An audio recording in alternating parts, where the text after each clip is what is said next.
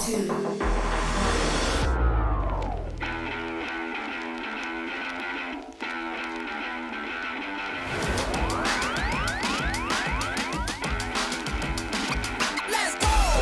deck with the Intellion. She's playing quickly. I feel like she thinks she's got it. See what can happen on this turn And the for draw for Reagan.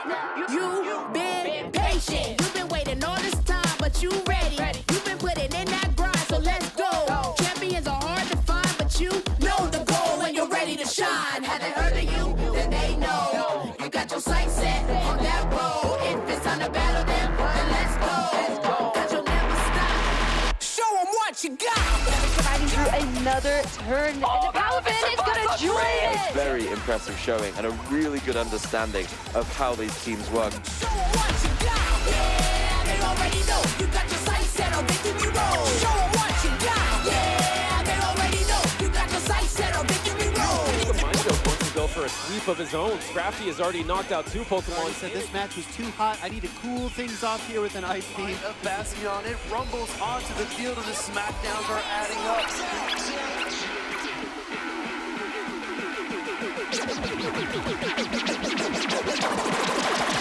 Show 'em what you got. Yeah, they already know. You got your sights set on victory road. Show 'em what you got. Yeah, they already know. You got your sights set on victory road.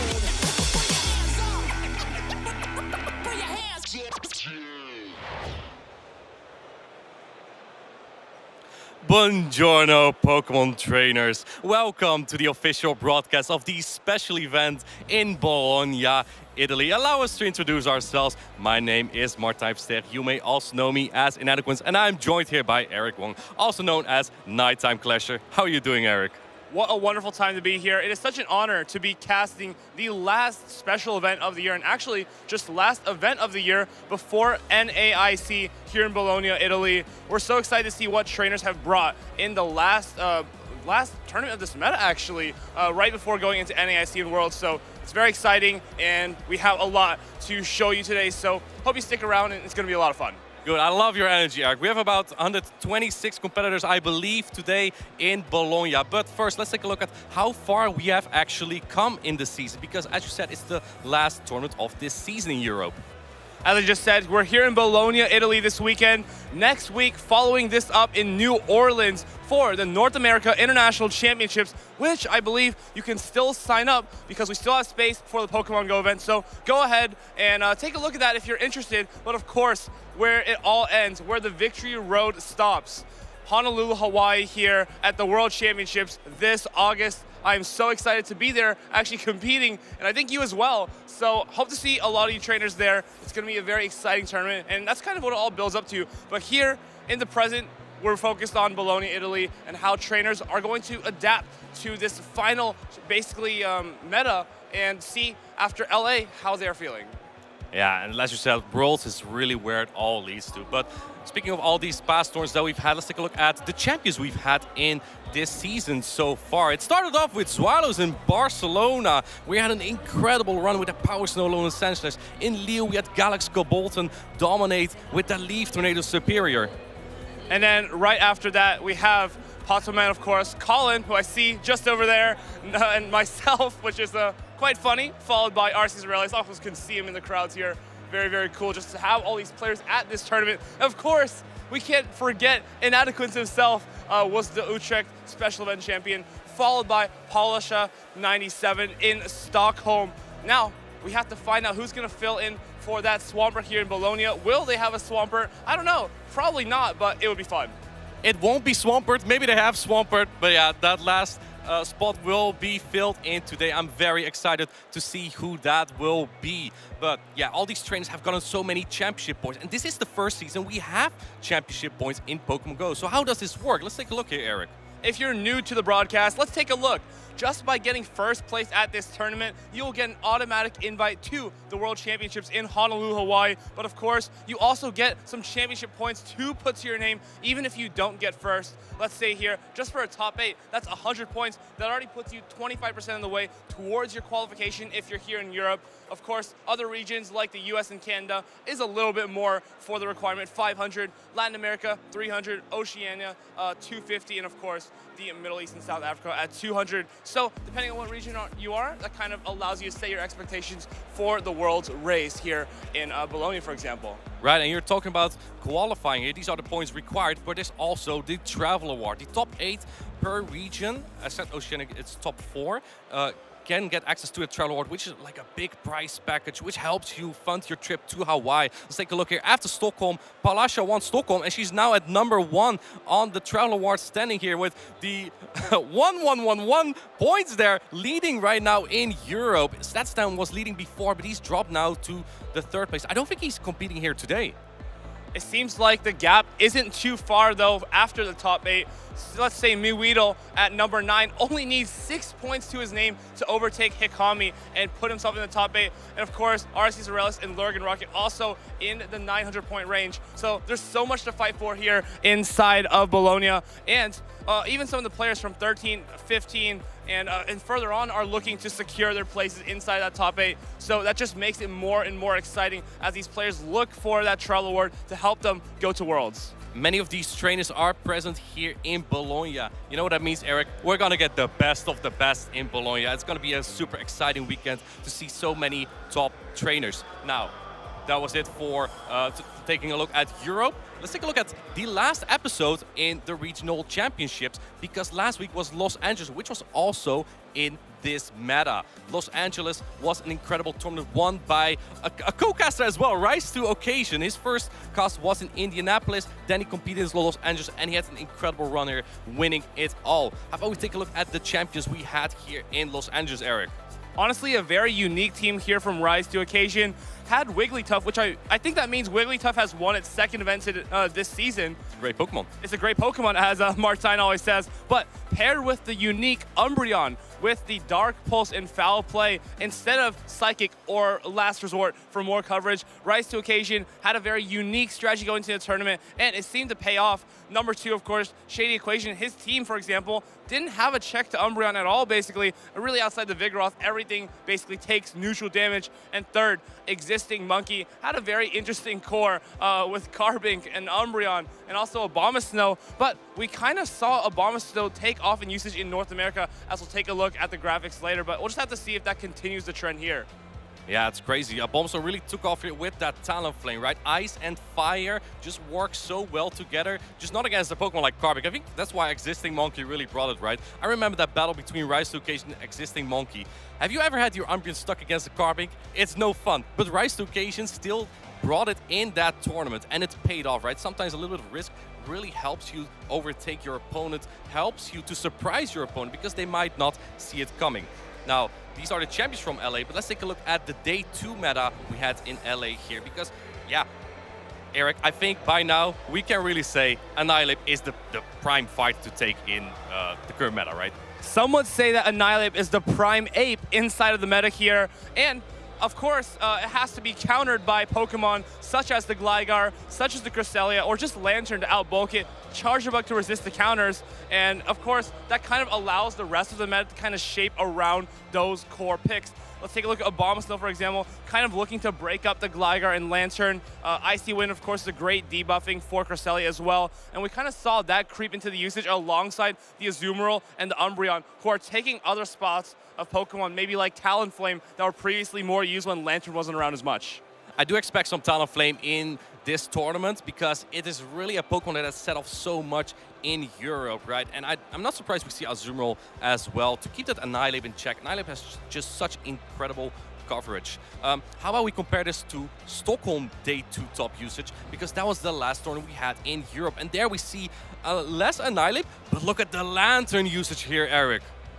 The Lantern stocks are absolutely to the moon here, but 2 Moonblast users actually following right up. Cresselia and Altaria here, both at 50%.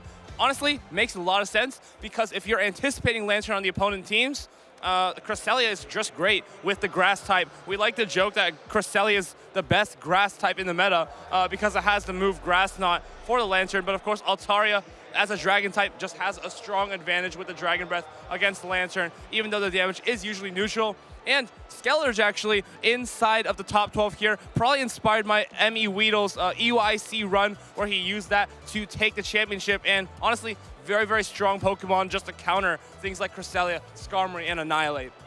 Scaladurge indeed has very unique coverage and just so flexible, right? It's like you can hit about anything that's not like a Litleo or Pyro, but luckily those are not really present in the meta, so Scaladurge indeed has a lot of play. I think another thing that's really present in the current meta is the Altaria attack stat, right?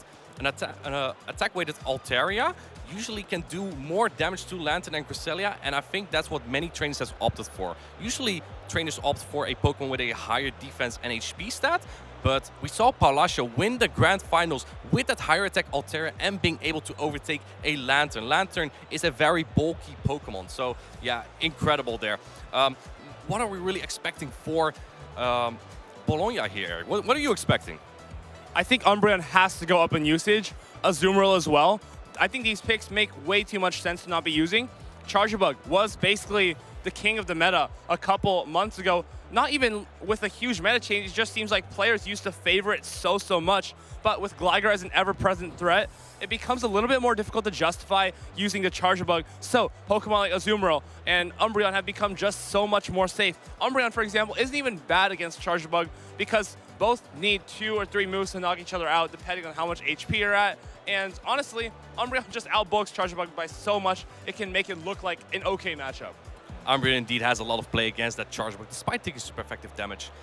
Thank you for your thoughts there, Eric. I would like to hear from you as well, what you think, what you expect to see in this tournament. Follow us on our socials here. We are active on X, YouTube, Facebook, and Instagram. Use hashtag #PlayPokemon, and we might feature your posts on X as well. I believe last time we've had me riding an Araquanid, then we had one of our viewers, Ross RBH, draw Tomahawk on a Talonflame, and now maybe we can see Eric riding a Heatran or something. Yeah, I would love to see a post like that. He's very experienced with Heatran in Stockholm, right, Eric?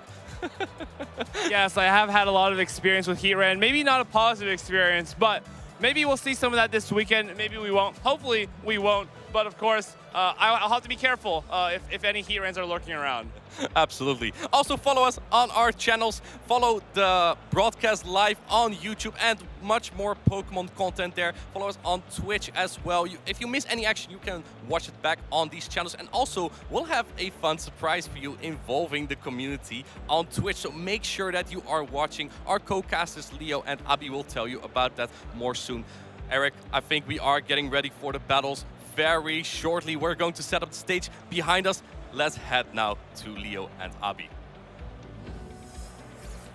Welcome trainers to the last event, the special event here in Bologna, Italy. I am Count Xevious, and joining me is my wonderful co-caster, Leo the Lionheart Koenig. I appreciate it so much, Avi. It's such a pleasure to be here to close out the European season for Pokemon Go. We've had so many great battles, and I think this is going to be the pinnacle of the European season, and I'm expecting many battles that are going to keep us on our J-La toes. This is also the last event before the meta shifts as well. So this is the pinnacle of what all these players have been practicing throughout the season. So we will see a lot of new Pokemon and maybe certain core breakers, because we did see Umbreon as a potential pick that's going to stand out in the meta, but maybe players are thinking even in advance and going with that Azumarill to counter this Umbreon. So this is going to be a very interesting way how the meta shapes up during the course of this tournament. Yeah, and I will say, so you don't have to, Abby has been saying that we should play Umbreon for months now, and finally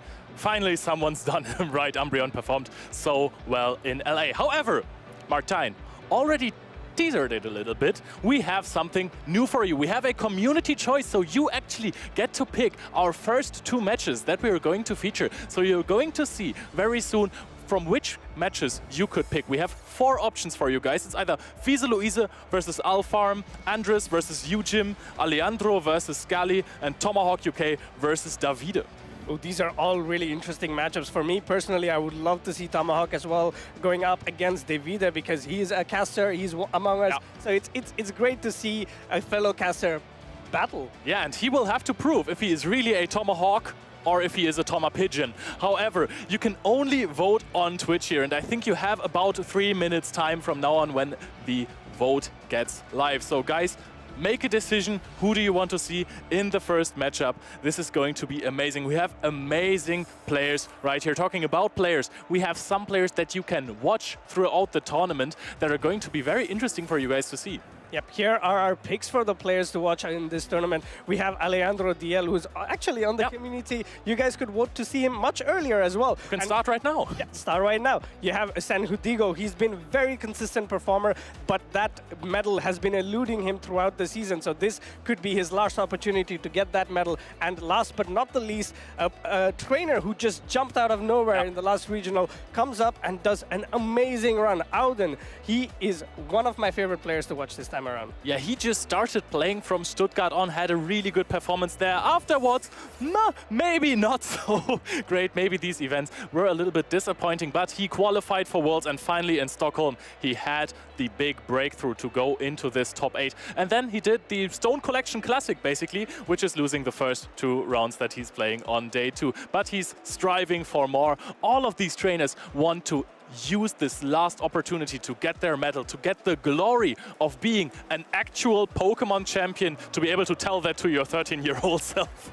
But anyways, we have some caster predictions for you, and this is not about players, this is about the Pokemon. Yeah, it's exactly about the Pokemon, what we think this meta could evolve into and what we could see. We see Inadequance, as I said, going completely into the charm, let's say... Charm strategy, running that Wigglytuff there to counter potentially all the Umbreons, and also just looking at my prediction, the Wigglytuff basically beats all of my predictions. That is true. I mean, Azumarill has played there, the rest really not so much. And Eric, he is from NA, he's advertising Charjabug, obviously. Also there is Bastiodon, it's one of his favorite Pokemon to use. I don't know why he hasn't brought it to one of these big tournaments, but it just fits his playstyle. And I will have to justify my Shadow Victreebel pick, I assume. Okay, listen. We're going to have the Shared Skies update relatively soon. And it looks like Lantern is going to be nerfed, and Whiscash is also going to be nerfed. So this is their maybe last event at absolute full power. Yeah, if you want to beat them, Shadow Victreebel. Yeah, Shadow Victreebel could be great Pokemon, but me personally, I'm not a huge fan, especially considering some of the top flyers are Altarias, our Skarmories, our Glygars, I mean, and Talonflame as well, so... It has Sludge Bomb, and with Magical Leaf, you don't need 2 hours to get to it. Fair argument indeed. But that said, these are all what we think are the Pokemon to succeed. But Leo, tell us something more. What do you think we can expect over this weekend? I think we can expect something like Carbink taking up some more play, because we've said it earlier, lots of Umbreon. If you're willing to risk bringing an Umbreon into a Carbink team, yes, you might win Switch by using that Umbreon and catching off a Lickitung or something, or getting a really positive matchup in there.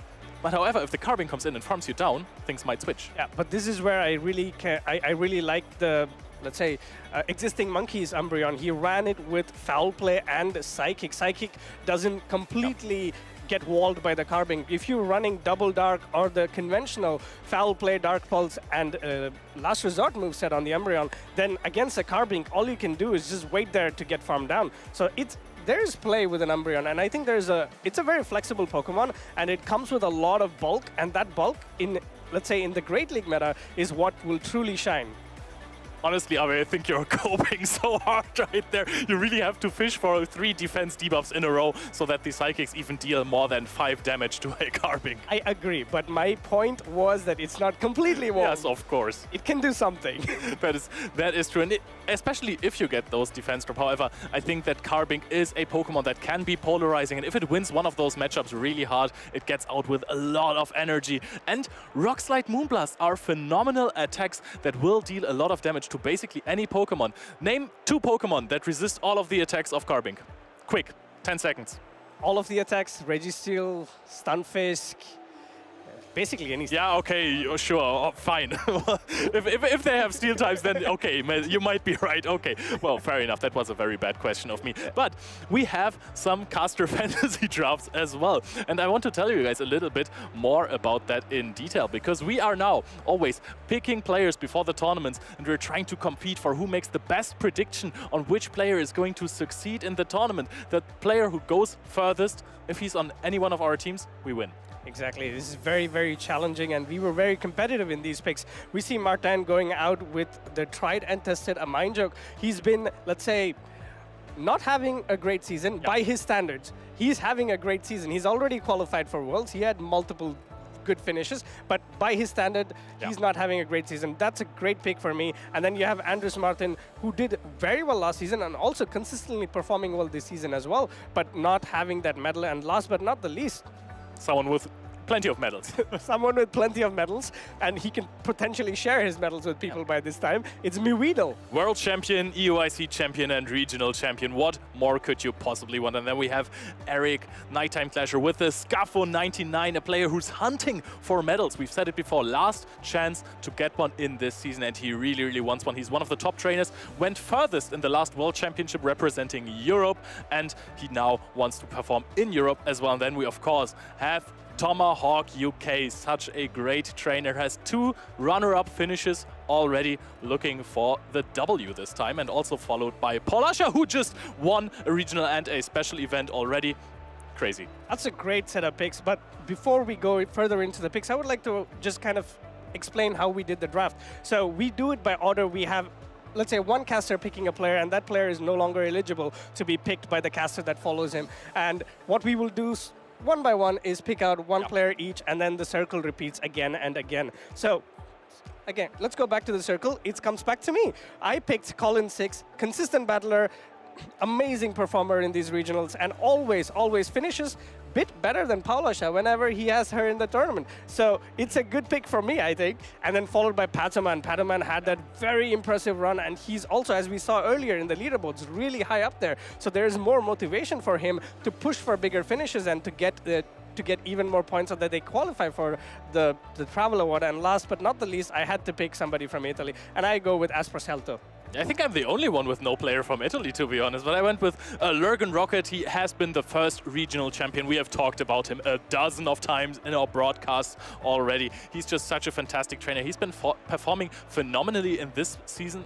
Specifically, just hasn't gotten the big W yet. Speaking of someone who hasn't gotten a win yet, Pablondinas has been also phenomenal. So many high finishes, runner-up, lost to Inadequates in the finals of Utrecht, but he has had so many big tournaments. You can see this in his championship points as well. And then as well, Dianowski, a player who I think might go all the way this tournament, because also he has been really, really overperforming. So I'm going with very, very safe picks here. So guys, caster fantasy picks, you can also do viewer fantasy picks. You can get your friends and you can play this together. You can maybe draft players for over the entire season. It's great fun, and you always have someone to really root for in those tournaments. You can draft players, and you can do one better. You can draft your own players and put it on X, and we will post it as well, because we would like to know, who do you think will take it all? Yeah, we are waiting. We're desperately waiting for your social media posts for those events. We always like to post those to see what you guys think of the tournament, what you enjoy the most. Avi, what have you enjoyed the most this season so far? Ooh.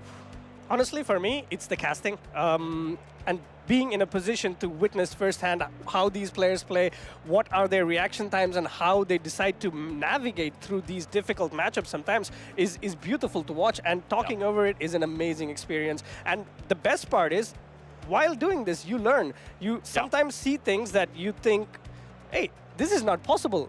There have been times where I think casting with you or casting with somebody else where I'm like, this game is over. There's no way he could pull this off. And suddenly, the unexpected happens and they win. So these are things that's been very, let's say, the highlights of my season.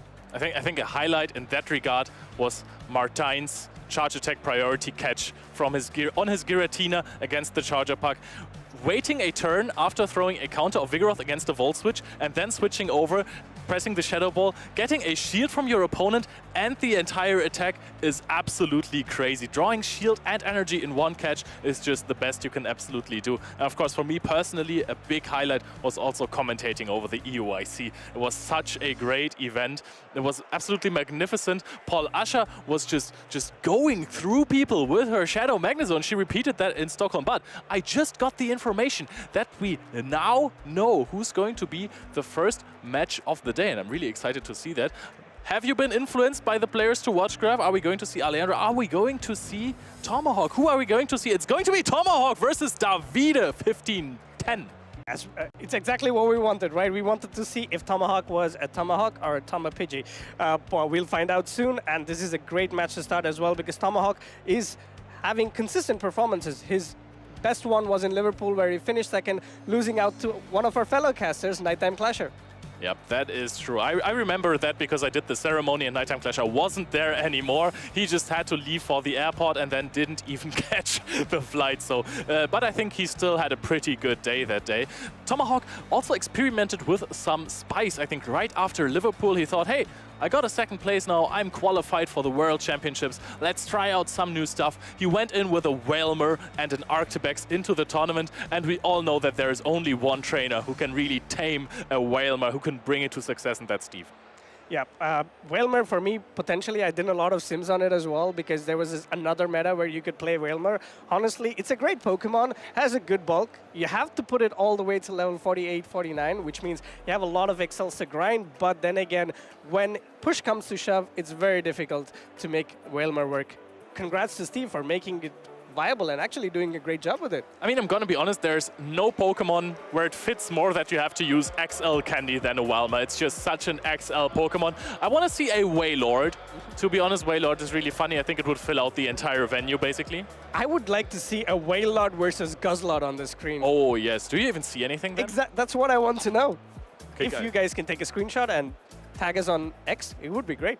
Yep, exactly. So we're going to see the next match very, very shortly. However, we're still setting up the trainers. I mean, we just got the information who is going to be on stream. So, Abi, if you have to go with a line of 6 for this tournament, which Pokemon do you bring? It doesn't have to be all Spice. It would be funny. Okay, I would start out with Umbreon. Of course. For sure. Umbreon, Cresselia, because you need grass-type coverage, and also covers the weakness of Umbreon with the fighting type. And most of the fairy types. And most of the fairy types as well. And then I would potentially have Altaria, Vigoroth, Lantern, and Gligar. It's a very template team, I would say. But I think it can work. I actually have a team, but I don't want to, you know, ruffle through my phone right now. The thing is, if you bring a team like that, Carbink gets a little bit difficult. Carbink is, I think, a huge core breaker. That is also why it was on my caster predictions going full circle here now. Because I think Carbink is so huge against so many trainers. They like to pick up fighting types, and people try to disrespect it a little bit. Not in a mean sense, but they're like, hey, Carbink might be a problem, but nobody plays it anyways. And this is what partially got Elephantflash with the second place in Leah as well. Yeah, I think Carbink is a very specific Pokemon. It's a Pokemon in the same kind of, let's say, I would say in the same bracket like a Pokemon like Bastiodon, very bulky, oppressive fast moves and fast attacks, and that makes it very difficult to kind of, you know, play it, because you could be suddenly stuck against a Whiscash and that's it. Your game is... But that wasn't on your team, Abi. On my team, I had Lantern and Cresselia to deal with it. Yeah, but Lantern is a Pokemon that you actually can manage with Carbink. If it is a little bit more attack-weighted and very defense-weighted, you actually get to deal 1 more damage per rock throw and take 1 less damage with a Spark, and that can change the matchup entirely, because you're in this matchup for a long time. Both of these Pokemon are really, really bulky, so if you throw loads of fast attacks that deal 1 damage more and take loads that deal 1 damage less, it might make a big difference. Well, as you know, Pokemon Go is PvP is a 3 versus 3. You have other Pokemon beat Carbink. We cannot look at it as, oh yeah, great, my Carbink is against an Umbreon, I win the game. No, that's not usually how it turns out. Yes, it's a... To be honest, it's usually how it turns out. Yes, but there will, if you play and strategize against it, there is a way that you can come back into these matchups. And we have seen it plenty of times by these top players where they are in a very polarizing matchup and they pull it out of their hat. We don't know how or why, but they do it.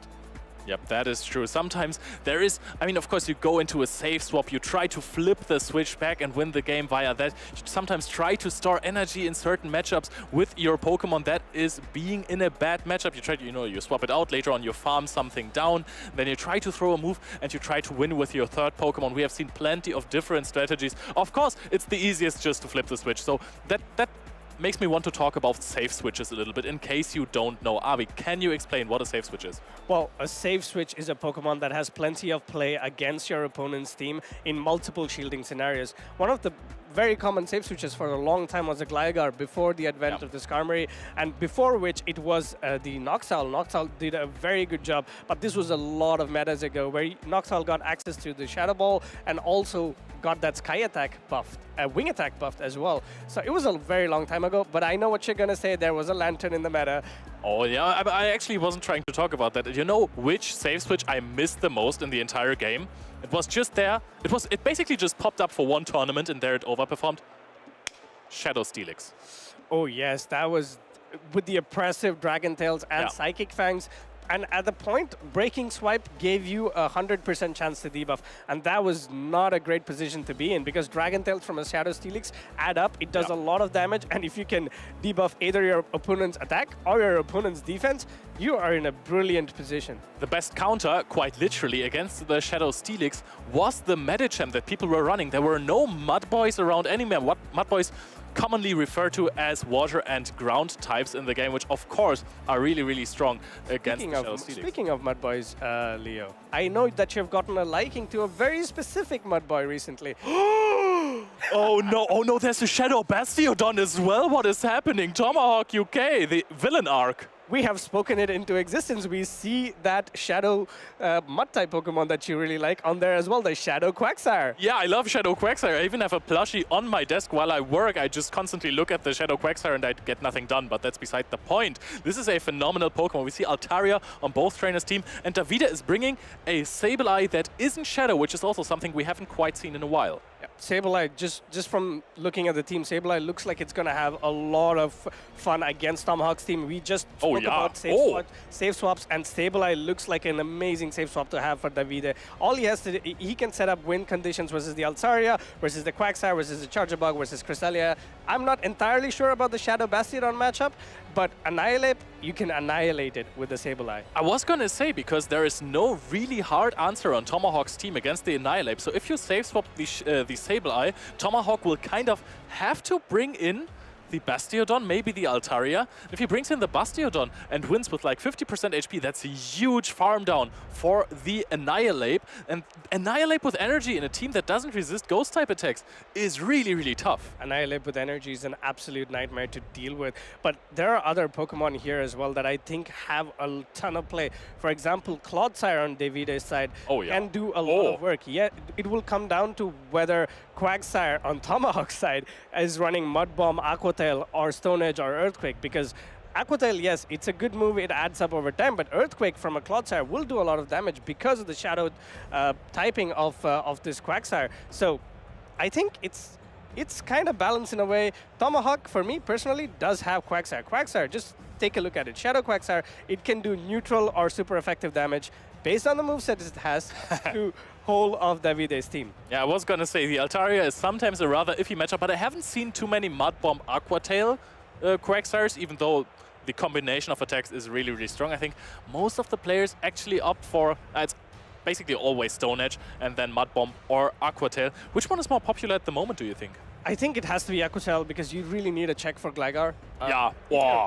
If you're running let's say a Quagsire over a Wishcash, I think you really need a Gligar check as well. And where's Gligar? There is no Gligar, but I'm just talking about it in the... I know, but there are no Gligar. This is very confusing for me. Yeah, Gligar has maybe vanished, I'm not sure, which is surprising because one of the top most used Pokemon was Lantern, followed by Annihilate, so I'm not entirely sure, but I guess the Gligar was a bit too much of a liability in Davide's team, for example, because he already has those two flyers. And where would you put a Gligar in Tomahawk's team there? Because he's covered, let's say, the Lantern with Cresselia and Cresselia, Charjabug, and the Quagsire, and also to a certain extent, as Martin was explaining, with the high attack Altaria, but that doesn't matter. These two players are scanning their codes, and they should be almost ready to kick off the first battle of this special event in Bologna, Italy. Really, really, really looking forward to it. However, I still gotta think when you're saying that Quagsire, Shadow Quagsire especially, is a check to Lantern, then you kind of have to run Mud Bomb, right? Because otherwise you get outpaced to Surf, and I don't know if Quagsire can handle it. Yeah, it's something that I have to personally check as well. But would 2 Surfs be enough in the one shield scenario? Or maybe if you can go straight Stone Edge, plus the mud shot that adds up, is that enough to knock out a Lantern? I think it would come pretty close. Yeah, that might be actually true. I think in the one shields, yes. However, because the Lantern is outpacing, it can force you to invest a shield into your Quagsire, and then you might come into something that really, really hard walls the Quagsire. However, you said it before, Davide's team has nothing that really walls this Quagsire. Exactly. If you come in with a Quagsire as Tomahawk, what would you bring in? As you would never want to put your Lantern in there because that's not a favorable matchup. You're not programmed to do it, so I would never do that. But potentially go in with an Altaria, take a Stone Edge, and then try to completely Dragon Breath the Quagsire down. But again, Tomahawk has that Shadow Bastiodon lined up. If an Altaria ever gets matched up with a Shadow Bastiodon, it is not a great sight. It's not even a normal Bastiodon, it's a Shadow Bastiodon. The Smackdowns will do so much more damage to that Altaria. Yeah, it's all over it. And this is going to be really interesting. I mean, I'm still thinking about how Davide, if he's even going to face the Shadow Bastiodon, because Sableye, is neutral-ish. Clodsire, Annihilate, and Lantern are all matchups you really want to avoid as the Shadow Bastiodon. All right, since you're using a lot of your brain, let's do this right about now. If you're Tomahawk, what are the 3 Pokemon that you're bringing now? What will be your lead? Maybe we can predict this, yeah? Okay, so Cresselia is usually really safe. However, against the Skarmory and Sableye team, it doesn't look quite as promising. Also, the possibility of having an Annihilate with a lot of energy is kind of scary. What about Charjabug? For Charjabug, you have plenty of decent matchups. Annihilate is well playable. Sableye is well playable because you outpace the 2 X-Scissor. The Lantern with Spark is a good matchup, and Skarmory is of course a fantastic matchup. Versus Altaria, it's not that great, however you do force a shield occasionally, and it's going to bring the Altaria in kind of a comfortable farm down range. We don't talk about the Clodsire matchup, so I think Charjabug is a good possibility. We will later on have to check how good Clodsire is against Tomahawk, because he has this Quagsire and he has a Cresselia that might have Future Sight. It will all come down to the moves. Right now, we do not have access to the moves. Maybe soon we'll be able to see which moves these Pokemon run. But I completely agree with you, Leo. It's a good Pokemon to lead with. Can potentially set it up as well. But we already see these 2 trainers locking in, and it's a Clodsire versus a Quagsire. And no matter the moveset, this is never good. It's Aqua Tail, Stone Edge actually, and we're going to bring in Altaria into the purified Sableye, because we know there is no Power Gem lurking in the attack of the Sableye here, farming up to a return, throwing a foul play bait here, which is of course a very comfortable bait, as it is. Oh, it's going to be shielded immediately. Tomahawk, are you in a bit of a pickle? This looks a little bit tricky for Tomahawk, but then again, this is a matchup that I would say is very favorable to Altaria. He can invest in shields to preserve that Quagsire lead into Clodsire. Altaria going for the Sky Attack, immediately shielded by the Sableye, probably trying to race to that return, farming up exact amount of energy and going for that return just before the Altaria gets his Sky Attack. Yep, and are we going to see a shield here calling the return? Very important, because now you might be in a situation where you can farm down the Sableye. Sableye reaches the foul play actually. Is it going to knock out? I think it's going to be very short of knocking out there. Yeah, unfortunately foul play from a Sableye is never enough to knock out an Altaria in that HP point, because Altaria is such a bulky Pokemon. But in comes this Clodsire. This is what we talked about. Clodsire with a lot of energy can do a lot of work against that Quagsire. This is a tongue-twisting game. Yep, absolutely. And now you have to look at the win conditions for Davide, because yes, this Altaria is still going to deal a lot of damage, but the Annihilate in the back against no shields with a shield advantage might actually be really strong. Of course, also you have the option to just farm down this Altaria, because Clodsire is bulky as heck. What could be a great win condition is you switch into Annihilate and then get that extra counter, and that's exactly what happens here. This puts the Annihilate in a prime position to do a lot of work, because you have to bring your Quagsire here. You do not want your Bastiodon against this Annihilate, and no, in comes the Bastiodon. This is an absolute nightmare for Tomahawk. Yep, and Davide must laugh about this in his head right now, thinking, oh, I did not think that I would get this far in this lead matchup, but this is looking so good. This is actually something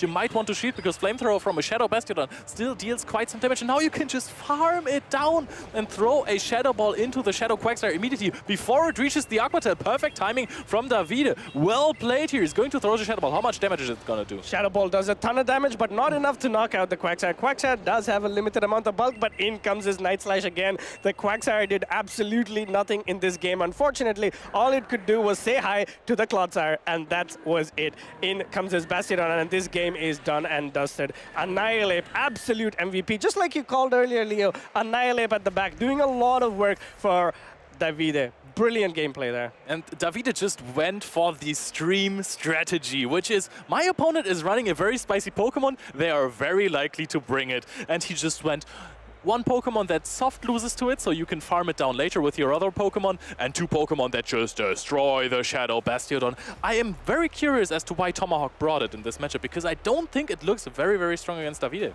Me personally, I think that outside of Bastiodon and Quagsire, he really doesn't have a great answer to the Altaria. All his Pokemon kind of do neutral. So maybe I think he was expecting the Altaria somewhere in the lead or at the back. So he wanted to secure, scare off the Altaria and play a little bit more of his game. Okay, guys, by the way, very quickly, I told you earlier you can vote for 2 for the second round as well, and we're going to get you the community vote up for the winners round 1 in Group D, which is going to be Zone 22 against Ian Nonson. And Seeker is going up against Dokusama, Johnny Oya going up against Enzuk, and Arceus Aurelius going up against Ampolini. Me personally, since this is a regional in Italy, in Bologna, I would like to see the first pairing. Both of these are locals as well who've come to do this tournament, so it's a great opportunity to shine light on the local scene as well. That is a very, very good point. However, I think that all of these matches look fantastic. John Yoa has won a special event in Utrecht and then just dipped out of the tournament scene, basically. Just didn't play any tournaments at all there. I'm curious to see if he just goes for another full run again. So I think you guys have 3 minutes again, about 3 minutes, and then after this game we're going to tell you who is going to be the next winner. Of course, you can only participate on Twitch. Yeah. Well, I think it's a great opportunity to try and, have your voices heard as well. That's what voting is all about. You get your votes out there so that we can show you what you want. But that said, how do you think Tomahawk is going to have to adapt? Because I think his strategy was solid, but as we talked about, he could have bought that Bastiodon into the Sableye, but he didn't. And that was the critical moment in the game. Oh, right, that is true. I completely forgot about that. However, we're going to see the same lead matchup here. Or it wasn't the same lead matchup, but we're going to see the same matchup play out as before. It is Altaria versus the Sableye. Altaria versus Sableye. This is a very neutral matchup for both these Pokemon. It will all come down to, can this Sableye land that return? But Sableye going all the way to the return definitely will have to shield this Sky Attack. Sky Attack would do a ton of damage, of course. Sableye is quite bulky for what it is because of the big XL investment, the level 50 Pokemon, but it will still be in a very difficult place if that Sky Attack lands. It's true, and Tomahawk is actually going to no-shield the foul play. He has decided to let the Bastiodon sit on the bank, and this is a very strong double foul play because it now knocks out exactly. So no energy left if this one goes through. Does Tomahawk decide to soft lose the matchup against the Sableye, leave it at 40%, keep energy advantage? Nope. He knows he's going to reach the second Sky Attack before the third foul play is reached, and now is maybe going to force out another shield, playing it out differently from the first matchup where he might have the shield advantage. Nope. Davide wants to farm down this Altaria. Yeah, that's exactly what happened as well earlier, but this time opting to go into the Altaria instead of the Clodsire for this farm down, and this will all come down to the moveset. Unfortunately, Cresselia does have that Moonblast. This is going to do super effective damage to the Altaria, but then again, we know that this matchup is extremely dependent on how much damage the Altaria can do and how bulky the Cresselia is. Don't forget that this Altaria has taken some damage already from Dragon Breath from Tomahawk's Altaria, and now he has the Quagsire in the back for Clodsire. The two brothers or sisters Pokemon, basically. Siblings. Siblings. In comes his Moonblast. Moonblast has a chance to get a debuff, and that's exactly what happens. Going with the Clodsire and immediately met with the Quagsire. As I said, this is a very tongue-twisting game. Going for the Aqua Tail just before Davide's Clodsire gets to that Earthquake. It's the first round. We're going to get there, Avi. And now we're going to see who is the better Sire. Oh, goodness gracious. Who is the better Wooper's evolution here? In comes the Earthquake. Earthquake did do a lot of damage, but that's not enough to secure this matchup for Davide. But let's see what happens. Tomahawk farming a lot of energy. He knows that as long as he keeps his Quagsire safe, he can still do damage to the Altaria, force the shield, and close the game out with that Cresselia. Playing it brilliantly here, immediately going for that Aqua Tail. Aqua Tail will pull up a shield. If no shield, this will be enough to knock the Altaria out of the skies, and we go into game number 3, 1-1 here. Very well played by Tomahawk. It was fascinating to see because it was the same matchup that played out in the first game. However, Tomahawk just adapted from the first one and thought, hey, I can play this differently, and then I can decide who gets to have switch. You know what he did different? He did not bring that Bastiodon. yeah, the Bastiodon would have been... I mean, Annihilate was on the bench, right? I was very surprised as well, considering the amount of work Annihilate did. And the... what do you call it? The influence it had on Tomahawk's on the game in the round number 1 was a lot. It knocked out 2 Pokemon. Yeah. And as we talked about it earlier, it is completely... It can do neutral or super effective damage to all the Pokemon on Tomahawk's side. So it's a Pokemon that I expect to be there, and especially if you run it with the Sableye pivot, the safe swap, as I said, it has plenty of potential to shine at the back. But we saw this time around Tomahawk bring that Cresselia, potentially wanting to check that Annihilate at the back, and that worked out pretty well for Tomahawk, and unfortunately not that great for Davide. That is true. The Cresselia looked good against the Altaria of Davide. But I also want to mention, we saw that this is Moonblast Cresselia, so the matchup against Clodsire gets significantly worse because yes, Psycho Cut deals super effective damage. However, this is still very, very little damage from Fast Attack, so there's not really pressure there. The Earthquakes are a huge attack. It is same type attack bonus, and the move that Cresselia throws? Yeah, it's a very energy efficient move, and and as it's Clodsire is such a bulky Pokemon. Yeah. As in PvP in this in this format where the CP maximum is 1500, stat product comes in a lot. Pokemon with like high defense and high HP, they do very well in this format. You see Sableye again, it has a high stat product. Clodsire, Bastiodon, Pokemon like Altaria, Azumarill, Umbreon, these are the stars. For a long time, one of the biggest stars of the tournament was that Lickitung, but that doesn't matter. Here we go, it's a Cresselia against a Clodsire. This is not a bad matchup. We just talked about it just because of the fact that Cresselia does not have the same type attack bonus on its side. Yep, it has the Grass Knot though, which is going to not be resisted at the very least, but it is not same type attack bonus boosted. But you outpace to the Earthquakes, so that is something that has Tomahawk going for him here. Yeah, Grass Knot comes in here onto the Clodsire. Clodsire, of course, shrugging it off. That didn't do any damage to it. In comes his Earthquake. Earthquake, however, is a much better move. We just talked about it. And this matchup, actually, looking at the backline of these two players, it's going to be pivotal in understanding how this game goes. Yep, that is really interesting. And I think that Tomahawk is going to be very, very fine with seeing the Clodsire with the good old Cresselia, because if he brings in the Quagsire later, he might get a huge farm down. And of course, he also avoids the Sableye with Cresselia, which is going to be huge. Oh, charge attack priority, actually. Yeah, it was a charge attack priority event here. In comes his Grass Knot. Grass Knot, again, as we know, does about 15% to this Clodsire, and Clodsire is still so healthy. In comes this Quagsire, which will definitely outpace for the Aqua Tail, and going into the Sableye. This is not a very good matchup here for the Sableye, just because Quagsire does a lot of damage. These moves are amazing moves, and Sableye will take a ton of damage from these moves. That almost did half, so it knocks out a Shadow Sableye with 2 Aqua Tails. But if you let this one go, the Quagsire might just shield and farm down the Sableye. No, it gets healed, and this is just 4 mud shots for a shield. That is a deal I'm willing to take every day of the week. Davide farmed up a lot of energy on the Clodsire, so that might be relevant later on. Yeah, the Clodsire does have a little bit of energy, but in comes his Foul Play, getting shielded by the Quagsire. This is confusing, but he will potentially... Very good counting there, throwing the move just before the Sableye gets to the Foul Play.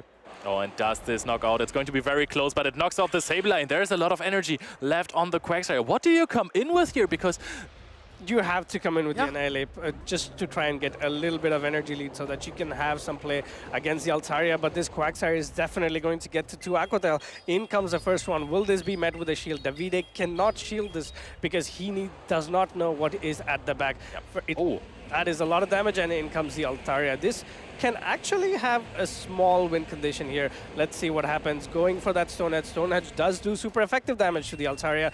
And will this be shielded? Because at this point, he has to shield something. This could be the move. That is true, and he's going to shield this easily because this can't be a bait. Now the question is, can he farm down the Clodsire before it reaches another attack? It might have, but it's going to knock out the Clodsire here. Davide is sitting there on one shield with only the Annihilate left. Everything is on Annihilate's shoulder. Let's see if it can put Davide on its shoulder and carry him. Going for the Night Slash, I guess the win condition Davide has established is getting the boost there. Night Slash lands. Will he get the boost? Oh, Yes, he actually does. And he reaches the Shadow Ball, but no, he gets knocked out by the Dragon Breath before Tomahawk UK wins. Yeah, what a way to finish. That was so close. We were just talking about the Night Slash boost. He gets it, but unfortunately not enough HP on that Annihilate to secure that Altaria knockout. Amazing gameplay by Tomahawk.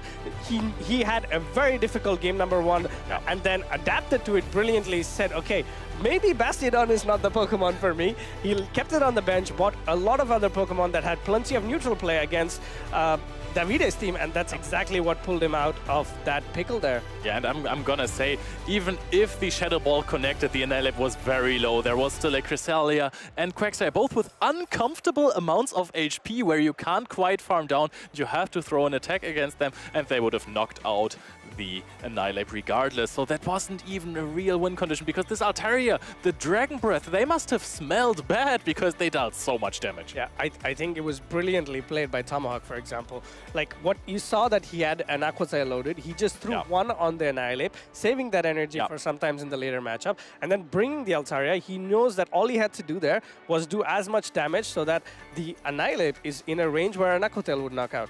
Because he knows that anything from the Annihilate does not one-hit KO the Altaria, and the Altaria can definitely pull a shield. And as long as these events happen, there was no lose con for Tomahawk. He played that brilliantly. And he finished the game with 3 Pokemon. Yeah, that is the 3-ball flex everyone is talking about. And I'm gonna be honest, Altaria was such a nice Pokemon for him here, because he really utilized this fast attack pressure. Many players are thinking, hey, Pokemon like Registeel, they pace fast to those hard-hitting charge attacks, or a Whiscash is insane. I need all of those Pokemon on my team that charge fast and hit hard with the charge attacks. But sometimes getting some Dragon Breath damage in, putting Pokemon into farm down range or putting Pokemon in range where a charge attack knocks out is much more important. So please, if you build a team for GBL or for those Show 6 tournaments, keep in mind that you also want to have charge attack, fast attack pressure on your team. I think it's very important. The point you said is exactly right. I always want to have at least one Pokemon that can do a fast attack pressure. It's very important because sometimes that's what you need to push you over the edge so that your charge attack can knock out the Pokemon in the late game. One of the things that I would have personally liked to see from Davide was adapt game number 2, because he did see the Bastiodon lead, and then considering the amount of work that the Annihilate did, I would have thought that Tomahawk would want to adapt and bring Pokemon that can beat the Annihilate a lot more. And then from Davide's side, it should have been, maybe I tried to play the Skarmory a little bit more, because Skarmory would have done a lot of work. Cresselia is completely evolved. Good job against an Altaria, and the Quagsire will be forced to shield because it is a Shadow Quagsire. So Skarmory in game number 3 would have been a great pick for Davide. Also, I think that 2 Aquatail from Shadow Quagsire even don't definitely knock out the... I mean, we've seen it barely knock out a Sableye, and it is going to be really, really difficult in that matchup because you don't have fast attack pressure against the Skarmory as well. You need those Mudshots to deal a little more damage, so you eventually get into knockout range. So I think the matchup isn't even that bad. You force shields with Skarmory. Exactly as you said, Leo. It could have been a very good game to bring that Skarmory, but then again, of course, this is like really stressful situations where you're on stage. I think you function a little bit less efficient. Oh, I didn't function at all when I played my match. You casted it, you've seen it. But the thing is, I think that the Bastiodon did something well in game 2 and 3, and that was bench pressure. It kept this Skarmory out of the game. It's one of those Pokemon that adds so much pressure on the bench because you know that if your Skarmory is matched up against a Bastiodon, you're not going to have a good time. You're cooked. Same for the Altaria as well. The only kind of flyer that can deal with a Bastiodon in a way is the Gligar because of the pot ground typing it has and access to the move Dig. Maybe at some point if for example, there is another Pokemon flyer that can deal with it, Staraptor. It can learn close combat. Ooh, that is true. And I think we can come up with some more like a Gliscor. Basically, it's like the evolution of Gligar. But we're going to hear from the winner in a small interview. Hello trainers, I'm Nighttime Clasher, joined here by Tomahawk UK. Congratulations on a great win. How do you feel about that win and going into this tournament? Thanks, Eric. That one was a little bit closer than I maybe would have liked. It's first round, so sometimes you just want to get into a little bit of a rhythm in the tournament. But obviously, we go on stream. That's a little bit of pressure to start with. Lose game one, obviously more pressure, but came out in the end. So we're all good. We're all good. So you have some pretty unique picks here: Shadow Quagsire and Shadow Bastiodon. After you saw the Bastiodon and the Quag kind of get destroyed by the Annihilate in game one, how did you anticipate game two? Did you expect the Annihilate to come again? I think basically what I was thinking in game one, when he led Clodsire, brought Sableye in, I was like, that's an obvious safe pick against my team. I don't have any resistance to Sableye. And I thought that there might be an Altaria in the back to deal with Quagsire, because otherwise, Quagsire was relatively free against that game one team. That's why I left Basti in the back. When I saw the ape, I smiled. I was like, this is how it is. This is what happens when you play Basti. It just meant that I was going to lean into Quagsire a little bit more. I didn't feel like it was maybe being respected enough, and its pacing is just so good that I've been enjoying it in practice, and I'm hoping it can do well for me this tournament. Quagsire has, of course, Aqua Tail and Stone Edge on your moveset. Does that make it a little bit weird against Lantern? It's slightly worse against Lantern than other Mud Boys, but if you know how to play that matchup, if you know what you want from that matchup, it's fine. So, I know you've had a lot of success in previous tournaments and a lot of close finishes to first place. What would it mean to you to win this tournament here in Bologna? Honestly, it would be so nice to end this season with a gold medal. It would genuinely, that's probably the one thing that I would say I could finish happy if I could get a gold medal. That would be me ready to retire. Well, don't retire too soon. We're going to see Tomahawk UK more today, hopefully, and hopefully tomorrow, and at the end of the year, of course, and Worlds, to hopefully maybe get his first place there. So thank you so much for your time. I really enjoyed watching your battles and having a talk with you. And we're going to throw it back to the casters, Leo and Abby. Tomahawk UK is obviously not asking for much. He just wants this gold medal, not much more. But I mean, we all have to root against him now because we don't want him to retire. We want this man on many more featured matches. Yeah, I completely agree. But speaking of featured matches, we have the results of the voting of the match that you guys want to see, that you guys all voted for on Twitch. This will show what we are going to show next, right? Yeah. I'm pretty excited to see the results of that one because yeah, we have seen fantastic trainers already in the first battle. This was a nail biter. We thought that Tomahawk was in a bad position. It was a pretty good match. I think game number 2 was the most exciting one for me, but also game number 1 I really liked just because of the fact that any Pokemon that can counter down a Bastiodon, I am grateful. Thank you for making me watch that. But, to be honest, that was quite funny. But I think that by now we should have the results of the vote ready. Aha! There we go. And it's going to be Arceus Aurelius versus Ampolini. Oh, we know Arceus Aurelius in the stream. Hype man. We watched him so many times. We watched him win as well. And that was one of the best regionals I witnessed. Yeah, and of course he celebrated in one of the best ways possible. There was true emotion coming out on stage. That was fantastic. It was a very close matchup versus Colin with some interesting decisions in the match. They had really similar teams. I think this was the birth of Talonflame Abomasnow. Yeah. They had a very similar core to work around, and both these players played it perfectly. Arceus Aurelius just edging out Colin, denying him that second regional title. Yep, that is. It would have been the third, right? Or did he win one special event? Third, yes. Yeah. It was Lille and Stuttgart. And also Arceus taking a page of Dex's book by just completely being chill on his chair. But let's take a look at the team. We see Quagsire again, Umbreon. I think you predicted something with your Quagsire, but this Umbreon has to now go up against that Guzzlord. This is not a great matchup for the Umbreon, but then again, it will all depend on the moveset. Is the Umbreon running Foul Play, Dark Pulse, and XXX? Just give it disarming voice. Oh yeah, that would work completely. Let's completely break a Pokemon and and everybody will have to run 3 fighting Pokemons to deal with it. And it's going to be interesting to see. Arceus Aurelius is running the regular Quagsire here. I'm not completely sure if this is true. I think I've seen him this morning. Might have heard something of a Shadow Quagsire, so we will check on that one when we're in the game. And I see a Clodsire again. Everybody seems to be on the Clod. We have complained. Think about the casters, guys. We said it's difficult to say Quagsire and Clodsire, and now here we are. I hope hope this doesn't happen again, but let's do it. But I think there's a lot of play as well for the Annihilate. That's why it's one of the topmost Pokemon that we use as well. Both these players are ready. The match is loaded. Here we see a Skarmory into an Annihilate. We know that this is not a bad matchup for the Annihilate. Annihilate can come out of this matchup if it invests more shields. Yep, and a Shadow Ball landing would be crucial here, but you can also, of course, throw a bait and try to grab a shield and then outpace your opponent, but Ampolini is just going to throw the Sky Attack immediately. We also saw that the Quagsire is in fact a Shadow.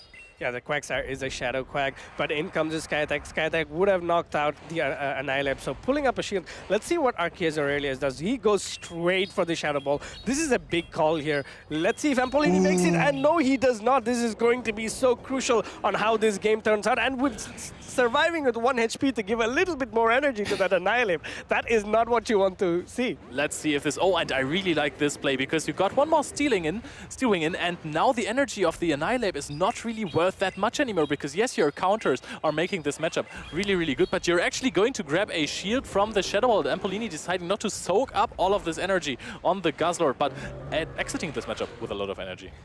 Yeah, the Guzzlord does have a lot of energy, but again, we see the Skarmory. Skarmory is immediately swapped in with the Annihilate, but the Annihilate is immediately met with the Quagsire. Quagsire will outpace the Annihilate slowly and steadily because, well, actually no, it's the same amount of turns.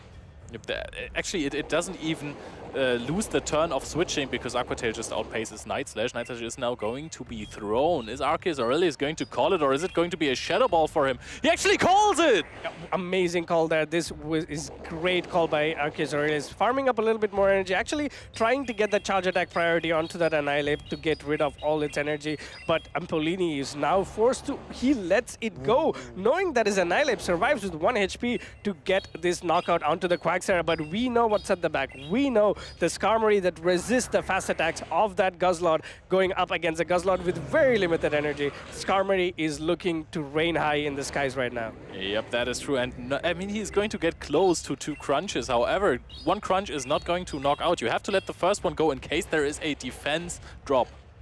Yeah, Skarmory is like sharing skies. Nope, I'm not going to share it with anybody right now. And it is doing a number on this Guzzlord, slowly and steadily chipping it down. Ampolini going for his win con, throwing this Dragon Claw and hoping he gets a shield, and that's exactly what happens. Will he be able to make another crunch? And will that be enough? No, unfortunately, even with the bait, the Guzzlord goes down. Skarmory, an absolute monster in the sky. It doesn't even get close to the Dragon Claw here, which also would have definitely not knocked out the Skarmory. I think he could have even let the crunch go. It wouldn't have done enough damage, but Arceus Aurelius is just playing it safe here. It was a very, very neutral matchup, just played out really, really perfectly by Arceus Aurelius. This was very clean. I think it had to be a series of good events happening for Ampolini for a win. Throws the first crunch, gets a defense fall, and gets that shielded, and then throws another crunch to get maybe very close to a knockout, but I still don't think it would have been enough to take that Skarmory down. I'm gonna be honest, it came down to the Annihilate.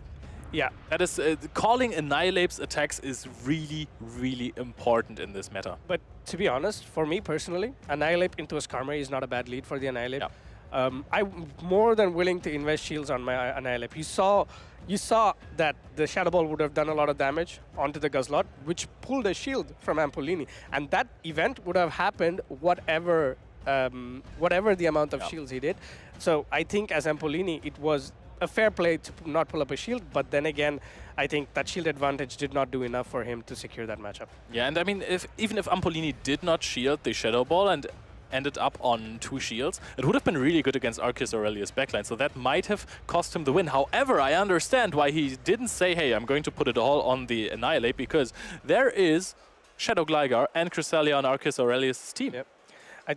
One of the things that's kind of popped out and why we see Wigglytuff as one of the top predictions is mostly because you need a damage sponge for the Annihilate, and Wigglytuff is only is actually a meta-relevant Pokemon that can do well against both the Night Slash and also the Shadow Ball from the Annihilate. So you can have Pokemon like that. Yes, he did have the Guzzlord, but unfortunately, Guzzlord takes super effective damage from those counters, and that slowly and steadily adds up. Yeah, so this is the message of the day, guys. Everyone just play Wigglytuff the entire time. No, you did not hear that from me. It is a really good Pokemon. However, we're going to go into game 2, and now we're going to see the Annihilate Mirror, and those always keep me on edge, because this is going to be really, really dangerous for both of these trainers. Yeah, it will all come down to which of these trainers have their Annihilate with higher attack, and it's all going to come down to charge attack priority. Both these trainers charging up to a Shadow Ball, and both of them going for this Night Slash. This is a big shield call, and Ampolini, he didn't shield game number 1, but shielding game number 2, and this will be extremely costly. Let's see what Arceus Aurelius does. This is a very big incentive to shield as well. Yeah. Unfortunately, both these trainers shielding, but the good news is we know that Arceus Aurelius' Annihilate wins charge attack priority. That is true. Both of these trainers are failing in the bait game here. Both of these trainers go up to another Night Slash, and I'm going to say it, they're both calling it now. Oh, Ampolini calls it. This is huge for Ampolini. Let's see if Arceus Aurelius also calls it, because at this point, it makes no sense to shield here, because you're always going to be outpaced, but unfortunately, Arceus Aurelius pulls up the shield, and this is going to be very crucial. Oh, this is really, really tough. He basically has to go for a catch on the Umbreon here to soak up the shield. Oh, we're going to throw an early Night Slash here, which is not going to pull up a shield. Ampolini just sees on his screen how much energy Arceus Aurelius has. This is amazing. You can immediately pivot into the Umbreon and catch the move, and that's exactly what happens with a here. Sneak. Yeah, with a sneak. Amazing catch by Arceus Aurelius. What a way to get rid of all that energy of that Annihilate. And his Annihilate is still so healthy, but now we're in the terror matchup for Umbreon. But he has Last Resort on it, which makes a big difference to the Dark Pulse Foul Play moveset. Yeah, the Dark Pulse Foul Play moveset, which is piloted by Rise to the Occasion. Unfortunately here, there is still play for that Umbreon against his Guzzlord, but Guzzlord will do so much work against his Umbreon. Yeah. The Umbreon is already in the yellow, tanking that Shadow Ball, and now slowly and steadily being ushered back towards its Pokeball. I'm gonna be honest, Dragon Claw did basically as much as a Dragon Tail here. Last Resort is going to connect here on the Guzzlord, and it's going to put it in Last Resort range as well. Yes, but the thing is, I don't think the Umbreon will get to the Last Resort, because going for the back-to-back here and winning charge attack priority on the Guzzlord, this will take that Umbreon down. And also, the main thing is that he has another Dragon Claw to throw into whatever Pokemon that comes in, and it is going to be that Annihilate, and going for the Crunch, it would do a little bit more damage than the Dragon Claw. I like that, and this is no Protect Shields remaining. This might actually not knock out. This is going to almost KO the Annihilate. Immediate swap into the Quagsire. However, you're playing the 0-1 matchup and you don't have a Mud Bomb. Yeah, you don't have Mud Bomb. This is exactly what we were talking about. With the Quagsire, it's all about the moveset. Either you have coverage or you lose a matchup that you're expected to win as a Mud Boy here. Let's see what happens. Going for that Aqua Tail bait, it doesn't matter. As a Lantern player, you don't have to shield this, because the Stone Edge would definitely hurt. Aqua Tail going unshielded, and I think this kind of cements the game here for Ampolini. What a way to win. Going for another Surf here, and going for another Aqua Tail. Arceus Aurelius is like, I'm going to keep baiting till it works, and it did. I mean, now, of course, you're going to get the shield. However, the Surf is barely going to knock out the Quagsire, and you only have the 1 HP Annihilate in the back. That is not going to win the game for you here. Lantern is the superior fish in this format. Yeah, what a great way to come back from game number 1. He played all the way around, called that Night Slash, the big second Night Slash shield. As I said before, it didn't make, for me personally, it didn't make a lot of sense to shield the second Night Slash, especially after your opponent calls it, because there's nothing you can do as an Annihilate. The best thing you can do is force a Shadow Ball charge attack priority again, but that gives your opponent the perfect opportunity to catch. Yeah. The thing is that both of his Pokemon in the back didn't have a lot against the Annihilate. However, we're going to see the accolades of Arceus Aurelius. He's a Dortmund regional champion, and then many top 8s and top 4s as well. Yeah, it's incredible credentials to have. I think Gdanski did a great job, Bochum as well. I've been casting almost all of his his regional wins so far. I've casted Lille, Bochum, and Dortmund. What an amazing player. And I love to watch him. He's always so full of emotion. Yeah. He puts everything on the stage and onto the game, and that's brilliant to watch. Yeah, but let me finish my thought from before. When he lets the Annihilate go against a possible Shadow Ball, then there is still an Annihilate with like 40% on the side of Ampolini, and you have two Pokemon that are energy dry. That are going to be Quagsire and Umbreon. So you can't bring in Umbreon really, because they will just shield an attack and they will counter so much. So it's going to be really, really problematic. And also Quagsire takes a lot of damage from those counters. So I think it's still a very dangerous Pokemon to play against. No, it is. But then again, it's more about what can I do. Yeah. That would be the better call. But yes, again, we see another mirror. Did we rewind games? But let's see how these two players decide to play it out. Both of them shielded every time the move was thrown, except Ampolini, who called the first move. Let's see if one of these players go for a Shadow Ball. No, exactly the same. Let's see if one of these... Oh! A great shield call by Ampolini. This is going to be crucial in this matchup. Well, I have a feeling that Arceus Aurelius is going to shield this one. Now, yes, he immediately shields it, expects the Shadow Ball, expect Ampolini to cheese him out of this matchup, and this is not what he wanted to see. No boost on either side. However, Arceus Aurelius is just down a shield. Going for another bait, will Ampolini be strong enough to call this? And yes, he is. He unfortunately pulls up a shield here, but this again resets the matchup, and it's all going to be if Ampolini goes for the Shadow Ball. Will this be shielded? This is... Oh man, Arceus, what a shield there. Great, he's invested. He's invested in this. I'm going to save my Annihilate, and that's exactly what he does. This means that he can get to this Night Slash, and this will do enough damage to almost knock out the Annihilate. And he's going to be really, really close to knock out the Annihilate with the Night Slash. You're absolutely right about that, Avi.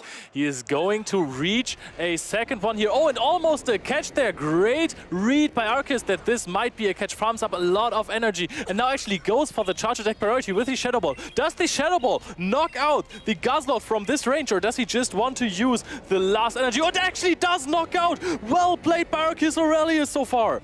Shadow Ball taking out that Guzzlord, and that did a lot of work.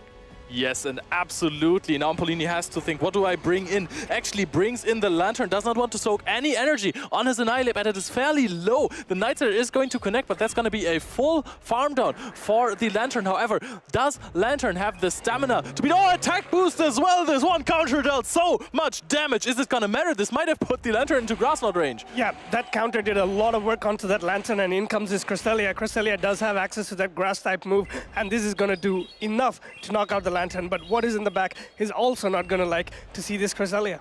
Yep, the Annihilate is going to hate the Cresselia there, and the Quagsire is just sitting there as well. Arceus Aurelius might be actually winning this game with two Pokemon just because this Cresselia is so well positioned in the matchup. Cresselia is doing a lot of work. He adapted, but that is amazing prediction there as well. Knows that he will probably try to snipe his Cresselia. Goes for the Grass Knot, and this will be enough to knock out that Annihilate, giving him a huge lead and taking this game 2-1. What a way. He had a very difficult game number 2 where Ampolini 3 Pokemon flexed him and taking a win in game number 3 in such a good fashion. And all of that after he called the Night Slash of the Annihilate wrong. That was absolutely huge. A bait was non-shielded, then he shielded the bait, and he still managed to come out on top. And that is something that you see in only the best Pokemon trainers around the world, where you have such a devastating read in the beginning of the game, and you're like, hey, this is far from being over. His opponent tried to catch an attack on the Guzzlord. He read that, threw a Shadow Ball later on to knock out the Guzzlord. The Guzzlord did nothing. It just got countered down, Shadow Balled by an Annihilate. That was phenomenal by Arceus Aurelius. And bringing that Cresselia was a huge heads-up play here. You saw in all these games, Ampolini kind of was weak to this Cresselia because of the moveset. It had Moonblast, had Grass Knot, so it had a lot of play. He used game number 1 and game number 2 to kind of understand what his opponent wants to play, and completely adapted game number 3. He also made that pivotal Shadow Ball call.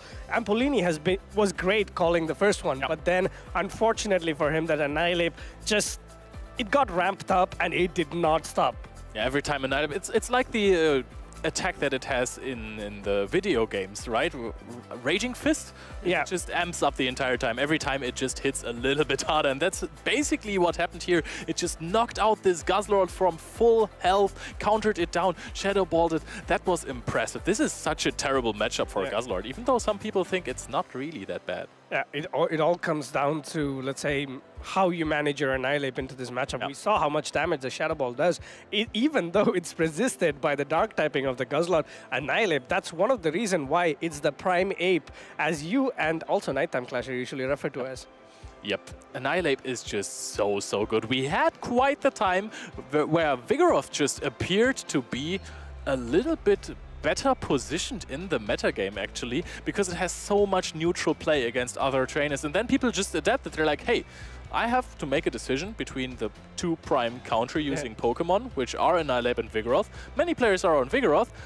Let's make them not use it at all, because we have Annihilate, and you have to secure your Vigoroth from it. It's such a bad matchup. It's what happened when they released Annihilate into the game, because at that point, there was, let's say, a tug-of-war battle going on between Vigoroth and Poliwrath. Poliwrath did do a great job against Vigoroth, but Vigoroth also had potential play against the Poliwrath as well. I know it's your favorite, one of your favorite Pokemon, or is it your favorite Pokemon? It's in my top 6. If I had to make a team of 6, Poliwrath would be in it. Oh yeah, fair enough. It's a good Pokemon, even now into this meta, especially now that we see a lot more Umbreons. It makes sense to run Poliwrath again, or even Vigoroth, but Vigoroth unfortunately gets completely hard-walled by the Annihilate, but Poliwrath still has play, so these are how this is how the meta evolves. But triangle of fighters. Yeah, Medicham could be a decent pick. Ooh, true. Medicham would actually have a lot of play against Poliwrath, of course. The counters are resisted. Medicham is, of course, huge against the good old Vigoroth, especially if you run something like a Dynamic Punch. Your Psychic is not as strong as it was before anymore. However, it would have big difficulties against Annihilate. What I would like to know is how much more difficult this matchup is if the Medicham goes Psycho Cut and Psychic as a move, because that would mean you have fast attack pressure that slowly and steadily adds up, and you get to the Psychic a little bit faster. Yeah, that is probably going to be the case. However, I think that it's probably really bad against everything else. Yes. It will be extremely bad against, for example, a Pokemon like Cresselia. You have no play whatsoever. Counters beforehand would do a little bit more damage because of how good the move counter is, but in the end, that's the thing, right? You always have a Pokemon that can potentially get hard-walled. For example, if you run a Gligar into a Water Gun Lantern, it's a bad matchup. If you run a Skarmory into a Lantern, it's a bad matchup. Back in the day, it was Trevenant into Noctowl and Lantern into a Noctowl into a Lantern. So there's always these matchups. Trevenant into Lickitung was also really, really difficult. That was a nightmare. But the good thing is Lickitung did not have any super effective damage other than the fast move. So that was the only thing that was going on in Trevenant's favor, but that's about it. So there's always going to be polarizing Pokemon, polarizing matchups, and it's your skill as a battler that keeps these Pokemon away from dangerous situations. We've seen trainers run, like for example, we saw Inadequans run that Shadow Claw, Shadow Ball, Ominous Wind Giratina when Lickitung was still a huge part of the meta. So there's ways as trainers to overcome these situations. Next up, we are going to see Youngcast going up against a Mind Joke. This is another player who's on our players to watch list, and it's also a draft pick for Martin. Where are all these Quagsires and Bastiodons coming from? I do not know. I think you made a great call with the Bastiodon pick. Did you pick it, or was it Nighttime Clasher? It was Nighttime Clasher because it's his favorite Pokemon. It's by far his favorite Pokemon, by the way. He says that every time we're in private.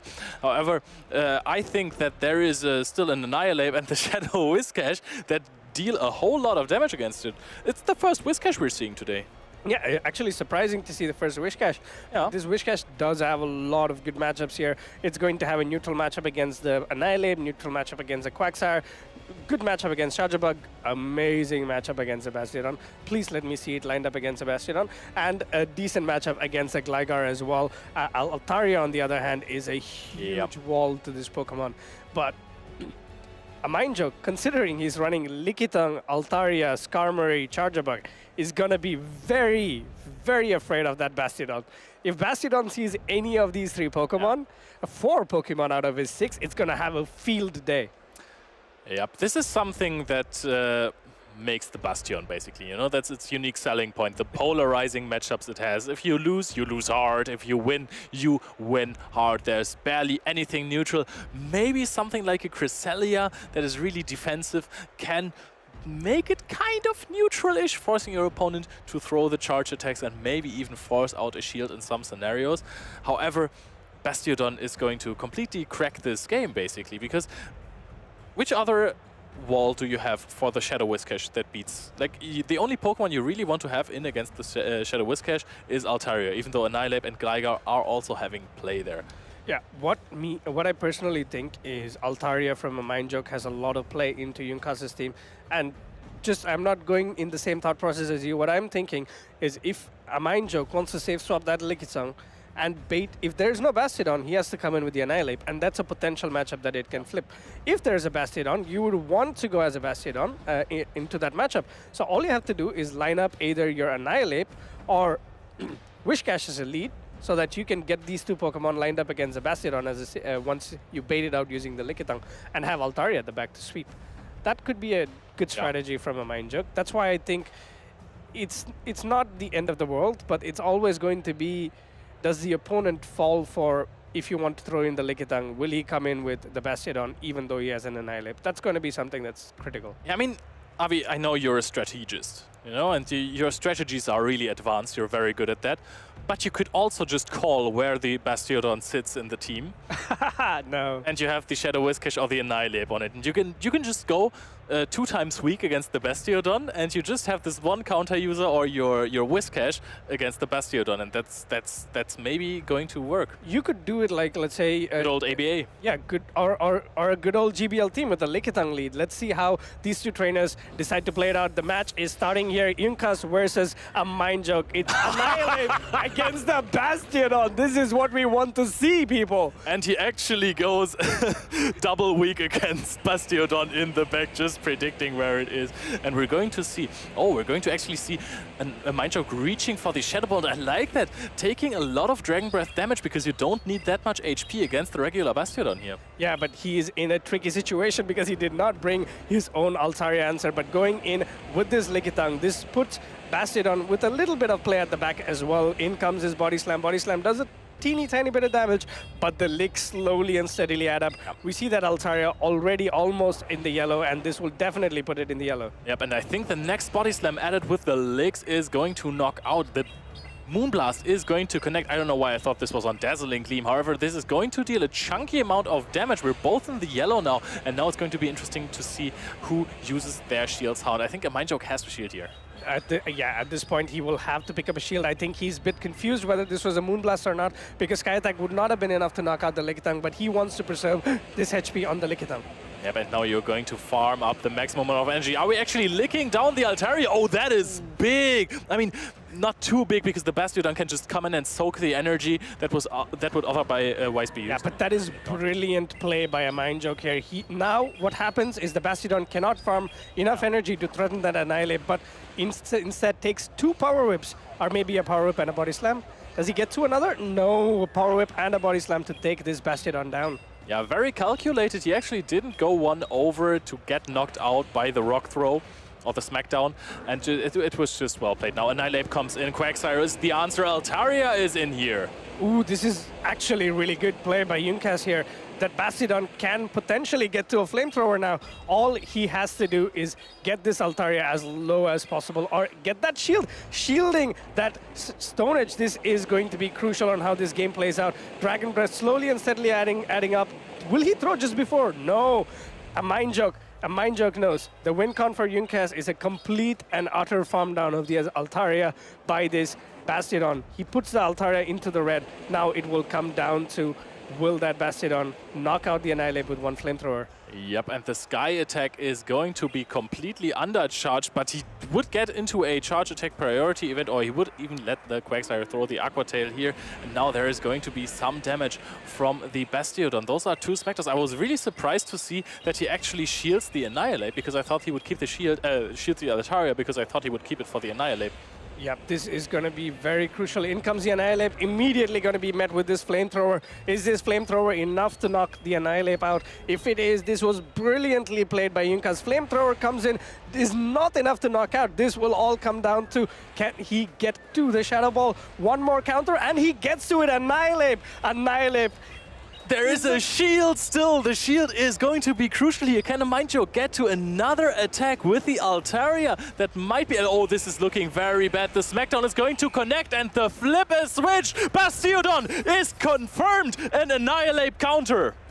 Bastiodon did a number on Annihilate there. As you said, I was very surprised the shield went up on the Altaria.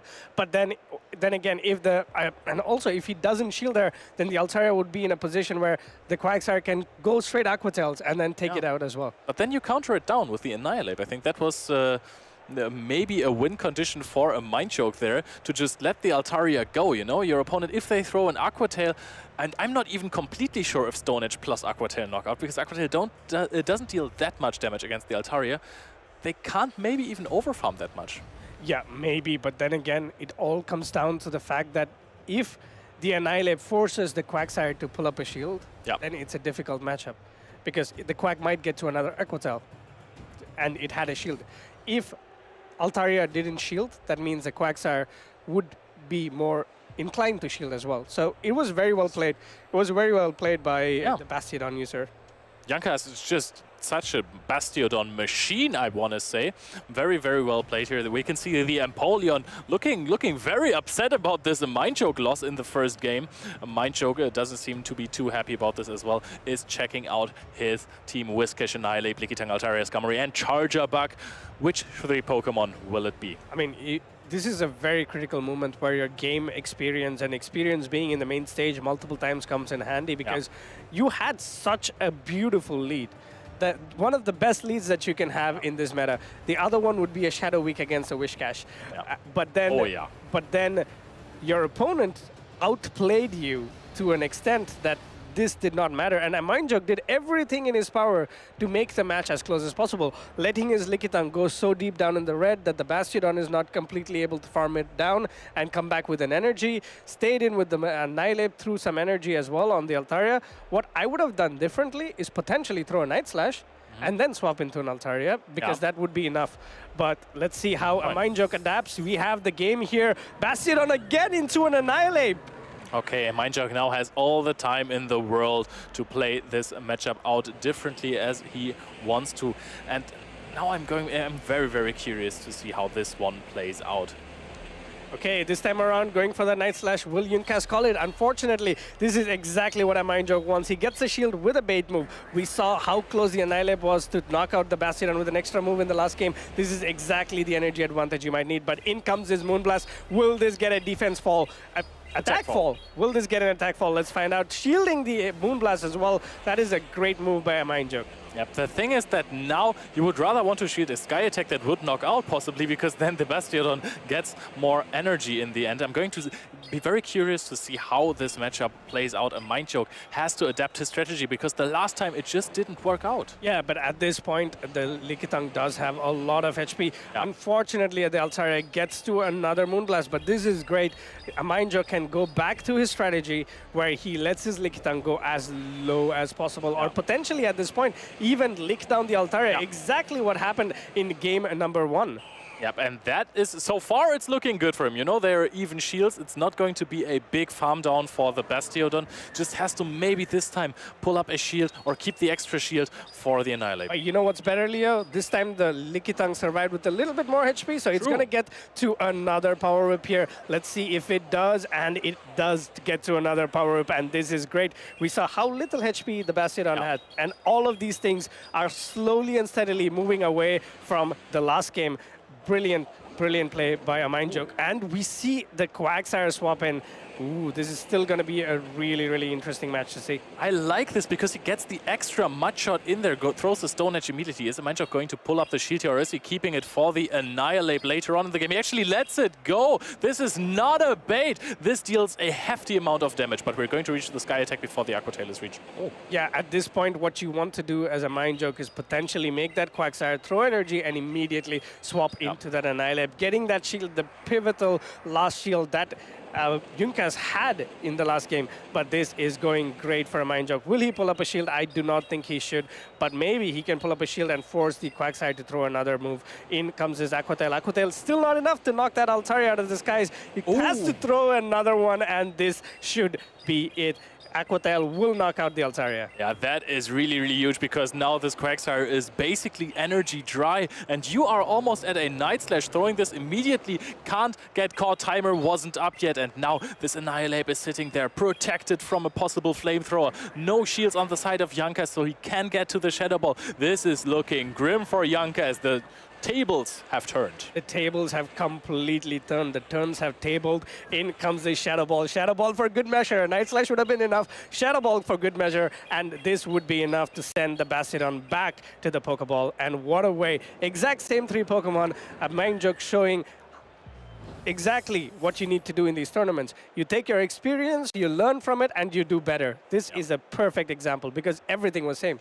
Yeah, this was very, very well played. However, this was still a perfect lead. This was basically a very polarizing matchup that you can keep your switch in, and it got really, really close. So what happens when a Mind Joke doesn't have the Annihilate on the Bastiodon? Will he maybe want to bring the Shadow Whiscash here? Yeah, maybe he does, but as we know, he's a better player than us. Just looking at his accolades, Yeah. top 4 in Gdansk, top Agreed. 4 in Malmo, top 8 in Liverpool Regional in 2023, and top 4 again in Liverpool Regional 2022. He is, let's say, one of the best trainers that you can see on this game.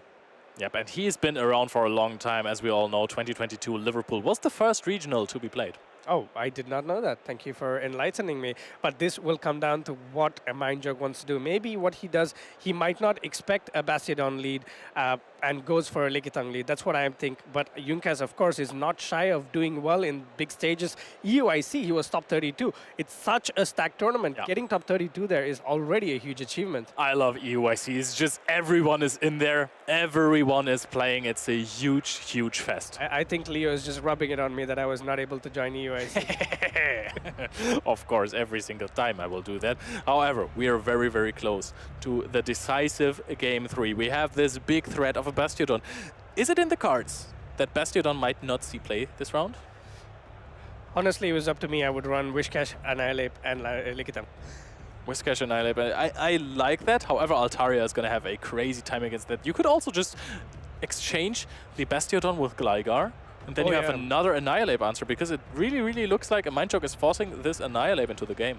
Yeah, a Mind Joke has to bring Annihilate or the Whiscash, but Junkas knows this as well. That's exactly why he goes for that Altaria and Quagsire in the backline, so that it can deal with these 2 Pokemon in a certain way. But a Mind Joke has been great in calling these leads.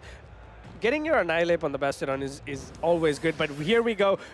Game number 3, Annihilate into a Bastiodon again. Is this a repeat? Yes, it is. Wow. Same lead. What an amazing call again by a Mind Joke. Will this be a Night Slash bait again? Let's find out. Oh, this is going to be very, very interesting. Are we actually going to see a Night Slash here? And this time Jankas could decide to actually just let it go. Maybe play out the game differently himself. No, puts up another shield onto the Night Slash. Would have been detrimental if it was a Shadow Ball. And we're going to see the Lickitung in there again. Lickitung comes here again, and it's exactly what we saw in game number 2. But will he pull up a shield? That's exactly what he did, and that is amazing. Playing for the same win condition, but he does get that attack drop. This changes the matchup a little bit. Junkas can slowly and steadily maybe ride this advantage and then get a win here. In comes a Body Slam. Does a little less damage than it used to do. I mean, it just forces the Lickitung to throw an attack here, right? And I think if you played out exactly the same, that wouldn't even matter too much. Oh, we're actually going for an undercharge to make up for this attack drop, trying to farm down the Altaria. Still a Mind Joke with a genius plays. Yeah, again, Junkas following up one genius play with another, undercharging his Sky Attack to make sure that Lickitung is very low. We might see them stop tapping for a while, and that's exactly what happens here. Both of these players want as much HP on the other Pokemon as possible, and that's what happens. Bastiodon will come in here and farm this Lickitung down, and he will not take as much damage from these power-ups as last game. Yep, that is true. It's going to be some more licks there. I think this might even it out. However, it's going to be so many more smackdowns that will charge up a little bit of energy for the Bastiodon, but I think it will exit the matchup with an attack even, and that might change stuff. Yeah, To be honest, this puts the game completely in Yunkas's favor just because he has the option to pivot out whenever he wants to get that extra energy on the Quagsire. Unfortunately for a Mind Joke, he cannot do anything about it. That did nothing on the Bastion. Let's see what comes in. In comes the Annihilate, immediately met with that Flamethrower, and this Flamethrower will do a ton of damage on the Annihilate if it goes unshielded. Let's see what happens. He has to shield it, sadly, and in comes this Quagsire. Quagsire can potentially get baited here, but goes for the big hitting Shadow Ball. Yunkas has a huge call to make in this game. The shield is not up yet, and he puts it up in the very last second. Oh, that was very well played. However, now the Altaria is going to fully connect a charge attack here, so it is going to be really, really interesting. I think this might be another Flamethrower for Bastiodon later if it gets to farm down the Altaria. Can you control the HP on your Altaria in a way that your Annihilate outpaces the Bastiodon later on? Oh, this is very, very, very close game here. Maybe he goes for an undercharge. That's exactly what he does here. He wants that Quagsire still a little bit healthy for that Annihilate to get something out of this matchup. But Yunkas knows exactly what a Mind Joke wants. He's not going to throw a move. He's going to wait for that for that Bastiodon to be in a position to completely farm down this Altaria. Will the Altaria here get to a Moonblast though? At least a Sky Attack. Come on, make it. Oh, it does not. Bastiodon has that Flamethrower, and this should be enough to knock out that Annihilate. Flamethrower being fully charged. All the bubbles needs to be done to get this knockout. And oh, it's not there yet, but Mind Joke was possibly hoping for a Moonblast debuff there, however that did not happen. Yankas just wins with Bastiodon on Annihilate 2 times. This is absolutely crazy. This was peak performance by Yankas, and this definitely also qualifies him as a player to watch out for in this tournament. Yeah, this is a great way that you see how small instances in the game can flip a matchup, how a little bit of a change here, a little bit of luck getting that Moonblast debuff can completely flip how a game has to go. A Mind Joke played it really well. He knew that this was his opponent's strategy, and he made sure he was prepared for it. Unfortunately for him, it was not enough. That Altaria save swap was a bit too much for a Mind Joke to climb out of. This is not something you see every day, that the game is decided by a Bastiodon farm down on 2 Pokemon, just so that 2 Flamethrowers can actually just knock out the Annihilate in the endgame. That was really, really interesting. And also, just to repeat it again, what was crucial as well was the fast attack damage of Altaria on this Annihilate, because it just dealt 50% of the HP. So you might actually think, was it the right play to always go up to a Shadow Ball? Because this puts you in Flamethrower range. So, you're right. But what could be an alternate play here is that when the Altaria came in, you immediately go into your Lickitung. And you let the Lickitung go. Then Annihilate can sweep. Even if it's a Gligar at the back, there's a huge chance for Annihilate to be able to get a bait move off, because it's such a polarizing matchup, Annihilate against the Bastiodon. You don't really care about shields as much. 1 Flamethrower on a full HP Annihilate is not a big deal. And specifically because you would then have your Altaria to deal with the Quagsire or to deal with the Gligar in the backline. I mean, the thing is, you lose the switch advantage, right? So you do. So the Altaria is only there to clean up something, and you would have to win the Quagsire versus Annihilate matchup first. But the Lickitung versus Altaria matchup is not as bad as you think it is. It puts the Altaria very deep into the red, and you farm it down with an Annihilate, suddenly you're in a very good position to play this match out. True, and then Shadow Quagsire is not as bulky as regular Quagsire, and you have a big advantage. Avi, you might be onto something there, my friend. Might be, I don't know. But then again, it was, look, we have to call it as how it is. The game came down to that instance of luck. You know, that debuff that happened, the attack fall, that was what lost the Mind Joke the game. Yeah, that is true. Not an alternate play. He played it almost perfectly. Speaking of debuffs, there is a Pokemon that is desperately lacking another debuff, and that is Lantern. I wish Surf could debuff opposing Pokemon. No. We're going to show you a little video about how Lantern performs in the metagame. See you guys soon. My name is Eric, or Nighttime Clasher, and in today's Pokemon Spotlight, I'm going to analyze why Lantern has been an official staple of the meta ever since Surf was added to its attack pool a year ago. Lantern has won 7 regionals this year and 2 international championships. It's no doubt that this Pokemon is fantastic, so let's talk about it. Currently, Lantern can be used with Water Gun, a water-type 1-turn fast attack that applies consistent fast attack pressure, but more popular is Spark, an electric-type 2-turn fast attack that has more of an efficient energy generation, and solid damage. Due to this, Lantern can fit different roles on a team depending on the attack set. For example, Water Gun will provide more power in the popular Shadow Gligar matchup, doing super effective damage, while Spark can give play in neutral matchups and against water types like Azumarill or Dugong. However, the fast attack that Lantern chooses has no impact on its overall coverage, which can only be water and electric.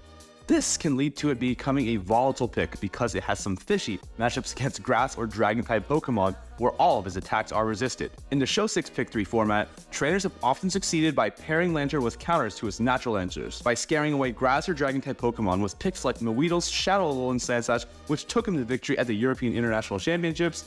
It can make Lantern a very safe option within a match. Now, you may be thinking that the points I brought up don't explain why Lantern is still one of the premier water types right now. Pure water types have never had great play into the meta, but water ground types like Whiscash, Quagsire, or Swampert have generally shined. Lantern being the only viable water electric allows to have play, but with a similarity to the water ground types. By doubling down on the grass type weakness, both Lantern and the water ground types reduce the amount of general type weaknesses that they have. The water ground types all utilize Matcha as their fast move, which alongside their ground type charge attacks that are double resisted by flyers, allows Lantern to fill a niche as it uniquely covers as one of the only water types that can attack flyers effectively. Not only does Lantern have typing advantages against many of the Pokemon outside of the grass and dragon types, the superior health and defense stats of Lantern allow it to be a strong neutral player, having positive matchups over most counter users like Annihilate or Vigoroth, or even just having fair play into Charjabug and Altaria, two Pokemon that should be theoretically strong against it. In the competitive format, Lantern will always have a place in the meta, so it's up to you as a trainer to either master playing it or fully understand how to play against it. Thank you, and this has been Nighttime Clasher.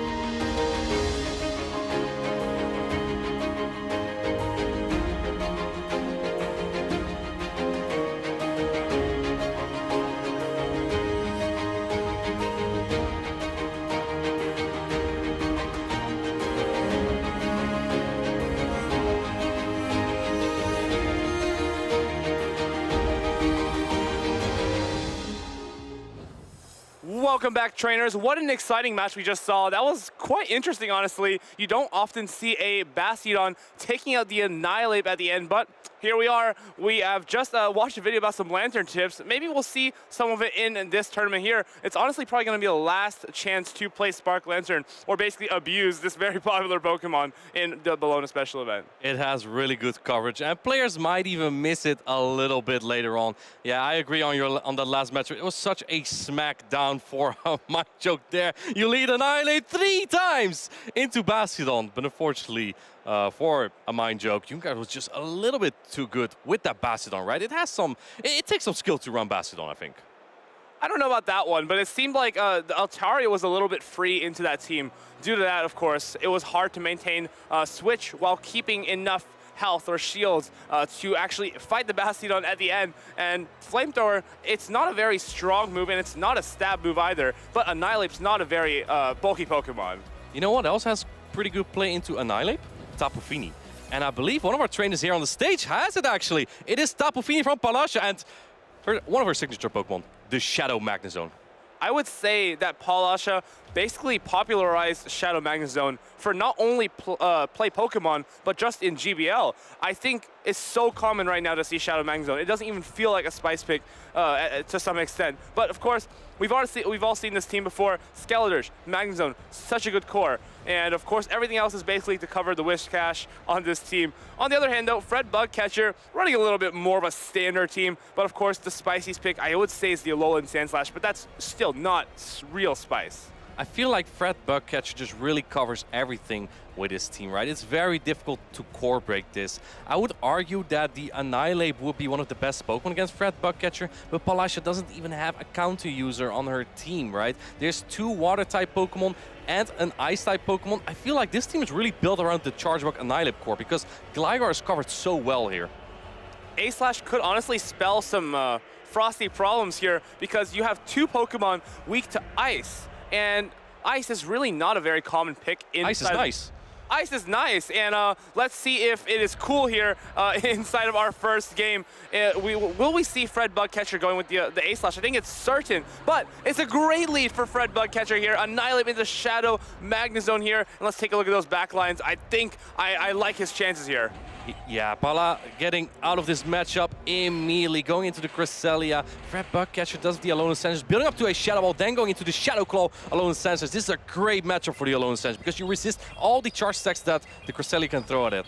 There's a slight difference in this matchup when Cresselia does use Future Sight, though, because you only need 2 to knock out the Alolan Sandslash. But here, this is where things get awkward, because she's going to need 3 moves to take out this Alolan Sandslash. Grass Knot now following up that Moonblast, not fishing for the debuff, as we've seen cause so many problems for trainers inside of this competition. Wow, this is interesting. I think Fred Bugcatcher might not be able to knock out with this Drill Run, so Palasha might have a chance to force a shield. Well, Fred Bugcatcher does have 2 attacks though, so if he has been counting well, he would know he has to throw another charge stack here. Going for the Moonblast, and I think you gotta shield this as Fred Bugcatcher if you want to keep switch advantage, and he does put up the Protect Shield here.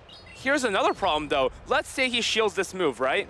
This Alolan Sandslash energy is not to be messed with. Even if a Skeledirge was on the side of Palasha, it would be able to completely knock it out. Here comes the Magnezone. Shields are going to be completely down for Palasha after this interaction. And putting up the shield because the Drill Run will be double super effective. You don't want to take that, but this is great for Palasha's Magnezone to gather energy. The thing is though, another Drill Run's coming through. You're going to be 2 shields down if you want to keep this Magnezone. She's shaking her head, and the Drill Run goes through. The Drill Run will knock out this Magnezone. And man, this Alolan Sensor is putting in such a dent into her team. In goes Tapu Fini, but man, there is the Spark Lantern. This is looking very bad for the Tapu Fini right now. Fred Bugcatcher basically had the line perfect from start to finish here. Palasha is going to have to make some huge adaptations to her gameplay if she wants to still win this match. Yeah, it's going to be very tough at this point. Yeah, Thunderbolt's coming through. Paula knows this is over. Tapu Fini had no play against Atlanta. That was just a really difficult team composition there. Fred Bugcatcher went a little bit weak to the Cresselia in the lead, but it wasn't there in the lead. He just caught all the alignment that he needed to win that battle. Literally, from start to finish, he had every single matchup that he was looking for. And honestly, this is a perfect team read here by Fred Bugcatcher. Something I like to say, honestly, is if you're Palasha and you're getting read here by the opponents, maybe that means you also have the right idea, of course, because when someone reads that perfectly, clearly your line made a lot of sense. And you want to maybe keep doing stuff like that, but also just keeping a little bit fresh, keeping it a little different. And maybe we'll see the Skeledirge up in this next game, because that seems like the most natural Alolan Sandslash counter to me. Well, it's a little bit of a strategy, right? That you can like predict what your opponent brings here. Yeah, I agree with you. The Skeledirge would have looked phenomenal into that team, right? If you into the lead, the Skeledirge into the Annihilate has nowhere to go, and then the Alolan Sensors in the back. Well, that's actually the one Pokemon needs to avoid, right? So I think it really makes sense to bring the Skeledirge. The problem is though, you cannot bring it with your other Pokemon that's good against the Alolan Sensor, which is the Magnezone, because both are weak to that Wish Cash. If I'm Palasha here, I think I have a bit of a strategy, right? The Skeledirge, you can just lead it, and then you have the Altari in the back to basically catch everything else here that is not the Alolan Sandslash. And if you build around this core, you might be in a good spot. But I want to talk about where the matchup gets a little bit nuanced.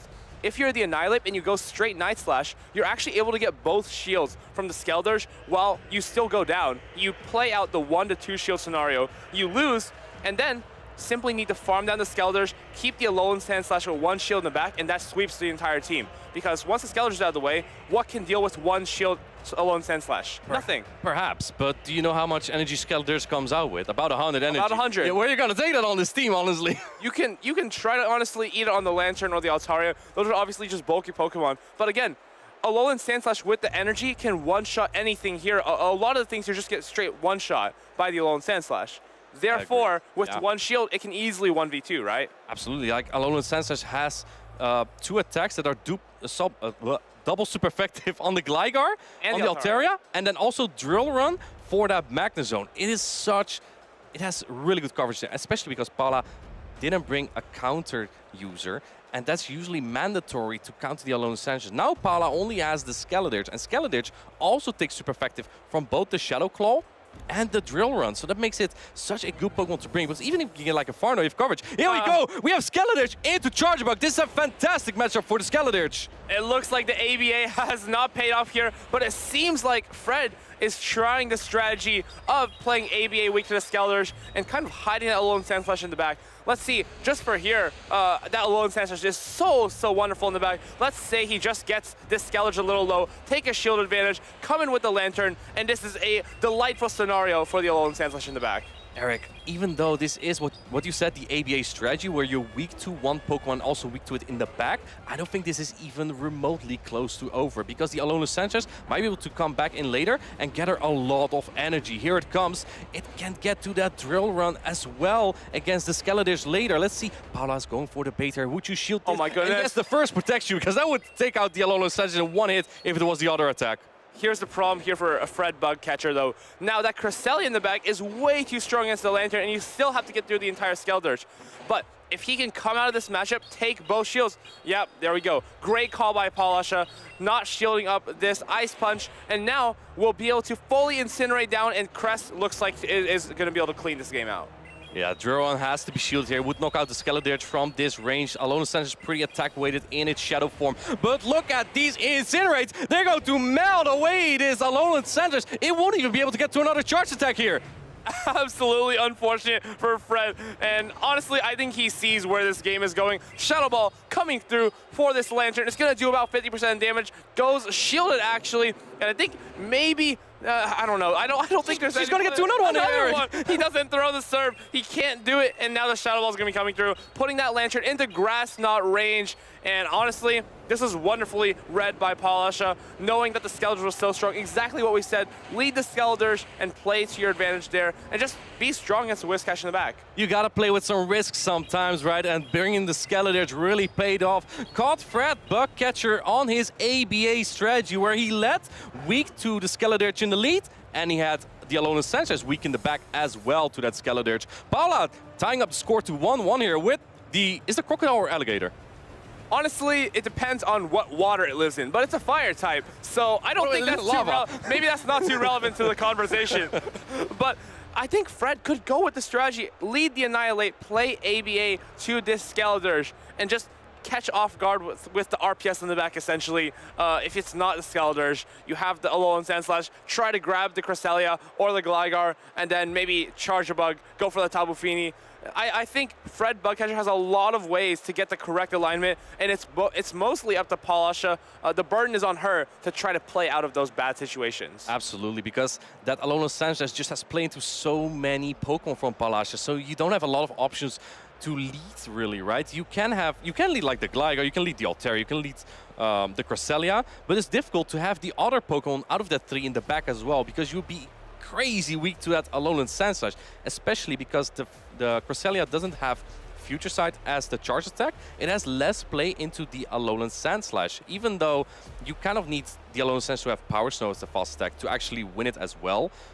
Even with Future Sight, just the same type attack bonus. Still tough. It does a little bit, yeah, it does a little bit better into that matchup though. Now, I have a question for you here, Eric. Will you now bring the Whiscash as Fred Bugcatcher to cover the Skeledurge a little bit better? I think it would make sense, but there's other ways to cover the Skeldurge. That Lantern, for example, other than the Cresselia, I don't feel like any of these are real Lantern checks. Also, the Alolan Sandslash, we have to keep talking about how if all the shields are down, it beats everything on this team. It doesn't even matter if the Skeledurge is against it. A drill run is cleanly enough to knock it out, and let's say it farms down something after losing like the lead or switch, and has two moves ready and against the one shield Skeledurge. It doesn't matter what the Skeledurge is going to do to you because you'll just knock it out instantly. It's true. And I think the one Pokemon that might be a little bit neutral in that zero shield scenario is the Tapu Fini. Yeah. Correct, yes, because Tapu Fini doesn't feint to one charge attack from the Alolan Sandslash like many other of these Pokemon actually do. But on the other hand, Tapu Fini is difficult to bring because clearly Fred Bugcatcher is really making use of Lantern's swan song here, his last dance here, because after the moveset update, we might not see Lantern a lot anymore. So he's making the best use of Lantern to fish right now. It feels like Paulasha's team is already building weak to Lantern. Oh, and a beautiful lead. Alolan Sandslash into Gligar. And here, I feel like it's hard. Oh, swaps the Skeledurge. This is into the Whiscash already. Things are looking very rough for Paulasha here. Yeah, she went with 18. It's kind of weak to both water type in the back from Fatbuck. Let's see what he can do here. The problem here is, Eric, that the Wish Cash energy is also good on the Gligar. So the Gligar really doesn't have a lot of places to go. Gets the debuff on the Scald as well. This Shadow Ball's not even remotely threatening right now. I think Polasha needs to play for shield advantage here, or just get some kind of advantage. Allow that Gligar maybe get some extra energy to fight against the Alolan Sandslash. Disarming Voice here doesn't knock out. If Fred Bugcatcher makes a no-shield call, this could be very good. Oh my goodness, calls the bait, and now is going to be able to land a Scald. Does Polasha give up both shields to maintain this alignment? I think you kind of have to at this point. Yes, she is preserving that Skeleditch, but what do you do against the Alolan Sensors now? Getting another attack dropped here. This is awful. The Incinerate still knocks out, but your next Charge Attack won't do as much damage. You cannot really swap into the Tapu Fini here, right? Because there's a Lantern now. You can't swap to anything. You swap to the Gligar, it's going to get surfed down. You swap to the Tapu Fini, it's going to get Thunderbolted. And now we are going to see the power of Shadow Alolan Sandslash in the bag. Not only we were talking about the 1 shields, but 2 shields. It is absolutely unstoppable here. No Skelders to be seen. And I think this one is going to be coming to an end. I think Paula built a little bit too weak to that Lantern, because Lantern has played into all 3 of her Pokemon here. Tapu Fini's not gonna do super great here. You can bring the Gligar, it can take 1 Surf from that Lantern, but Lantern has 2 shields. In comes Alolan Sandslash, in comes Tapu Fini, but there's 2 shields on the Alolan Sandslash. How do you even get it down? Water Gun is obviously not enough. Wing attacks are not going to be doing much either. And you see here, Jura on number 1, it's going to do a significant amount of damage to this Tapu Fini before it even gets to the surf. Wow, that is not a very tanky Pokemon. That's not what you want to take on the Tapu Fini. And looks like going for the Madness attack here. Nature's Madness is being launched. It's going to drop the defense of the Alolan Sandslash. But then you have to Wing attack it down eventually. Let's see what Fred Bugcatcher is going to do. Can he farm it down, or is he going for the Ice Punch? He is going to knock out the Tapu Fini here. If you're Fred Bugcatcher, like, there's no reason to take a risk and farm down. Playing it safe here, getting this Ice Punch off, has a shield, honestly doesn't even need the Alolan Sandslash at this point, has the Lantern as well. This was absolutely perfectly executed from start to finish. Alolan Sandslash probably a little bit too strong against Polish's team. Fred Bugcatcher is insane at calling the lines, and he takes down the number 1 of Europe, Paulasha. Wow, well done by Fred Bugcatcher. He hasn't played a lot of tournaments, but he's making such a good impression here in Bologna already. This was definitely not on my bingo card today, to see Shadow Alolan Sandslash absolutely sweeping through Paulasha here inside of Winners Round 4, and that just comes to show even the best can fall inside of these tournaments. This is a Bologna Special Event. We could see anybody win at the end of the day. And tell us a little about this player and his background. Yeah, Fred Bugcatcher. This is actually his first play Pokemon tournament, but he has been doing very well in the Go Battle League before. He has reached rank 5 on the leaderboard there once. So, yeah. It is a player who knows the game very well. He just hasn't played in a lot of competition here, in a lot of play Pokemon tournaments. So you'll see that these Go Battle League skills actually translate very well into play Pokemon as well. And Fred Bugcatcher just making those perfect reads there on Paulasha. She won the previous regional championship, but now she just got taken down by someone who hasn't played a tournament at all until now. I think it's this comes to show how anyone can just come to these tournaments with enough GBL experience, and you honestly have a pretty good shot. Even you.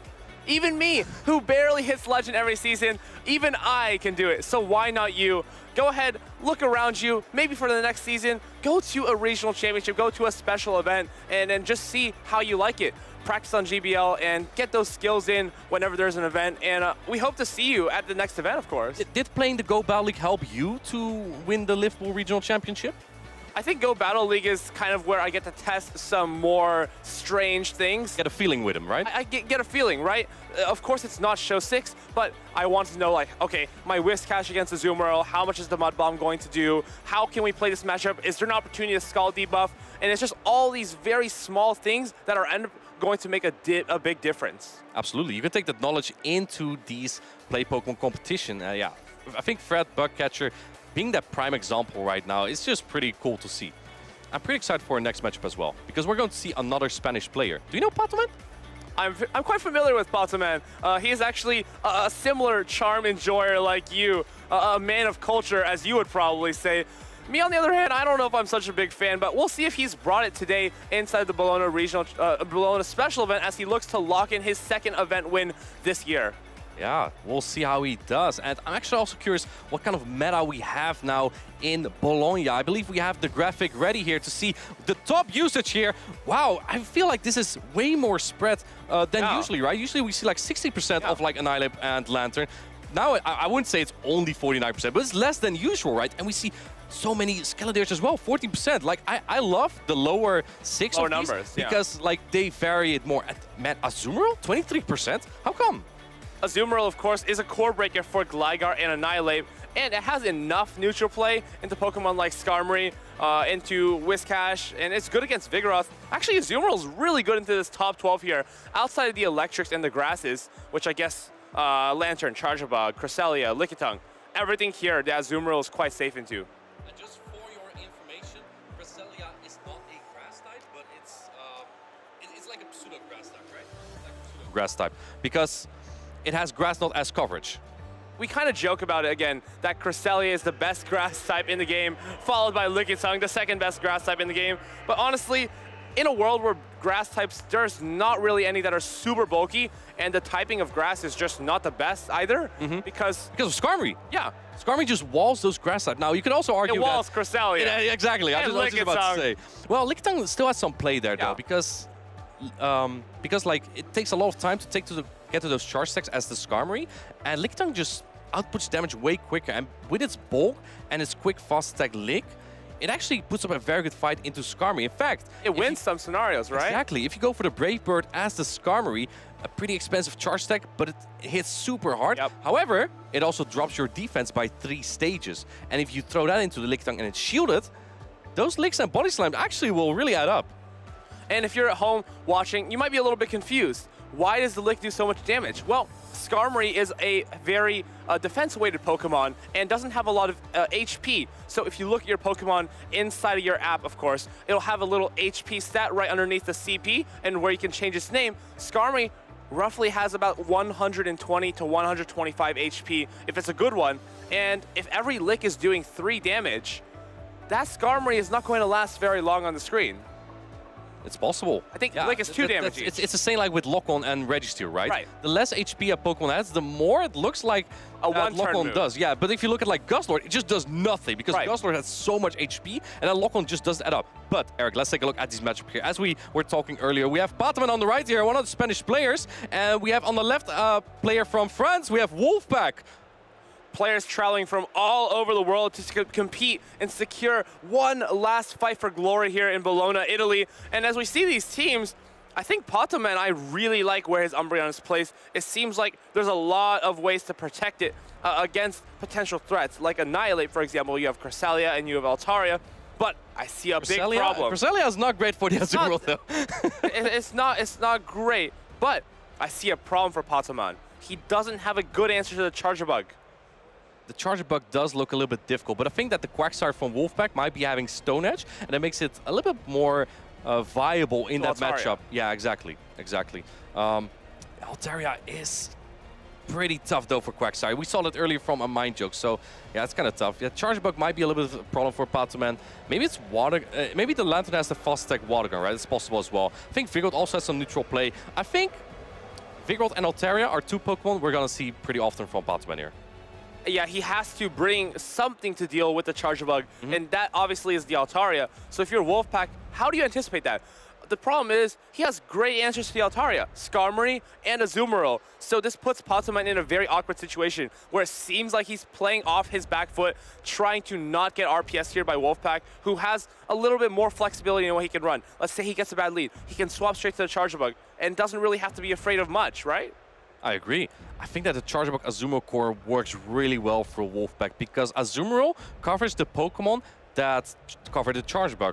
Both Vigoroth and Altaria don't really like to see the Azumarill. Vigoroth has some play there, but the less shields there are in play, the worse it is for the Vigoroth because you really rely on those quick body slams, and even the resistant counter damage from Vigoroth really adds up into that matchup. Very curious to what these players are going to use. Pataman, an absolute veteran, but so is Wolfpack. Wolfpack, I believe, top 3 at Lille 2023, so he knows how this game works. He has played the game a lot. I'm actually surprised Eric, that there's no Altaria on this team, because Altaria is his favorite Pokemon.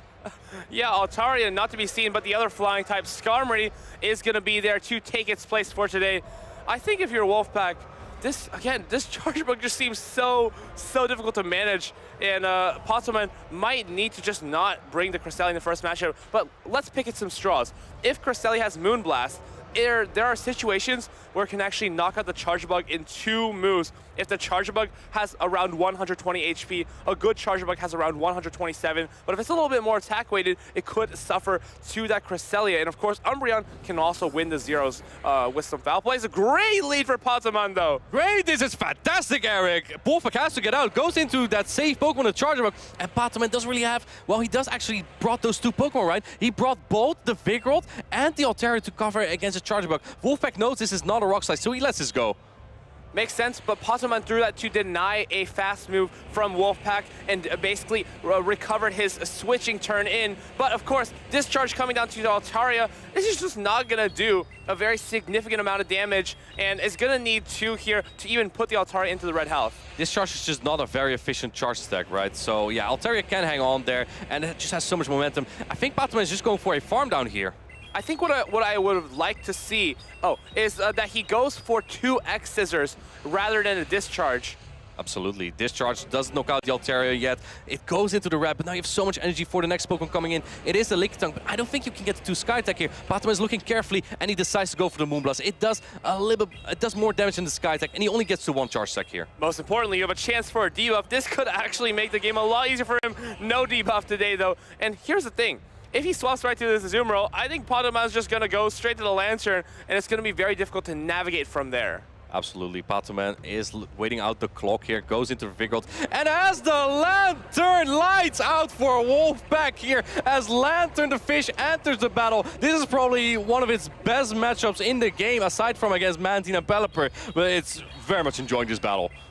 The best part is that Azumarill is so bulky, actually, because 1 Thunderbolt is not enough to knock out, and it sets you up for a perfect Spark Down. Let's see if Patamon goes for that. Goes straight for the Thunderbolt. Wolfpack probably recognizes that there's no reason to shield here, but if he calls a bait, it could honestly make it a little bit closer. Goes for his only win condition, which I've got to respect, and now I think Patamon just got to play this by sparking all the way down and taking out that Lickitung in the back. I agree. Calling the serve there may have been your win condition. You know, in the next season, we might actually see Lantern more often with Water Gun as the fast stack, and then Azumarill has more play into that matchup. Going for the serve immediately. I think Wolfpack trying to make a call here, but yeah, this is difficult because there's still a very healthy Vigoroth in the back, and Vigoroth doesn't really take damage from licks, right? Because it's double resistance, so you need to get like massive energy here, but you can't lick down this Lantern.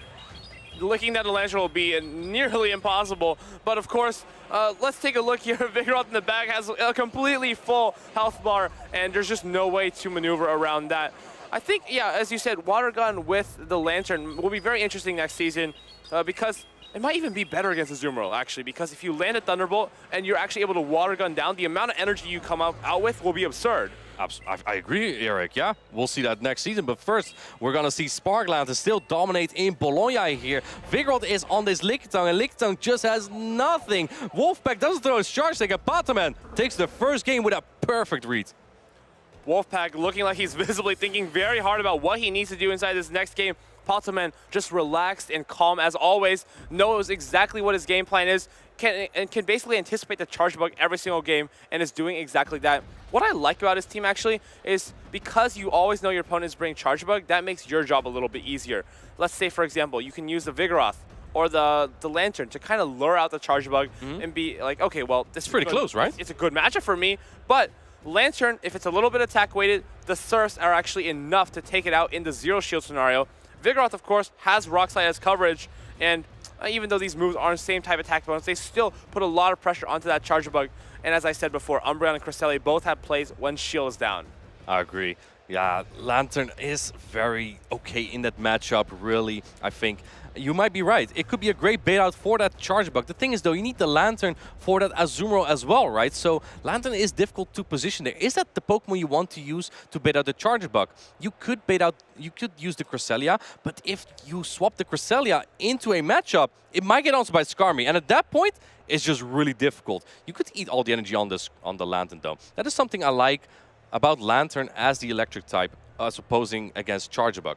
Because Charjabug takes neutral damage from flying, which means that Skarmy still can land a Brave Bird and take the Charjabug really, really low, while Lantern just resists everything.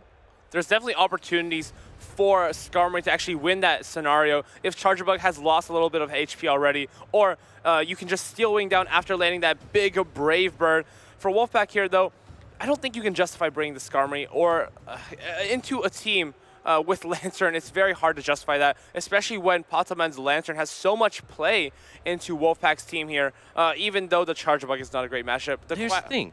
Skarmy's only one Pokemon. Right. Look at all the other 5. I think Skarmy has some play there.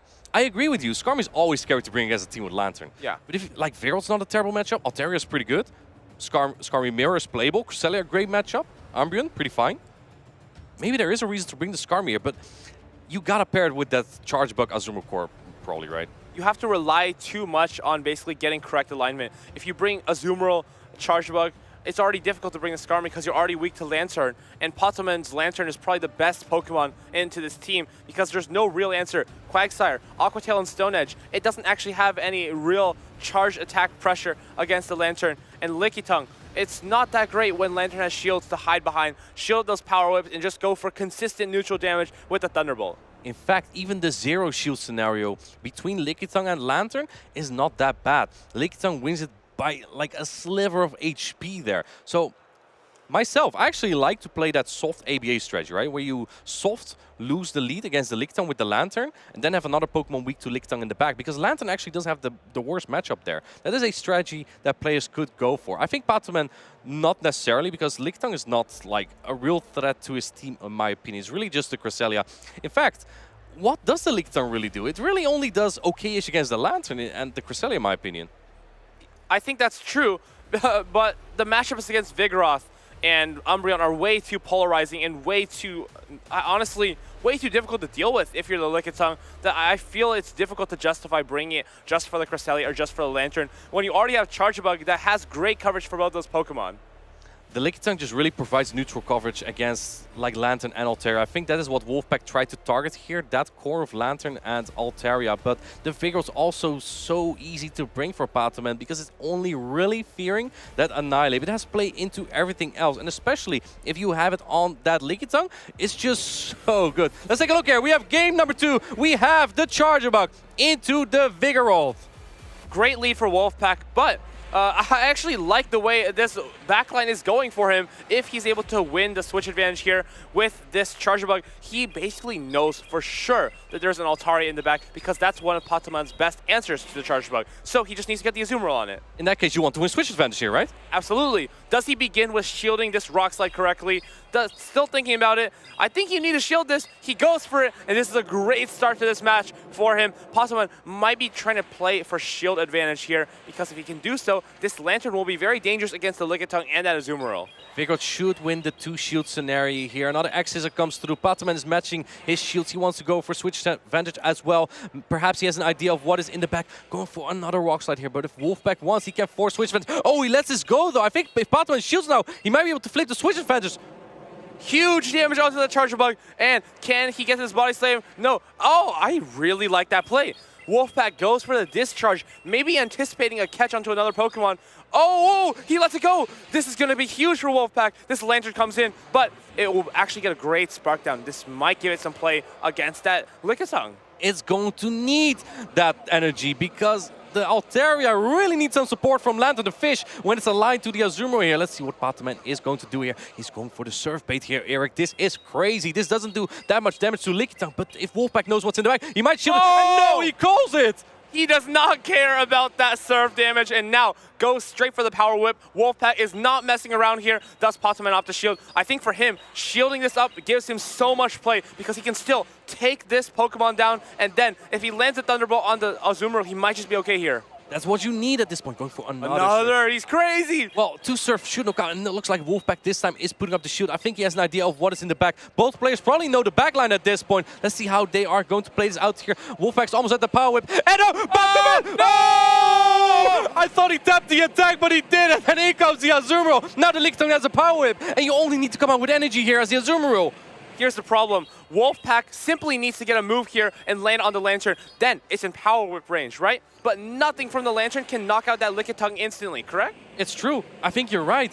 Going Bubble for down. A little bit of an undercharge there. I think that he wants to get the bubble down, indeed, as you say. But I'm not sure if you can. You can. You can? 100%.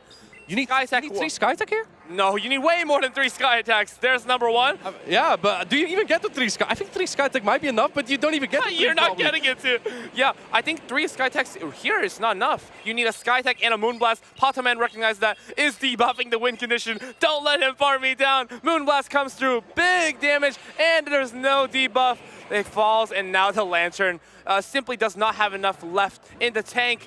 Fish tank to get rid of this Lickitung and Azumarill here. I think perhaps Patman had to throw a Thunderbolt immediately to deny all this energy and perhaps then live that power whip because the Lickitung is just not in power range. Going for the charge stack priority tie, which Lantern the Fish wins, but the problem is there's still the power whip stored. Patman almost caught it earlier, but he barely wasn't able to. I mean, forget the power whip, even body slam is enough here. Gonna go straight for the move though. Wolfpack recognizing that this power whip is gonna be enough to knock out the Lantern, and Potterman is now back on the back foot. Charger Bug was a little bit too much to deal with in that lead, and with the Altari being in the back, basically knowing that it was gonna be against an Azumarill, that made this game extremely tough to navigate even from the start. I think he could have gone for switch advantage though, because if he went for switch advantage, he would have had the Lantern on that Azumarill, and that would have made it way more comfortable for Patoman. If you can control the switch advantage of this battle, because it's so important when you need alignment. You need your Lantern on that Azumarill. I think the biggest problem there is the Altaria, because if your Altaria is on Azumarill, that's probably just game. That's just game. So let's think about it. If the Altari is on the Azumarill, the Charger Bug just beats everything else, because, well, you see how that works. Even Vigoroth is like a so-so matchup, right? You saw that if Patman put up a shield, I think he could have barely counted down and control switch advantage. But he didn't. He didn't go for that. Let's say you go down shields, though. Then what do you do against the 2 shields Licky? Vigoroth is your best only answer. Only 1 shield, though. Only 1 shield. Oh, 1 shield, but he has 2. You shielded the first Rock Slide, and then you have 0 shields against a 1 shield Lickitung. But at least your Altaria would have played into the Lickitung. That is what I think. I think that's a great point, but at the same time, Lantern, no shields versus a shield-up Lickitung, it feels very impossible to play that matchup as well once that Altari has taken out. I agree. Let's see what these young geniuses are going to do in this battle. Very excited to see both of these players, true veterans. They're young, but they're veterans in this game already. Yeah, they must be playing this game for more than half of their lives already. Patoman actually also is like near the top of the leaderboard, so this matters a lot. Yeah, he's competing for that Trial Award. I'm not sure where Wolfpack's points are at this point, but yeah, obviously he also wants that medal and all the accolades that come with getting top cut at a championship like this one, because this is a very prestigious one. There's so many top players here. Every tournament in Europe feels like it's more difficult than the previous one. This one is no exception. And something that I noticed is when there's 4 groups, it feels like it's so much more difficult on day 1 because all those good players are not spread across 8 groups. There's not one top seed in each group. They all have to play each other on day 1, and we're the direct benefactors of this, actually. Maybe they won't like it as much as we do, but for us, we get to see matches like this already in round 4. It's great to see, really, right? The player who wins this goes to the winners final of their group. And if you win the winners final of your group, you advance to day 2. And that's basically one of... I feel like if you make it to day 2, you already feel quite successful. But here we go. We have decisive game number 3. Oh, no! Patoman leading his Altaria into the Azumarill. Big trouble here. Gonna switch straight to that Lantern. Gonna be answered... Oh! The door is open for Patoman here. Was able to lure out this Charger Bug, but now it's up to Wolfpack. Is he going to kick that door shut here by taking the switch advantage? I think this is really bugging Wolfpack if he has an idea of what's in the back here. Going for the first Axe Scissor, but the Lantern can still take this. If this Lantern has a little bit of attack, the next serve might be threatening for that switch advantage. And let's see what Patoman is going to do here. He swapped in his hard answer into the Azumarill, right? The thing is, if he went into the Vigoroth, I think Wolfpack may have thrown a charge deck and then switch. But this Lantern swap actually forced Wolfpack to swap out. And this really, let's see what he's going to do. I think this serve might knock out here, Eric. I think the best part about this is when Wolfpack wins this switch, he's going to have energy that he can dump all over that Altaria or the Vigoroth. And when he brings in the Azumarill, Patoman cannot just stay in there with the Altaria. He will switch, and then it will be revealed to Wolfpack that there is a Vigoroth in the back. I think that this Altaria can Dragon Breath down before the charge, but can get to another discharge here. You will have some energy that might be useful later. But as you say, you cannot swap your Lickitung into that Vigor. Let's see what Pataman is going to do. If Wolfpack knows what is going to be in the back, Wolfpack has to make a call right now. Do you swap your Lickitung here if you expect the Vigoroth? Let's see. He is making a decision right now. In comes the Lickitung, and then the Azumarill comes in. Wolfpack knew exactly what was in the back. Pataman is just sighing over there. But I think that was not necessary to do this. This is not necessary to take the risk, because if you bring the Azumarill on the Altaria, I can bet you that Pataman is not staying in there. He's like, oh, there's a Lickitung in the back, I can win. Yes and no, but what if Pataman throws the Sky Attack to weaken your Azumarill? That makes it worse for Wolfpack, I think. So I don't think it was a bad call per se. But as you say, no one wants to play Altaria into Azumarill. So it makes sense that now he preserves that Azumarill. And hopefully, I think Azumarill is the key to victory here still. There's no more protections on Wolfpack's side. But Vigoroth's taking so much damage from these bubbles. I think it's an interesting decision that Pataman no-shielded the Ice Beam, and if I were Wolfpack, I may have gone for a Play Rough, because now you have to use 2 moves. In the 2-shield scenario, if you land 1 Play Rough, you're actually able to bubble all the way down. It seems like he has that bubble break point. With a little bit of attack on Azumarill, you do just a little bit extra damage every time you throw a bubble against the Vigoroth, but here, it seems like he's not going to be able to take advantage of that, and now there's the difference. If that was a Play Rough, this Vigoroth will already be on. And Vigoroth now has so much energy, right? He can get to another Body Slam here. I don't think another one. Oh, going into the Altaria, and now the Switch Block is up. And oh, go for the Sky Attack right before the Body Slam. This is not enough. It's not enough. It's not enough. I don't think it's enough. All right, let's see. Let's see. Sky Attack's coming through. Let's knock out the Azumarill. And yes, it is enough. Eric was wrong, and now Lickitung comes in. But there's still the Vigoroth in the back as well. It has a Body Slam stored too. This is looking so tough. And don't remember, there's also still a protection on Pataman's side as well. Moonblast is going to land here from Pataman. If you're Pataman here, you let this Altaria go. Shielding this Altaria is basically the only way to lose this game at this point, because the Vigoroth, you never have to fear that fast move damage, fast attack damage, and we see, can he lick all the way down here? He cannot. It's the Dragon Breaths are doing even more, and now Pataman has secured this with almost impossible odds. Almost, yeah. I think his strategy was so good, though. In comes the Vigoroth. It has a little bit of energy. There's almost 2 Body Slam on Wolfpack's Lickitung, but Wolfpack doesn't have another Protect Shield remaining for a slight undercharge. I don't think it matters at this point. But the Body Slam is loaded. Pataman takes decisive game number 3. We haven't gone very far into the tournament yet today, but honestly, that might have been one of the most well-played games that I think we're going to see in this day 1. Just an absolute masterclass from start to finish. Knew exactly what he was doing when he was swapping that Lantern to lure out that Charger Bug, and then Vigoroth gave it so much play in the back once it was out of the way. An absolute genius strategy from Pataman. Usually, you rarely see players swap in their hardest answer to the lead matchup, but he knew, if I swap in my Lantern, my opponent is forced to swap out immediately, because if I go into the Vigoroth, the Azumarill might just stay in a little bit, go for a charge stack, tank all the Body Slam, the counter damages, which makes it really obnoxious to deal with, right? And now swapping in that Lantern just opened the door, really, because he took a shield advantage, plus he forced out that Charge Bug, which gave the Vigoroth in the back way more play, especially considering that Lickitung was there. I would argue that bringing Lickitung kind of opened the door for Pataman as well, because it always gave the Vigoroth play, which Pataman always brought. I don't think the Lickitung was necessary to play here, honestly. It didn't look that good into the opposing team, especially when you know he's bringing the Vigoroth every time and has the opportunity to bring the Umbreon as well. It can be a very tricky matchup to play once you have it locked onto that wrong Pokemon. I would say Lickitung, even though it's not great against Vigoroth, it still has an okay amount of play. Against Umbreon, I think it's very, very bad. But Vigoroth, it seems like those Body Slams do a reasonable amount of damage.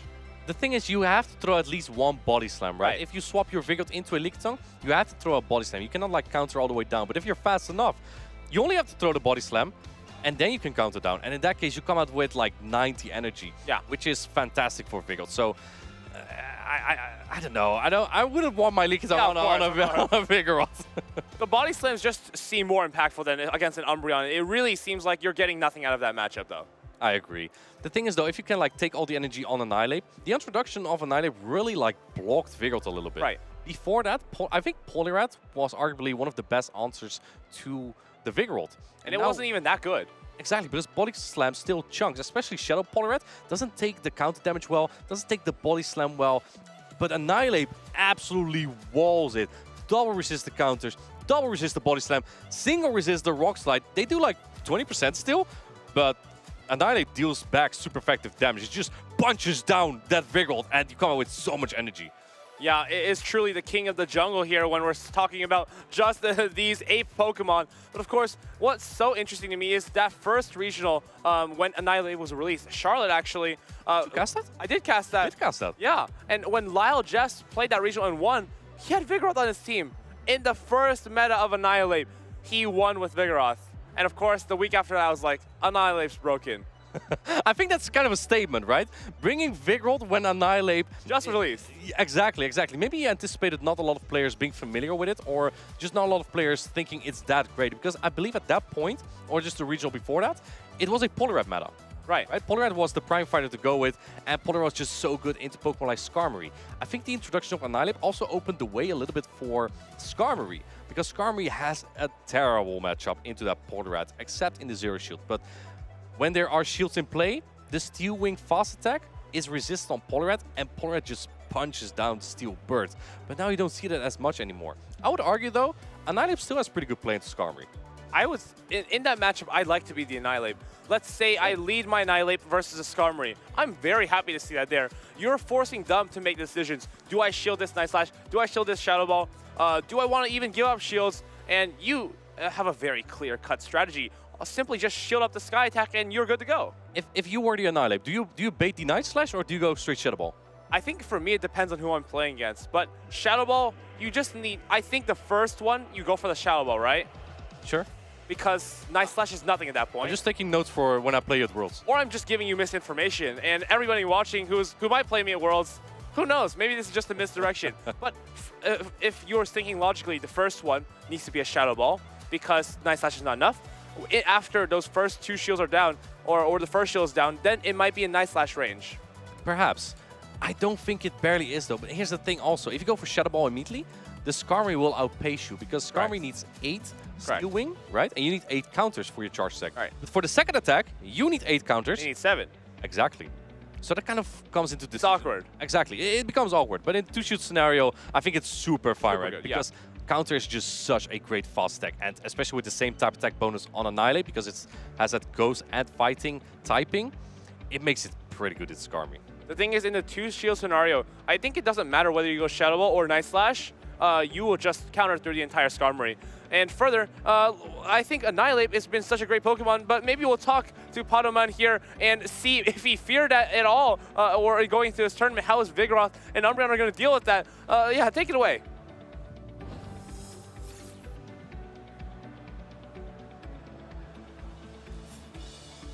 Thank you, Eric and Martijn. I am joined by one of the greatest trainers that we have in Pokemon Go. 2 runner-ups, 1 regional champion win. I'm, of course, joined by Patoman. How are you feeling after this very, very close victory against a fierce competitor? I feel really well. Like, I saw myself really lost after game 2. And it's like The microphone. Oh, sorry. Yeah. I lost a bit of focus, but yeah, now that when I saw the Lickitung in the back, I thought, okay, I have a Wincon, and then yeah, just Vigoroth sweeps. The Altaria on the Azumarill didn't look too good in the beginning. You have won, as I already said in your intro, the Gdansk Regional Championship. After not winning it twice, that must have been a big moment for you. After that, you haven't been as successful in tournaments. What changed? Yeah, exactly. That's because I had like some personal distractions, and I wasn't able to focus in the things I have to, like for example the game or things like my studies. But now I think I'm better. I'm more focused, and yeah, that's the most important thing. Yeah, absolutely. We're all happy that you're better now. We are ready to see peak Patoman again. Worlds is coming up relatively soon. Are you going to crush it there? Yeah, of course. I will win Worlds, bro. That's a fact. All right, guys. You heard it here first. We are going to see Patoman win Worlds. I'm going to be there for it. I'm going to love it. So, guys, we're going back into the casters area. He's going to win Worlds, he says. Are we going to allow that? I don't think we're going to let that slide. We'll also be competing, just for your information. Patoman is a great player, and he did so well in Gdansk, where we called him Peak Patoman, because he was performing at peak performance. He was so good there. Yeah. He took down Tauntaun Batus with a Seeking. Yeah, Pokémon had the Shadow Alolan Ninetales. Yeah, Tauntaun had the Seeking. And I believe that was a very spicy team from Tauntaun to get him that far. But of course, I don't think Charm Alolan Ninetales is that close to the meta anyway. Here right now in Bologna, I don't think anyone has brought it. It just doesn't make any sense into a Skarmory Lantern meta. I don't know. I mean, Wigglytuff is pretty cool, though. I don't know why he keeps talking about the Wigglytuff. Maybe it's because he won a special event with the Wigglytuff. But let us know in the chat. Do you love Wigglytuff? Do you really dislike it? Or do you secretly play it and you don't tell anyone? Sometimes you need some Pokemon that like force the matchup a little, like Bastiodon. We saw Tomahawk UK with the Shadow Bastiodon as well. But let's take a look at our next matchup where we have Borja on the left. We have Sir Corgus on the right with a Hippowdon and a Whimsicott as well. That is a spicy team. Fun fact, this is first tournament as well. Oh my goodness, is that a Buzzwole? Oh my goodness, there's a Buzzwole versus a Hippowdon and a Whimsicott. This might be the best day ever for us. I feel like I haven't seen Buzzwole since Kosiak played it a long time ago, I think in Gdansk. What does it do? Nothing. It does nothing. That does nothing? It does nothing. Does it beat a Hippowdon? It does. It probably does. Probably does. It resists sand attack, but does it learn Fire Fang? I think it learns Fire Fang. Let him cook. Let him cook. I don't think we'll see a lot of Buzzwole there. It doesn't really have a great matchup into a night. Into anything here. It's a terrible matchup. Lantern, with shields up because you have Lunge, right? Lunge is actually a surprisingly it's a very good move. Efficient charge attack that debuffs the opponent's attack. So the more shields there are in play, the better it is. Just not against Annihilate because everything is double resisted. Lickitung, good. Lickitung is good. And then Whimsicott and Mandibuzz are tough. He's not bringing it. Let's keep it real here. I mean, I hope he's bringing it. I hope he's bringing it. All right, I think our match is ready here. Here we go. We have the Shadow Gligar into the Mandibuzz. It's the Battle of the Birds. This is a big problem for Borja here. He has nowhere to go with that Registeel in the back. Yeah, Registeel. I mean, that's the one Pokemon. Oh, he's going to try and bait out something here. Baits out the Shadow Hippowdon. Oh my goodness. That is Sand Attack as well. No Fire Fang. Oh, that makes sense. You don't bring that into the Lantern otherwise. I would be a little concerned if I saw Fire Fang, but here, Surf is going to put out... Oh, wow, that's actually quite a significant amount. But here's the problem. You cannot farm this down ever with Spark. Spark is double resisted, going for, I believe this is Scourging Sand. It's super effective. It's a Shadow Hippowdon, and here it comes. Boom! It knocks out the Lantern! That is a huge no shield from Borja, but I think he kind of recognized that. Maybe he feels now that his Registeel is very safe in the back, but if you're Sir Corgus, you know that is not the case.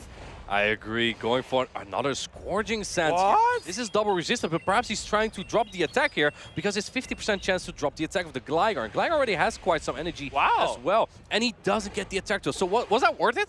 Honestly, that did an okay amount of damage. I think Weather Ball Rock would have done a lot more. Oh, the catch on the aerial ace.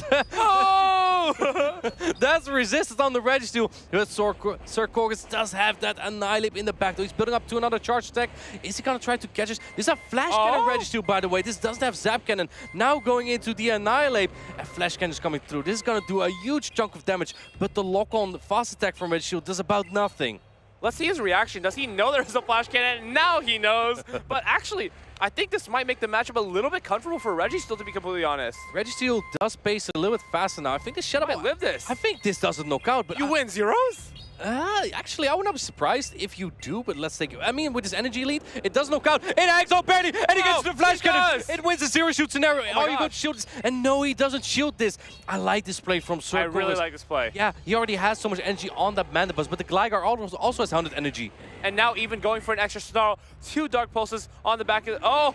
But actually opts to throw on alignment here. Maybe this is the window that Borja needs. But if he no-shields, this is going to be really good for him. Oh, he does shield it. He shields up the Aerial Ace. Now, he's over 100 energy, throws the Aerial Ace. This could get closer than Sir Corgus maybe wants to be, because one move, Dark Pulse or Aerial Ace, is not enough here to knock this Gligar out. Exactly. He went 2 wing attacks over 100 energy. You cannot go over 100 energy because it won't add up. So that's wasted energy. Now finally shielding up that Mandibuzz now. But this Gligar needs so many arrays here. I think a Dark Pulse will do about 45%. But going for the arrays. No shield. I think this might be a win condition for Borja if he no shields this. And he does shield up though. Oof. That hurts. Here's the problem now. If you're Sir Corgus, you go straight for this Dark Pulse. And now I feel like he's going to have this game wrapped up. But if this is a good Gligar, it might just give him a window of opportunity because there's no way to snarl down. And by good Gligar, I think you mean like one with high defense, high HP, going for the Dark Pulse now. Let's see if this will knock out Eric. This will get really close. I'm not sure if an Air Race afterwards will also knock out from the Gligar. It's not! It hangs on, and it can get to it gets to the Air Race. Oh, what a close game here. Sir Corgus barely takes this battle, and he even used his Shadow Hippowdon, but Mandibus closed up the game, and that is a 1-0 score for Sir Corgus. Sir Corgus kind of like showed his emotions that entire game. Every time he felt like it was going well, he's like kind of pumping his fist, kind of looking pretty happy, but I don't think he expected it to get that close towards the end. I would say that Dark Pulse was his lose condition because he just needed to go straight Air Race there. Dark Pulse was not enough, as we noticed, and made it very unnecessarily close. Borja, though, seemed extremely calm and collected on the left-hand side here of your screen, and basically played that from start to finish, not afraid of bad alignment, not afraid of those bad matchups, and we saw him using that Registeel, knowing exactly what he needed to do with the Flash Cannon to play out the zeros. Flash Cannon is surprising moveset on that Registeel. I'm not sure what it really improves, at least not really in this matchup. It's better against Gligar and yeah, the Whimsicott as well. Whimsicott already is a pretty solid matchup because of Registeel's bulk. But otherwise, it's all resisted. Now you one-shot. Exactly. Not exactly. Whimsicott will hang on actually after one Flash Cannon. It will probably knock out after the lock-ons. Yeah. Exactly. Which is even better for him. I think the Registeel Flash Cannon just does a little bit. It's mainly for Gligar. There's no Gligar here on Sir Corgus' team. But his Mandibuzz is so safe then, right? Exactly. Mandibuzz doesn't really have that bad of a matchup against the Lantern and Azumarill. I don't know if this is exactly the best team to play Mandibuzz into. It still feels very bad to go up against the Azumarill. He actually went so weak into the Azumarill, right, Sir Corgus? Because he had that Mandibuzz lead and the Hippowdon in the back, but both don't have a great matchup into that Azumarill. I think Hippowdon is extremely weak against Azumarill because one Ice Beam is more than enough to take it out. We saw how much a Surf did. I mean, I think Ice Beam is just completely knocking out with the bubbles. I think so too. Azumarill, the bubbles will definitely put it so low to Hippowdon. And I do like to see the Spice pick coming out though. I really respect that. The Shadow Hippowdon making the appearance and just taking out the Lantern in one single scorching sand. Let's go into game number 2 here. We have from Borja the Shadow Gligar into the Whimsicott from Sir Corgus, swapping into that Mandibuzz. And no! He swapped in. I think this is the wrong switch here, Eric. This is not good for Borja, actually. He should have maybe swapped in the Azumarill, but perhaps he is anticipating the Hippowdon in the back. I think I agree with you, but then you have the Gligar as well, which is super strong, right? Let's see how Borja is going to place. I think that Mandibuzz can win this matchup. There's no Zap Cannon. We've seen the Flash Cannon before from Sir Corgus, so Mandibuzz can just take this. It doesn't even put it into the yellow. Wow, that does not do a very convincing amount of damage. But if this Flash Cannon is going to put the Mandibuzz in a potential lock-on down range, this could be very bad for the backline. What here wants to see energy from the Registeel? About nothing. Yeah. About nothing. Yeah, I guess you can take something on the Lantern, but it will still do about like 45%. In comes another Dark Pulse. Do you think 2 Dark Pulse goes over 100? Yeah, he went over 100 energy. Exactly. For no reason. Well, let's see. Dark Pulse coming through now. No way. I don't think 2 will... Yeah, 2 will not be enough. It's not enough. This is going to be a fast move race, potentially. Does he maybe even try to catch something? No, just going to play this out very cleanly. And if you're Borja, I think here, you just let this Registeel go down and you farm with the Gligar. I think that is your play at this point. He doesn't know the backline just yet, though. Going right before the areas is Sir Corgus. No, he's not going for switch advantage here. Going for a farm down now. And now... this Lantern. Yeah, the Lantern is looking very good, but going for the farm now with the Whimsicott.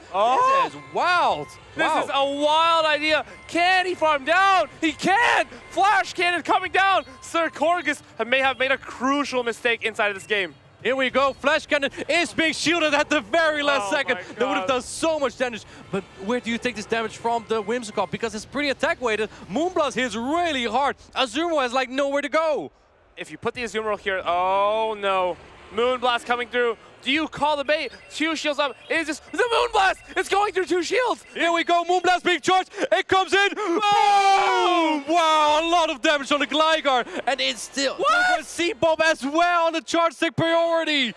Borja may have made a little bit of a mistake here. Tried to farm up 1 extra wing attack, but it's going to allow him to actually get out that C-Bomb and force a shield. If you're Sir Corgus now, you look at this backline and you see Lantern is good against everything. he needs to put on the Lantern and just sweep the game that way. Let's the aerial ace go now. In comes Lantern. Borja knows you need to get the 2 charge stacks here. But can your Gligar hang on? Can he get to an aerial ace and then Dick here? Going into the Azumarill, storing the Dick here. But I don't know how optimal this is. This gives Lantern so much momentum. I think he should have just played it out. There was never going to be a spark down. He could have just thrown 2 digs. And honestly, he would have just won the game, I think. I think Borja knows at this point, if only I brought my Azumarill into that Mandibuzz instead of the Registeel without Zap Cannon. Go for the player of Bear. But there's no way Sir Kogas is going to shoot any of this because he knows there's that dig stored on the Gligar. Yeah, great calls, honestly, from both players. But I think if you're Borja, you can see the vision. If that was a Hippowdon in the back, you would need the Azumarill 100%. And putting that Registeel in that position would basically be an instant lose. I agree. Going for a serve here. Won't knock out yet. Can he get to another player off? I think a player off wouldn't even knock out the Lantern just yet. Going for the aerial ace bait at this point. Do you shield this? Just grasping for straws here. There's no reason to no shield here. Is he going to go? Oh, he does shield though. Can you get to a dig? No, I think that the Gligar is running out of time here. Let's see. Can it get to that dig? It's one wing attack. Oh, it doesn't get there. And Sir Kogas wins this matchup by 2-0. Wonderful plays here. Whimsicott didn't have a great start to this game, but farming down the Registeel, actually, we thought it was crazy, but it was the right play because that energy was so efficient against everything from the opposing side. Even that Gligar, basically, the Whimsicott got 2 moves up, and after that, I think it was game over. The thing is, the Azumarill just had nowhere to go after it wasn't aligned to the Mandibuzz. I think that's the exact place where you want Azumarill at about any time because it's so strong into that matchup. Mandibuzz has the resisted fast attack Snarl, and Aerial Ace is not the most efficient charge attack. Azumarill wins this with like 50% HP and 100 energy. I just thought about it actually. If he swaps the Azumarill into the Mandibuzz and is worried to hit Hippowdon on the back, just put the Gligar on that and then put the Registeel onto the Whimsicott and you just win that way, right? Exactly. The Gligar was in such a good position if it was Hippowdon as well. It's also pretty good into Hippowdon because Sand Attack from Hippowdon is also double resist on Gligar. Gligar would have been in such a dominant position either way. So yeah, putting that Registeel without Zap Cannon on the Mandibuzz, it didn't feel right. It's not what we used to see, right? But if you're him and you're a player who's played a lot of GBL to kind of prepare for this tournament, you've probably always played Registeel with Zap Cannon, right? I would think so, yeah. You're just swapping immediately, like thinking, oh, it's Zap Cannon. But he might have teched something a little bit different for this tournament, had a different charge attack than he was used to, and obviously paid the price here inside of game number 2. Oh, Borja, it's not even his first rodeo. He already played like 4 or 5 tournaments. So he does have some experience here, and I believe he does hit the Legend rank in the Go Battle League quite frequently. On the other hand, Sir Kogas, it's his first tournament here, right? He brought all those spicy Pokemon, and I loved that he brought both of them. The Hippowdon and the Whimsicott, not both in the same game, but in different games. And they both were really good actually as well, right? The Whimsicott taking a shield from a Gligar. Crazy. Yeah, Whimsicott is not exactly what we expect to see here in this meta with so much Skarmory. But if we're speaking about spicy picks, let's take a look at the Stockholm Recap where we saw some spicier Pokemon like Magzone take the entire tournament. Let's go, trainers, for a quick recap of the 2024 Stockholm Regional Championships. I'm Tomahawk UK, and I was there the day that Paulasha97 took Sweden by storm with Shadow Magnezone. Stockholm was the last European regional event in the World of Wonders season. Many suggested that the meta had settled by this point, with high usage for Pokemon including Gligar, Cresselia, and Lantern.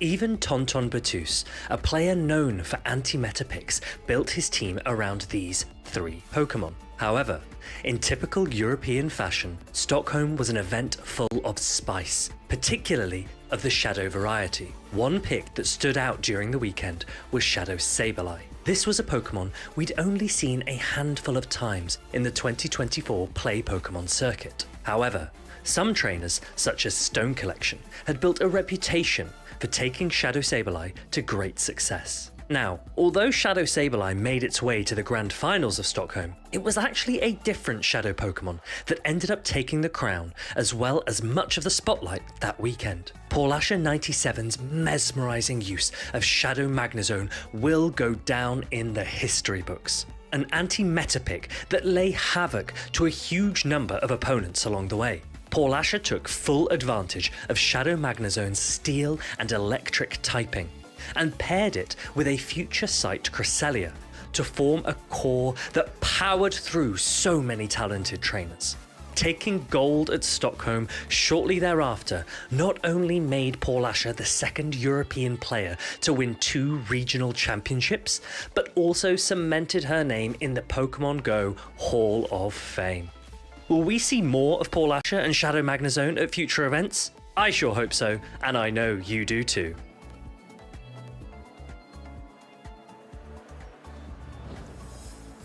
Yes, Paul Asher taking Stockholm was incredible with the Shadow Magnezone. And we actually saw someone playing for the first time in a Play Pokemon tournament knock her down to the lower bracket. That just shows that if you have some experience in the Go Battle League already, you can compete even against the best in this format as well. Yeah, anything can happen, and we saw how Magnezone took Stockholm by a thunderstorm. Unfortunately, against her opponent, the Shadow Sandslash had too much play and completely knocked Paula out. It's one of the things that I keep saying as well. You need to come to these tournaments to start building up experience and playtime, especially in the main stage, because it adds pressure slowly and steadily is when you get used to it. But sometimes some players just show up and they're like, oh yeah, I'm here. Can you beat me? You know what's actually funny? Myself and Paula often give a mind joke a little bit of a hard time because his favorite steel type is Alolan Sandslash. But this time Alolan Sandslash beat the Shadow Magnezone, so a mind joke's probably pretty happy about that. Paula not so much. Yeah. Quite unfortunate for that. It was a very unfortunate match as well. It was very polarizing through the whole thing, and it's very difficult. But we are talking about Paula Shan, an amazing trainer. She's done a lot for this tournament and also has done amazingly well throughout the whole championship series. But we have 2 trainers who maybe can take equal amount of credentials or maybe even more. We have Arceus Aurelius going up against Colin 6. It's exactly the same amount of credentials for Colin because he's the other trainer who has won 2 championships in the Pokemon Go championship circuit. Let's take a look at these teams here. Colin is, he's taking he's taking notes from Palasha in Stockholm, running her team here with that Magnezone and the Skeledirge. And from Arceus Aurelius, we saw him earlier on stream rocking that Shadow Quagsire with the charge attacks, Aqua Tail and Stone Edge, and the Umbreon as well. Umbreon is such a bulky dark type that can just give you so much momentum. Yep. What I would like to also point out is like just looking at Arceus Aurelius' team, you see that Pokemon, he has Quagsire, Umbreon, Annihilate, Gligar and Cresselia. All these Pokemon can do pretty decently against the Magnezone. It's the Pokemon that you would like to have if you're facing a Magnezone, for example. But then again, the threat of Wild Charge and Dip is too much, and that's exactly what I think Colin will have to try. It's just so synonymous. Magnezone is so synonymous to Paula that when I see one, it's like, oh, Paula, no. But I think that Arceus Aurelius has a lot of play against the Magnezone as well. Here's another fun fact, Abi. This is a rematch. Well, not a rematch with the same teams. From the grand finals in Dortmund, exactly. Those players have played there already before. That's when it was an Abomasnow Talonflame meta. Both players, I believe, had both those Pokemon, but no Talonflame this time. Arceus Aurelius managed to win both best of 5 at that time. But let's see how it goes this time. Colin is the final boss of Play Pokemon. Won the first European in Play Pokemon to have won 2 championships. Let's see how this is going to go. And I really like Colin a little bit more because Noxal is one of my favorite PvP Pokemons as well. Really? It's one I dislike the most, actually. Unfortunate, but I used to play Noxal much before it got popular. So in that way, it's okay. So the thing is, last time around when these 2 trainers faced, as you said, they had a very common core, the Abomasnow and Talonflame. This time around, it's completely different. Both of them have taken different approaches to team building and different ways that they can play for their win condition. What I see stand out here for Arceus Aurelius is again that Umbreon. Umbreon is completely unchecked on Colin's 6's side. So Umbreon will be what potentially will set up, let's say, a farm down for the Annihilate or a farm down for something like a Gligar, and then the match can go very well for Arceus Aurelius. In fact, I think if it's exactly the same team from Palasha in Stockholm, it is also a Cresselia with the Charge Attack Future side. So it will be entirely walled by the Umbreon. And if that's the case, Quagsire might have more play, because Quagsire isn't walled by Mantine like Wishcash will be. It has Stone Edge as the coverage to do super effective damage there, and can win some shield scenarios as well against the Altaria. So I think Umbreon and Quagsire might be 2 Pokemon that just pair well in this matchup. I'm really curious how we're going to see that. From Colin, I think that the Altaria might be the way to go here. If it has a little bit of attack, it even isn't that bad into the Cresselia from Arceus Aurelius. Yeah, and even against the Skarmory, in the 2 shields, you can potentially work it out if the Skarmory doesn't shield the first Sky attack. So Altaria is, even though it's a Steel-type Pokemon, the Dragon Breath damages add up over time. The Skarmory, yes. Yeah, to Skarmory. Yeah, sorry. But there's a lot of play in both of these teams. I think they built a team that's very flexible to compete against, let's say, the whole meta. And I don't think Colin built anything. Yes. He took a team. All right, we are ready. Here we go. It's the worst possible lead you can see as Colin Cresselia into a Skarmory, and he immediately pivots into his Whiscash. That's kind of to be expected. Whiscash, one of the Pokemon that has more play into the Umbreon from Arceus Aurelius. See, Arceus Aurelius doesn't really have a great answer here yet, so he's staying in, probably going for a charge attack first before dipping out into one of his Pokemon. But both Pokemon can get debuffed by Scald, and there's the first debuff there. I think if you expect the Brave Bird here as Colin, you still want to protect it though from this for this Whiscash.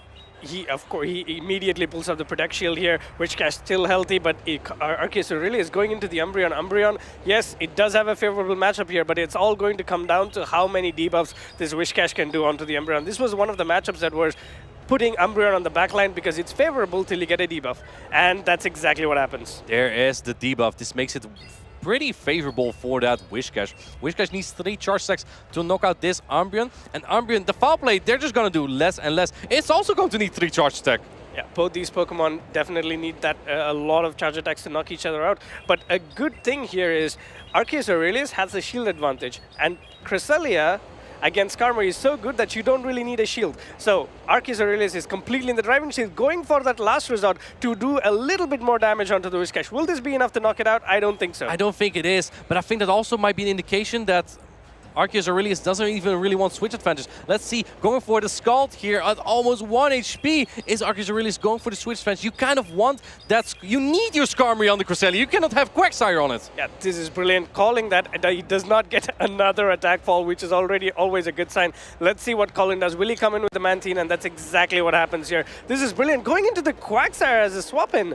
This is very interesting play from Arceus Aurelius. And now met by that Cresselia. He had the switch advantage. Lets it go. And now Skarmory is not going to be entirely on that Cresselia at this point. This might give Colin a little bit more play now. I think he's in a pretty good spot. Yeah, he's in a very good spot here because this Grass Knot is going to do super effective damage, actually double super effective damage onto that Quagsire, and it will definitely take it out. Aqua Tail on charge attack priority. Was this charge attack priority? And it was. Very good play from Arceus Aurelius. I think this might almost knock out. I don't think you get to another charge attack on that Quagsire. Grass Knot double super effective is actually taking it out from this range. Now in comes the Skarmory. But here's the thing though. How much time do you have as the Skarmory here? I think 2 Moonblasts might be knocking out, and I think that Cresselia will be able to get the 2 of them. Yeah, this, especially if there's an attack fall as well that happens here. In comes the first Moonblast. Will this get an attack fall? Unfortunately, it does not, but again, Skarmory is still in the driver's seat. The Mantine is still energy dry, as we know, so this is still okay, but Mantine, very healthy Pokemon. It has so much HP still, right? And the Steel Wing fast attack is resisted, so it won't do as much damage. Let's see, going for the Aerial Ace now. Mantine just paces so quickly. Fun fact about these Pokemon, Abi. They have the exact same stats, so they have equal attack in this matchup as well. It really, charge attack priority really comes down to who has a higher attack here. Yeah. That's pretty interesting. I did not know that. But then again, this Skarmory going for the Sky Attack. Colin making an amazing call here. Colin making a good call. But here comes his Mantine. Mantine is completely in the driver's seat. Skarmory will be knocked out. And there is just an Umbreon with not enough HP at the back. Arceus Aurelius at this point letting go, fighting for that switch advantage. And letting it go is not in a great position. He still has energy on this Umbreon. If he landed the Brave Bird, I actually think he may have been in an okay spot there. But then the Mantine may have been able to farm down the Skarmory, so kind of tough spot. Arceus Aurelius knows his position at this point. He's going to let the Umbreon go. Colin, the final boss, takes game number 1. 1-0 to Colin, and I think Arceus played this out as best as he possibly could. The pivotal moment in the game was when he let go of that switch. He wanted to save that Umbreon's energy because it was already debuffed, so he just said, okay, maybe if I keep it at the back, it will come in handy. Unfortunately for him, that was not the gameplay. I think if he didn't do that, you would just have your Skarmory still on the Cresselia. It's just such a dominant matchup. And Colin cannot really come in with that Cresselia simply because it takes super effective damage from the Umbreon, plus it would not be able to Psycho Cut down the Umbreon. So the Manti would take all that damage, and then you have the Quagsire to finish it off, basically. So yeah, I think I would have liked to see Arceus Aurelius stay in the matchup. Just throw your foul play, keep alignment, keep Skarmory on the Cresselia. It's not just alignment as well. If you throw those foul plays, suddenly the Mantine is in a range where one Stone Edge would be enough to knock it out. So that was the perfect play there. Just staying in there, throw your... I'm pretty sure the Umbreon would have got to 2 foul plays, at least. Absolutely. And then it would mean that one Stone Edge would be enough to knock out the Mantine. That puts him completely in the driver's seat as well. So it happens, right? I think he tried to predict something else was in the back line, maybe something like... I'm not sure. Maybe Magnezone or something, I'm not sure, yeah. Yeah, but either way, Arceus Aurelius 1-0 down now. He needs to try and flip this again, just like he did in the Grand Finals when he was down, I believe, by 0-2. Yeah. And then Colin threw that do you remember? The fly into the Registeel. Yeah. And that led to Arceus Aurelius flipping the bracket. Now he needs 2 wins to overcome Colin here. But Colin is such a composed player, always so relaxed in his chair.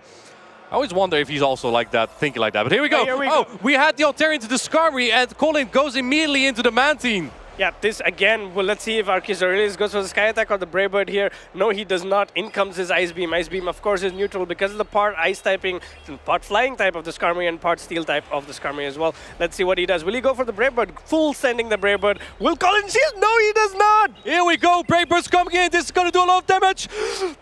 Boom! Wow, Mantine drops so low. In comes the Umbreon, and Umbreon can take these area aces for days. One of our co-casters, Speedish Chief, you know what he said about Mantine? It doesn't like to knock out Pokemon. Well, that's what we're gonna see here. This area ace does nothing. Yeah, Aerialist does nothing, and Umbreon is in a very good position because just looking at the backline, we already talked about it. There is no Umbreon answer. So however the Umbreon gets out of this matchup, it's gonna do a ton of damage for whatever the Pokemon that comes in. Let's see what Colin sends in. It probably will be the Altaria. Altaria comes in. It does have that super effective damage that it can do with the Moonblast. And it's gonna be very handy here.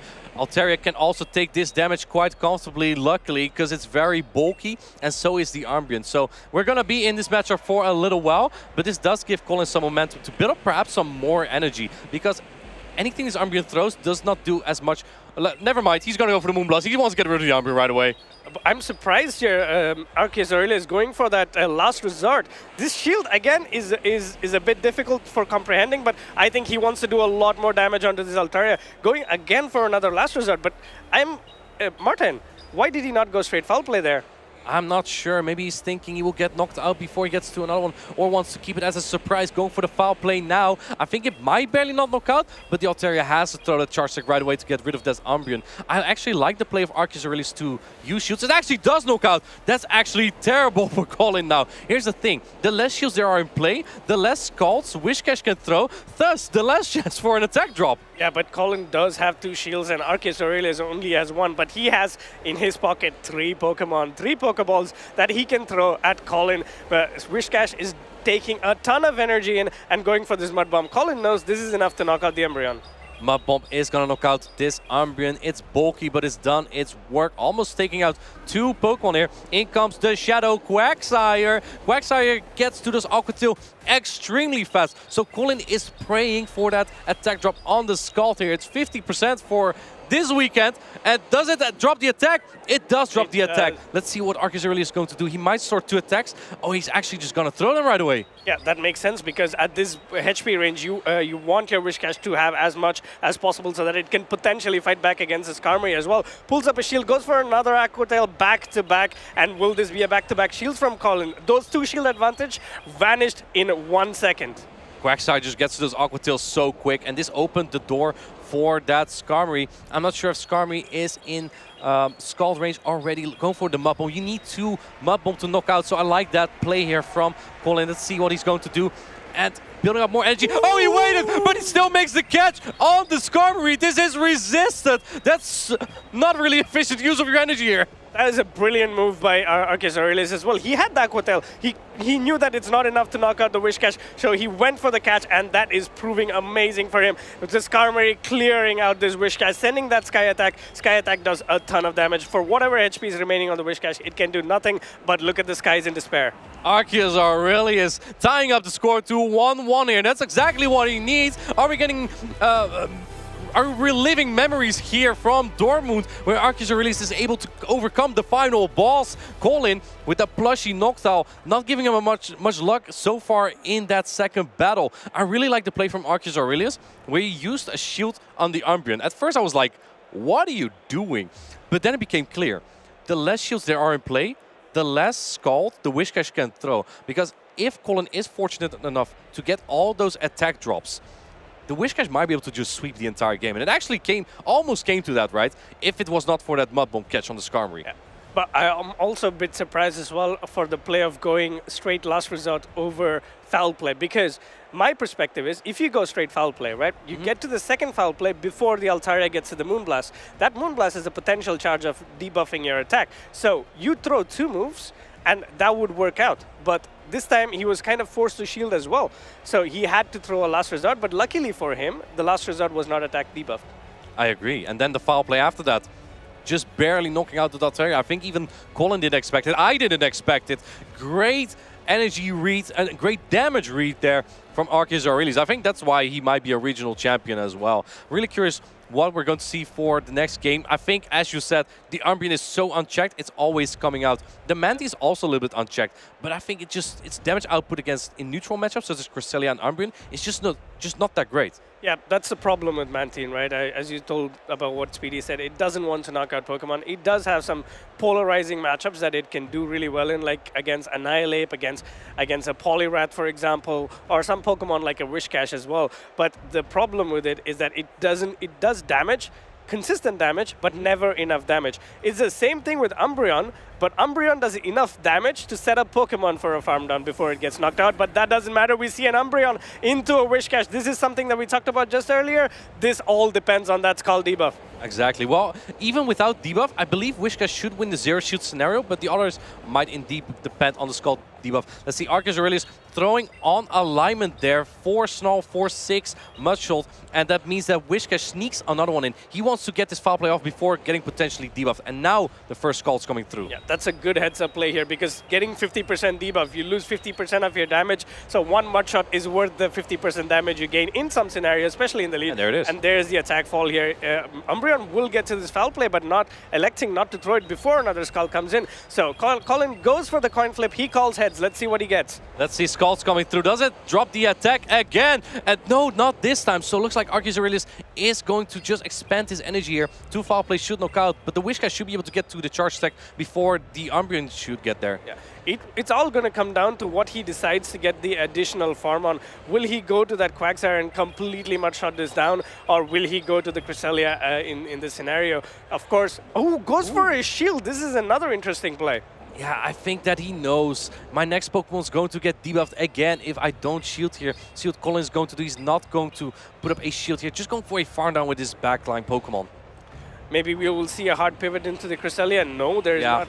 But in comes his foul play. Foul play, of course, is debuffed, so the Altaria is not going to take as much damage. But then again, he cannot pivot out of this matchup. He needs to have that Cresselia onto this Altaria. And obviously, the Mantine doesn't come in because it wouldn't knock out Pokemon. It doesn't like knocking out Pokemon. It's only a support Pokemon here. Let's see what Arceus Aurelius is going to do. He's 1 shield down, but he has the alignment that he might want here.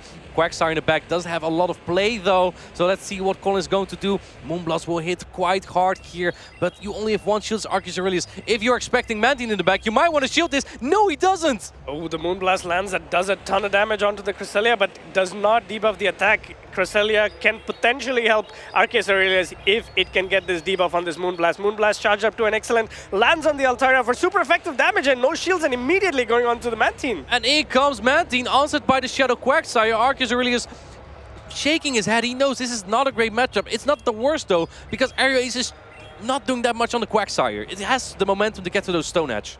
Yeah, at this point, he was kind of forced to shield as well because the Mantine is slowly and steadily chipping away at the Quagsire. This is a huge bait here. Will Colin's shield. Last second. Oh, he doesn't shield! You have 2 protections, Colin! Why do you even have them if you don't use them?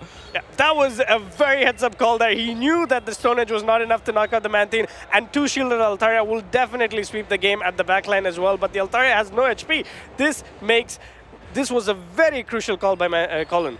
He's going for the Aqua Tail. I think Arceus Aurelius was hoping to get to Aqua Tail. I don't think he gets there though. Mantine, on a rare occasion, no, he doesn't get there. On a rare occasion, knocks out a Pokemon. In comes the Ice Beam. I think Arceus Aurelius at this point knows I don't have enough on this Cresselia left. The Mantine is just not in range of a Moonblast. Lets the Ice Beam go. That's just so little happy. Why doesn't this Pokemon knock out anything? Because I think if this Pokemon did knock out things, it would be a very difficult Pokemon to deal with. But that said, Colin takes the game 2-1. Arceus Aurelius pulled back after that 1 game loss in the starting, but Colin made sure that there is nowhere Arceus Aurelius could go, or no win con for Arceus Aurelius, just by saying, you're going to throw an Aqua Tail? I'm not going to shield. I have 2 shields. I'll keep it for the next game. Maybe it was just a little bit of an obvious bait, right? The final boss was not falling for it, and he finally takes down the Viking Warrior who took his title in Dortmund. A big congratulations to Colin. I believe now he's in the winners finals of his group. Yeah, I'm glad as well, in a way, Colin is going through, because he's part of my casters draft as well. So I picked Colin first. I think Arceus Aurelius also was on there, but yeah, Arceus Aurelius now dropped to the loser bracket. It's not over for him yet though, and we have seen him make that insane lower bracket run as well. So I would not be surprised. Maybe he's just better there. Some players perform well under pressure. So you need a little bit of pressure to make you perform to your best. I think when we saw the game, Arceus Aurelius was a bit laid back. I think that 90% of the time, Arceus would have played better. I think so.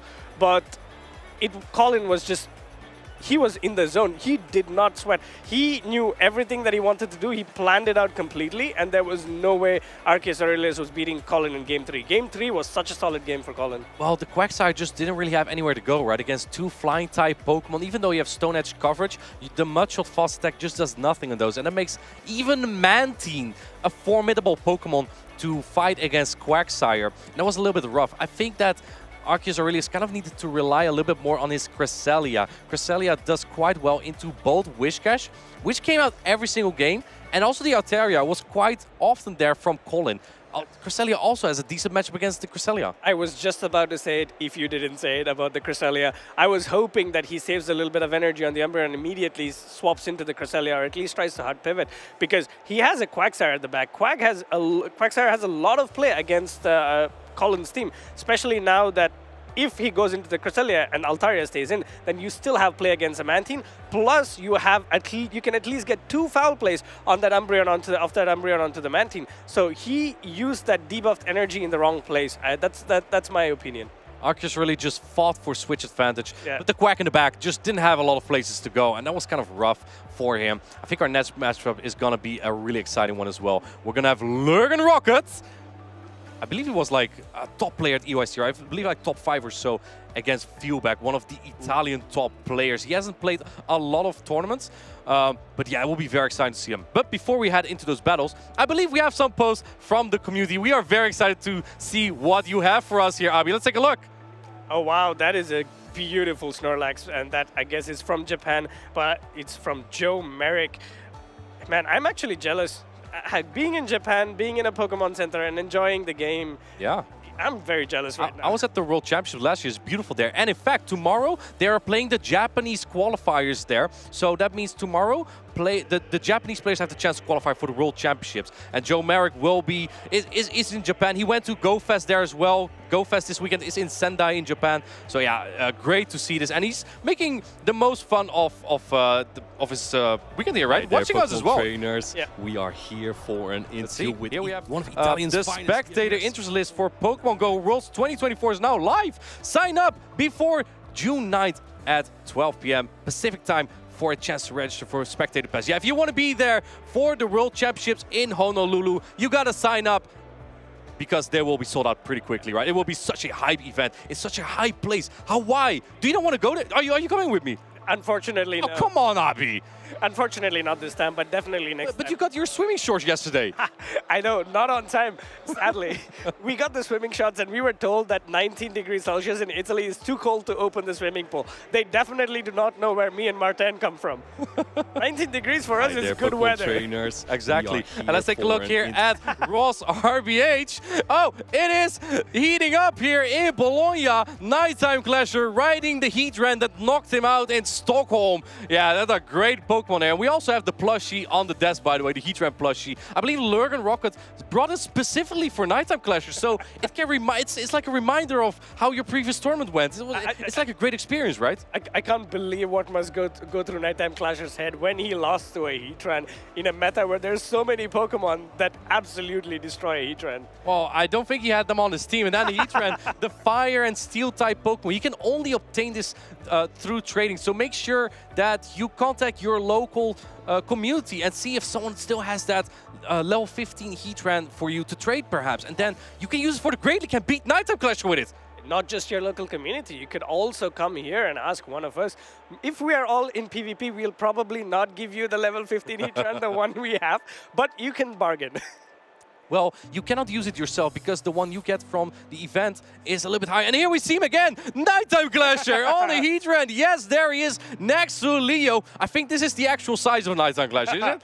Yeah, that's true. That's our size as well when we stand next to Leo. Leo's a little bit taller than the rest of us. But yeah, there we have Nighttime Clasher enjoying his time next to Leo. Pelipper hugging the Landorus, Therian form, and the Heatran there. Just having all a great time. Nighttime Clasher, a very valued co-caster here, even though he did win one of the regional championships.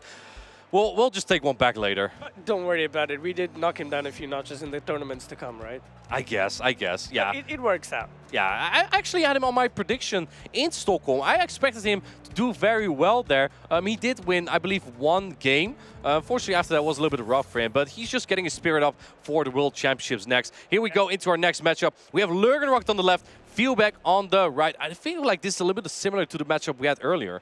I think we see a lot of those cores. We see, as we discussed earlier, that Umbreon doing a lot of, climbing slowly its way into the meta. Philbeck does have decent answers to Umbreon, but they're not great answers. Charjabug, in the zeros, Umbreon can flip this matchup. Guzzlord, for example, if you're running a Last Resort, we saw how much damage the Last Resort does to a Guzzlord over the course of time. So that's his two best answers, which could be flipped by the Umbreon. So, again, another match. Another time where Umbreon is potentially the most pivotal Pokemon here. Well, we don't know yet, Abi, because if that Umbreon doesn't have Last Resort, it is entirely walled. It will be chomped on by the Guzzlord. I think Guzzlord might actually have some good play into Lurgan Rocket's team. Having play into the Gligar, the Umbreon, even Annihilate likely has resisted Charge Stack, so it has some play there, and it just eats all the fish that are Lantern. However, most Cresselia nowadays have the Moonblast Fairy-type Charge Stack, and Moonblast will take out the Guzzlord in one single Charge Stack. So I do think that if you want to use Guzzlord as Feelback, you want to keep those Protect Shields up. Yep. So another way that you could approach this as well, just looking at Lurgan's team, it's also quite weak to Whiscash as long as the Cresselia is not in play. So considering that the Umbreon is so pivotal and knowing that that would mean that Philbeck would potentially run Charjabug, Annihilate, or Charjabug, Skarmory, and Guzzlord, you would not be very inclined to bring the Cresselia into this matchup. Cresselia is indeed difficult to bring. Charjabug has a decent matchup there because of that super effective X-Scissor. And yet, I think Charjabug is probably the least of your worries. Look at that Skarmory. Yeah. We saw that before. Cresselia, unless your opponent switches out and gives switch advantage up, Cresselia usually just doesn't have a lot of play into the Skarmory. I think you still lose even if you pull up 2 shields against the Skarmory. Yeah, very likely. Maybe if you have Future Sight, you might have more play there. Moonblast, you're going to need a debuff. But yeah, I think our match is ready, Abi. Let's take a look at what these trainers are going to bring. Let's see what debuffs we will see. Here we go. It's a Skarmory against the Cresselia. No! We just talked about why you shouldn't bring a Cresselia, and that's exactly what happens here. Going into that Annihilate, but Feelback doesn't really have his hard Annihilate answer with him. I like this. I love the strategy from Lurgan Rocket. He knows that the Annihilate is a fine safe switch into the Skarmory because there's no way Feelback would lead the Skarmory with the Mantine in the back. Mantine's the only answer that Feelback has for that Annihilate, and if you lead Skarmory with Mantine in the back, Lantern would just destroy your team. And now you swap in your Whiscash into a loaded Annihilate. Yeah, but this is a great shield. Oh no, he pulls up the shield in the very last minute here. Night Slash, unfortunately for Lurgan Rocket, does not get a boost. Fortunately for Philbeck, does not get a boost. Yeah, this map was almost going to knock out though. Here's the thing, can you get to a Shadow Ball? I think you can. You already have the Shadow Ball. Yes, to Nice as well, but going for the Shadow Ball here. This is going to knock out if unshielded. Philbeck is putting out the Protect Shield though. That's Skarmory? Yeah, that's gonna be on the Cresselia. Yeah, Skarmory is definitely gonna be on the Cresselia, but this Whiscash also has a ton of energy. Even if the Cresselia comes here, it's gonna take at least 2 charge attacks before it's gonna be able to get rid of this Whiscash. In comes his first call. Will this get a debuff? Let's find out. Coin flip in the air. It calls heads, and it's heads! Yeah, there we go. Attack drop on the Cresselia. I think at this point, Lurgan Rocket doesn't really mind though. The Cresselia is aligned to Skarmory anyway, so it's not super valuable. Philbeck recognizes, oh, my opponent's going to throw 1 before the Skull, so I'm going to throw the Mud Bomb here to get some more damage in. A very valuable play. I think Lurgan Rocket doesn't really mind because the Cresselia has little value for him. He's actually going for an undercharge. I think this might still knock out though. It does. Yeah, but this is going to come down to the heads-up play here, going for the Charger Bug immediately, not going for that Skarmory, and this looks really bad for this Dugong. Going for a Discharge here.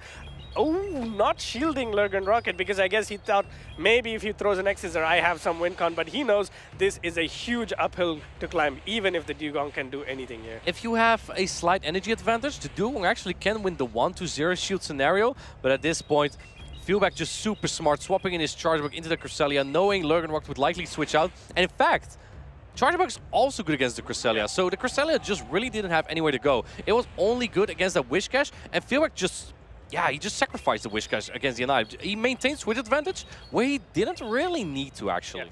Yeah. It's like I said, so there are like very few matchups in Pokemon Go PvP which you cannot come back from. One of those is Cresselia against the Skarmory.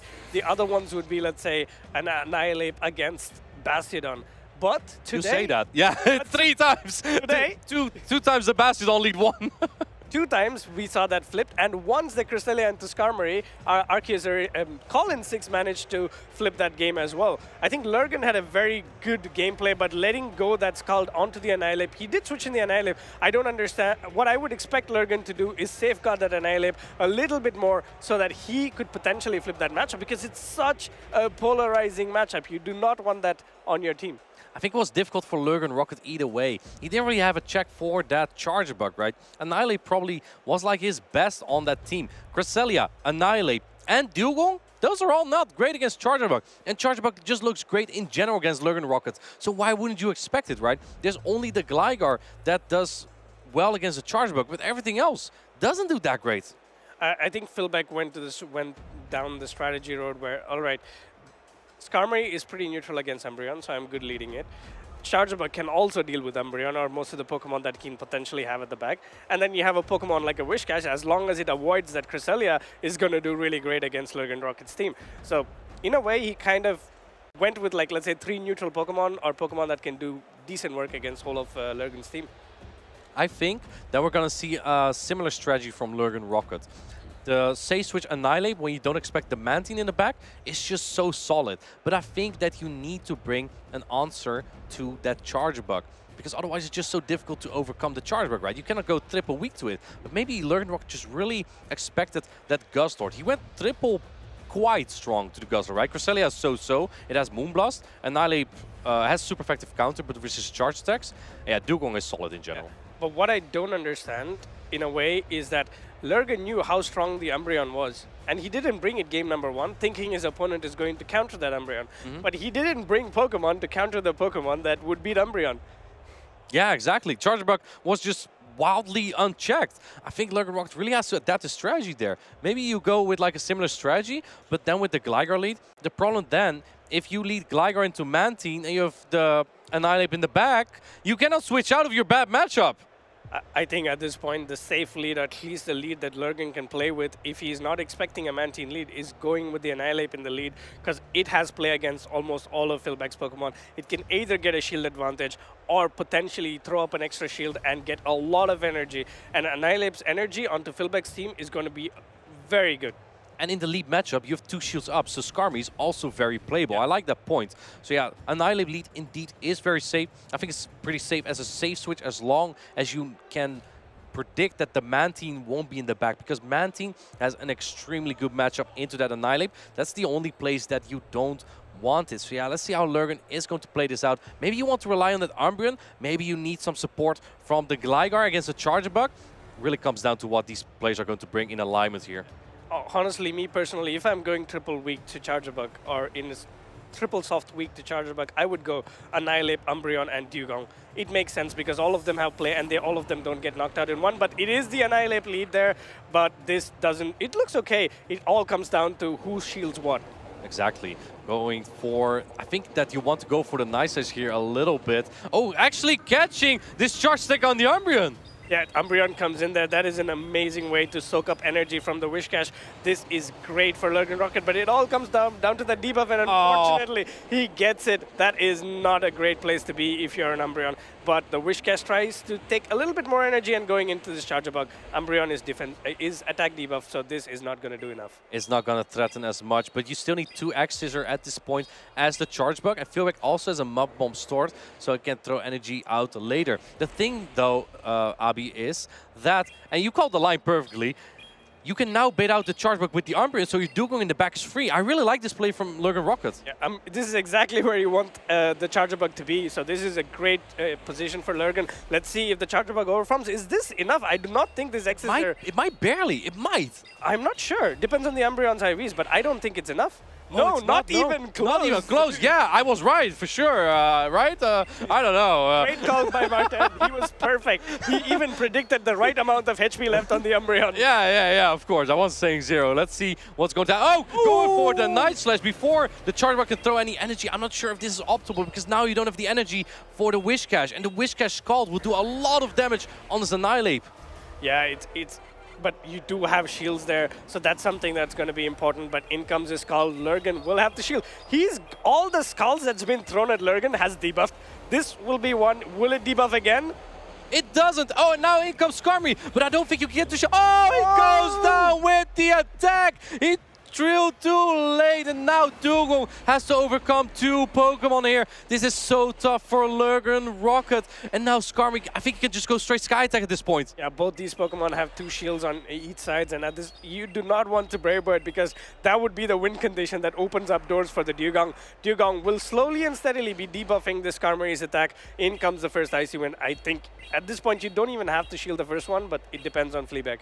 You have some momentum still, so yeah, indeed, you don't have to shield just yet because it doesn't do a lot of damage. I think it is winnable for Lurgan Rocket, but you're going to have to make a catch here, and that's difficult because he has a 3-turn fast attack. So Fleabag has the time to see if Lurgan Rocket will switch, just because you can take a look at the animation. Generally, you cannot switch during the animation, so that's important to take a look at. Going for another Ice Wind, though. Do you shield this time?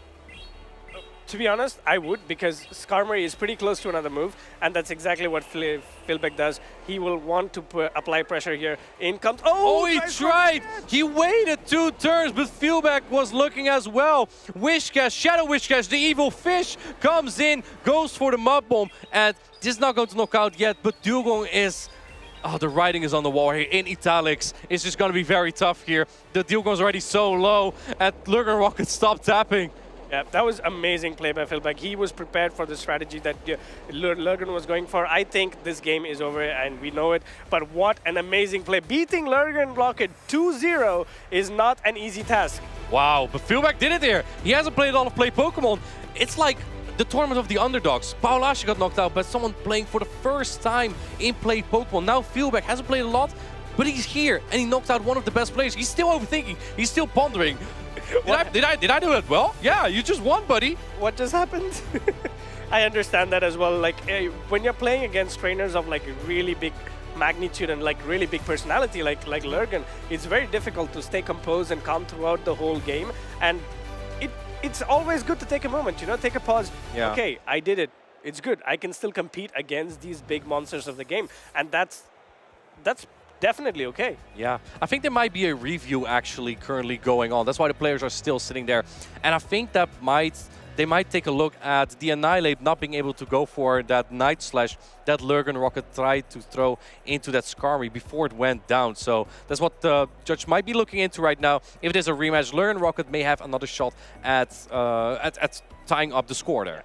And as we noticed as well, we saw how little HP that Skarmory had, and this Night Slash could have made the difference in trying for Lurgan to try and come back into the game. So it's still up in the air, but it will also depend on how these two competitors decide to play out the matchup. Will they still go for the same way to play it, or will they choose a different team? It's just a mind game. Yeah. It really is just a mind game, right? Because you're always thinking, oh, are they going to do the same thing here? Or are they going to change it all the way up? Are they just going to play 3 different Pokemon? It really comes into those kind of rematches. And it makes it very difficult to competitors to, overcome those kind of plays, right? Unless you play the same 3 Pokemon, 3 different games. In a different order, maybe. No, it was the same order. It was, we saw it today, right? Bastiodon, Altaria, Quagsire. True, we did see it. Annihilate. It's pretty unique, actually. Annihilate, Lickitung, and Altaria. I've not seen this before. Like 3 games, 3 of the same Pokemon. I've never seen it before. And the funny thing is, I believe that, I think it was Junkas who was playing. Yeah. It's a mind joke. And Junkas was about to lead the Altaria. And we were looking at the back like, whoa, that Annihilate is going to have a tough time. And then he switched it back to Basti. Maybe his opponent was thinking like, oh, there's no way they lead Annihilate for the 3rd time. Yeah. And then you have your Bastiodon on there and you're like, man, I wish I led my Altaria now. Yeah, but it was really a very close game. I think it came down to sometimes, as we said, when you're building champions towards a tournament end, it's not always about skill. There's always, it doesn't matter what game you play, whether it's sports outside or esports, there's always a little element of luck. And in game number 3, that Moonblast debuff onto that Lickitung completely changed the scenario for Junkas. So you don't need to be skilled to win the championship. Is that what you're saying? I said a little bit of luck. I mean, you did win a championship, so. Wow, this guy. All right, last cast to get.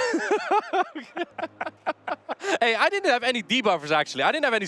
Okay, I had Icy Wind on the Wigglytuff, but it takes like 6 years to get there anyway. Fair, so I didn't need... And I just needed my Giratina not on Lickitung. Yes. And, aligning is maybe a little bit of luck, but I think you did a great job. In a very Lickitung heavy meta, not getting your Giratina aligned on a Lickitung is something you should be proud of.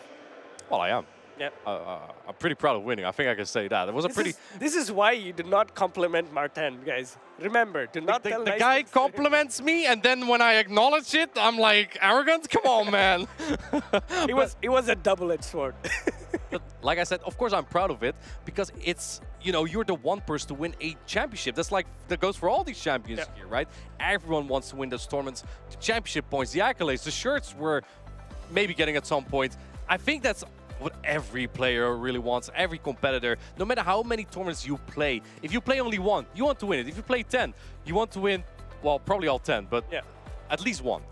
And as you play more tournaments, you will understand, like, you're playing this because you're competitive. You're competitive in nature, so the more you face opponents, the more close games you have, the more experience you put and the knowledge you put into this game, the more you want to compete and the more you'll want to get that medal. And that's exactly why we see so many of these players coming again and again, because we all know they have the skills to perform. They've been consistent throughout the whole season. We know that they're good players, but some of them just miss that one medal, the medal that puts them on the top. And that's why we see all these competitors coming again and again and again. Yeah, and we had one of those players, Galaxy Bolton, win a tournament. He's a really good grassroots player. He has played in many tournaments as well. We saw him in Stockholm last week. Let's hear from him real quick before we head back to the battle. I started playing Pokemon competitively 17 years ago, and Pokemon Go as soon as it launched. Competitively, my favorite Pokemon is Serperior with Leaf Tornado. I use pretty much everything, and I come up with teams through trial and error. I want to meet up with all of my friends and teammates, and I want to show that I am one of the very best. I am looking up to Bibilicious, who is and has been the best player in Sweden for many years. The best thing with the Pokemon Go community is just to get along afterwards, eat, have fun, can gaze together, meet each other.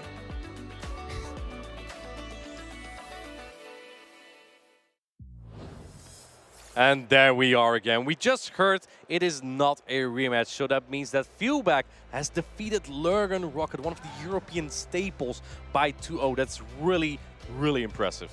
I think he's just one battle away from going into day 2 as well. Yeah, he's in the winners finals now of his group. This is amazing achievement. As I said before, if you're a competitor, if you play GBL regularly, do not hesitate to come play in these tournaments. You can flip big matchups, because in the end, it's your game knowledge against their game knowledge.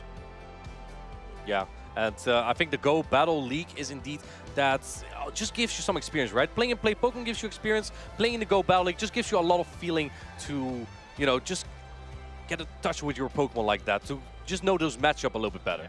How I would put it is like, let's say, Go Battle League is more understanding the mechanics and trying to predict the 3 Pokemon, but the pool of Pokemon is, let's say, 30. Whereas here, you need to strategize your 3 Pokemon against your opponent's 6 Pokemon. So more strategy comes into play. And also, if you build your mechanics and prediction capabilities from GBL, it's a very easy skill to extrapolate into these tournaments. Exactly, yeah. And I personally love it when a plan comes together. Yeah. It's incredible. I believe we are going to have our next matchup soon. We're going to have another Italian player, Scafo99, also a European staple. And he's going for a medal. He has top-cutted so many times, but no medal yet. Here we see him on the left side, and he's playing against the Warsaw champion of 2023, Kokshak. Yeah, wow, these two teams are completely, in a way, different, because you said, you were talking about this Wigglytuff. It's a great Pokemon. Yeah, it's a great Pokemon. Fantastic, actually. Wonderful. I'm going to try and finish my sentence here. It's a great Pokemon. And also, we saw the emergence of Umbreon that we were talking about. It's a Pokemon that completely shuts it down in a way. Those charms slowly and steadily add up as, I mean, does a lot of damage. Last resort, it's a good move, but never enough. But looking at Wigglytuff into Coxiac's team, we see that Umbreon there. There's only one Pokemon in Coxiac's team that can deal with that Wigglytuff, and that's Skarmory. I think one thing that's pretty tough as Wigglytuff, though, is dealing with bulky Pokemon. Like Lantern and Cresselia are not that great. Yeah, fair. Yeah. But you could potentially have set up a farm down earlier, and then if you once get to that Icy Wind, then that matchup becomes immensely better. Another Pokemon that I think here that's going to be very good for Scafo, for example, is going to be that Altaria. Depending on that moveset of the Cresselia, it's kind of free, if you ask me. I think so too. Altaria does struggle a little bit against the Skarmory, but that could make it a perfect bait out to free up the Wigglytuff in the back. And who doesn't love a 2-shielded Charmer? Come on, chat, let me know what you think of a 2-shielded Charmer. It's like the easiest gameplay there is, right? You only have to tap, tap, tap. What, you saw me in Utrecht? Yeah, true. Martin and rise to occasion in Los Angeles? Fair, but he didn't use it as much. No, neither did I. It's mostly a bench pressure Pokemon. The thing of Wigglytuff is going to do here is pressure Kokshak to bring that Skarmory. And you know what Scaf is going to think? If he reads that, I want to bring that Lantern. But then, Lantern is covered quite hard by the Whiscash and the Cresselia, both Pokemon that have played against the Wigglytuff as well. So I feel like that triangle just gets a little bit difficult there. It's going to be a very interesting game from a strategic perspective on how to align what and which Pokemon to bring when your opponent save swaps into something. But these two players are ready and the match is ready. So let's see how these players have cooked up a strategy to win this game.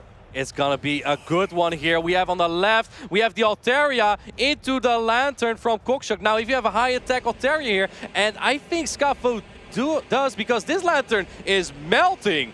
The Lantern is slowly and steadily melting, but it will all come down to how many shields these two trainers want to invest into this matchup, because if the Altaria invests more shields than necessary, then yes, of course, it's going to be a secure matchup. If the Lantern wants to invest more, then it depends as well. Thunderbolt lands full damage into the Altaria, but he knows he can do a little bit more before throwing this Moonblast. Will this get an attack fall, Martin? I'm not sure, but I think Kokshak recognizes if he wants to win the zero shield scenario, he doesn't win the zero shield scenario, so he has to put up a shield here. No attack drop at this point. Let's see, going for the Surf here. This is resisted, but Altaria is so low, this might actually knock out. Yeah, Surf goes in and no shield by Scafo. Scafo is in a very good position.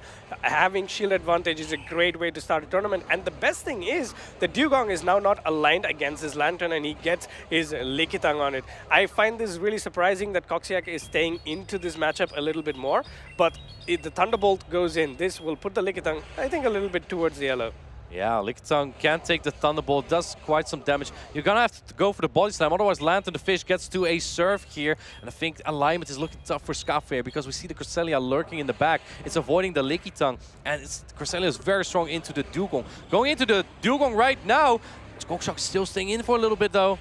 Yeah, but this is good for Koxiak as well, because now he has the onus of making this Dugong pull up a Protect Shield if necessary. This is going to be really important. Goes for that Sky Attack and gets that shield. Now the shields are even, and it's kind of safe for the Cresselia to come back into this game and put the Dugong in the back seat. I think you probably want to take the Ice Wind first as the Skarmory from Kokshock before swapping into the Cresselia, because otherwise you are debuffed right away. And I think with all the stealing damage, the 2 Grasslands from the Cresselia will knock out, even when Scafo does outpace to another Icy Wind here. Yeah, Koxiak is in the driver's seat here, but these Icy Winds are going to come debuffing the Cresselia's attack. Let's see what happens. In comes the Icy Wind. Of course, we don't expect somebody to shield a bulky Pokemon like a Cresselia against a bulky Pokemon like Dugong. First Grass Knot. I don't think this is enough to KO, but it will put it in the red. Not. Yeah, I think I don't think it even puts it into the red actually after a debuff. It doesn't. Here's what I'm looking at though. The timer is almost up. If you can preserve that Dugong, you might actually be in an okay spot. Scaf was able to switch out, and after the debuff, two attacks won't be enough to knock out there. I think you need 2. Well, I think a Moonblast and a Grass Knot might barely be enough, but now Lickitung has the time and the momentum to get energy here, and that will be necessary for the Skarmory later on. Yeah, but that said, the Skarmory does have quite a bit of energy, so if Scafo goes shields down, it will be very critical. He goes shields down here, in comes a Grass Knot, but he will have to throw 2 Body Slams into that Cresselia to knock it out. Yeah, I think at this point, Kokshock knows Skarmory might be the key to victory. It just needs to get energy and then land a Brave Bird on that Dugong. It doesn't have a lot of energy, but it can get energy here. Going into the Skarmory right now. Let's see, the licks add up. The Body Slam will connect soon, but Scafo barely gonna get to 2 here, I think. Yeah, no shielding the first Body Slam as it should be. This is a resisted move and will not do enough onto the Skarmory. Body Slam lands and Skarmory puts into the red, not before taking out that Lickitung before it gets to move. And here we go. This is the Brave Bird, the bravest of bird. That's going to take out the Dugong. Dugong is already such low HP. Skarmory is coming in, and it leads Kokshock to a 1-0 score. What gameplay. I think this was very interesting to watch because at different moments in the game, we thought the other trainer had the game under the control. Very well played, dancing around the Pokemon, dancing around energy, and dancing around the switch timers as well. As you called out a little bit earlier, the switch clock is up, the Lickitung can come in. That's exactly what Scafo did, but unfortunately that misaligned his switch clock so that the Skarmory from Koxia could come in and then do a lot of work onto that Lickitung.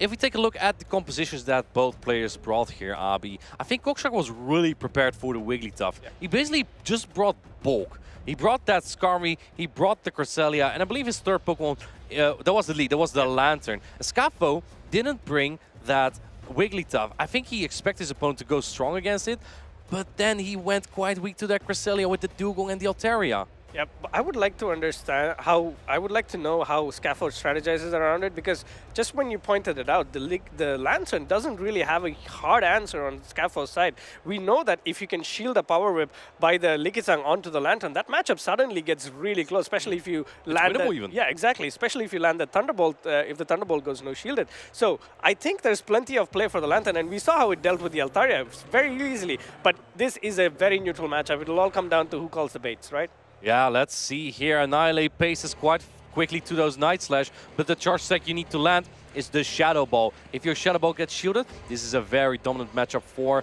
that Lantern. The counts are adding up though. Going for the Surf here. Let's see what Scafo is going to do. Put out a Protect Shield right away. A Thunderbolt would almost knock it out at this range. Yeah, a very interesting Protect Shield because he has to preserve this HP on the Annihilate. He knows how good this Lantern was in the last game. Oh, this is going to be a very big shield call here. Does Koxiak make it? Oh, no shield! Shadow Ball comes through, almost knocks out the Lantern and catches on the Lickitung. What a phenomenal play from Scafo99. Yeah, amazing play there from Scafo. This is great, but the Lickitung is now chipped a little bit. And let's see what Koxiak does. He immediately goes into the Skarmory. This is still not a bad place to be in as a Skarmory because one, the Lickitung is a shield down. This means the Skarmory is in the driver's seat. It can apply a lot of pressure onto this Lickitung, and that's exactly what Koxiak is doing. The problem for Scafo is here, he has nothing to take the energy on from the Skarmory. He didn't bring his own Lantern, because if he did, he would have been so weak to the opposing Cresselia. But Kokshock doesn't really have a lot of time to build energy here, because his Lickitung is putting out damage really quickly. Yeah, the Skarmory is already deep into the yellow and very close to the red, but I guess once he gets to 2 moves, he's going to throw throw it. In comes his first Brave Bird, but we know that Annihilate has potentially a Night Slash throw, so it's going to be very critical on how... And will knock out after Brave Bird. Exactly. So let's see what happens. Oh, he didn't have it yet, but he's one off, and now going for the Night Slash. There's 2 shields on Cockshock, though. Are you going to shield this Skarmory? Let's see. Oh, he doesn't, though. He doesn't protect the Skarmory. Keeps 2 shields for that Cresselia, but I'm not sure how this is going to go because the Annihilate is kind of annoying here, right? Yeah, Annihilate is in a range where these Psycho Cuts don't add up. Psycho Cut is a super effective Psychic move that's going to go onto the Annihilate, but unfortunately, it's not a great move that does a lot of damage. It gives you a lot of energy, but damage, not so much. Yeah, going for the Grass Knot here. Grass Knot will knock out the Annihilate at this point, so Scafo going to put up a shield here. It's very tough. He needs to win the one-shield scenario now with that Altaria into the Cresselia. You need a very attack-weighted Altaria to do this, because then your Dragomet does more damage. And I think Cockshock at this point is 3 Moonblast. Yeah, he will definitely get to 3 Moonblasts here, but this will also mean that... Does he? I'm not sure. It depends. If Scafo goes straight Sky Attack or Moonblast, it depends on what gets shielded, right? Yeah, he also still has a catch, by the way, on that Lantern. Let's see.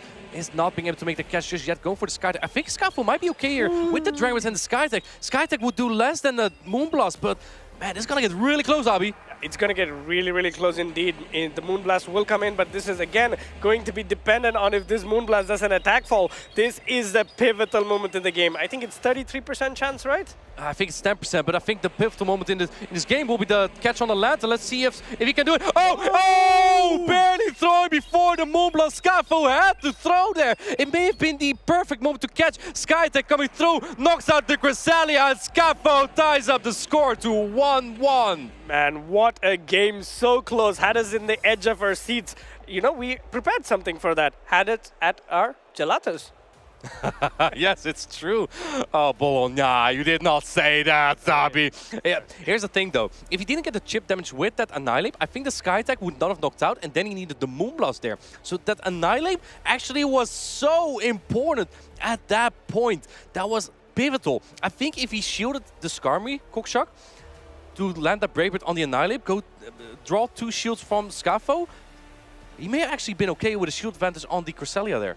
Yeah, I think the Annihilate was not really at another Night Slash as well. Maybe a few more Psycho Cuts could have flipped the match, but we saw that Scafo had the Sky Attack enough to knock out the Cresselia. He was still over-farming to the Moonblast just to prevent the catch. Yeah. So I think he played it perfectly. The energy management, the Pokemon management. The only thing that I would say that could have been different is to farm down, throw a Sky Attack and try to farm down the Lickitung, because that would mean that you are not debuffed and you could do a little bit more against... Yeah, you come out with energy for the Annihilate, right? Yeah. Because now the Annihilate was able to throw 1 counter and basically delete all the work the Skarmory put in there. That was kind of waste potential of that Skarmory there. So yeah, let's see how Scafo is going to deal with that this time. Do you want to bring out that Lantern to take down that Skarmory, or is it too risky because it might get aligned to the Cresselia?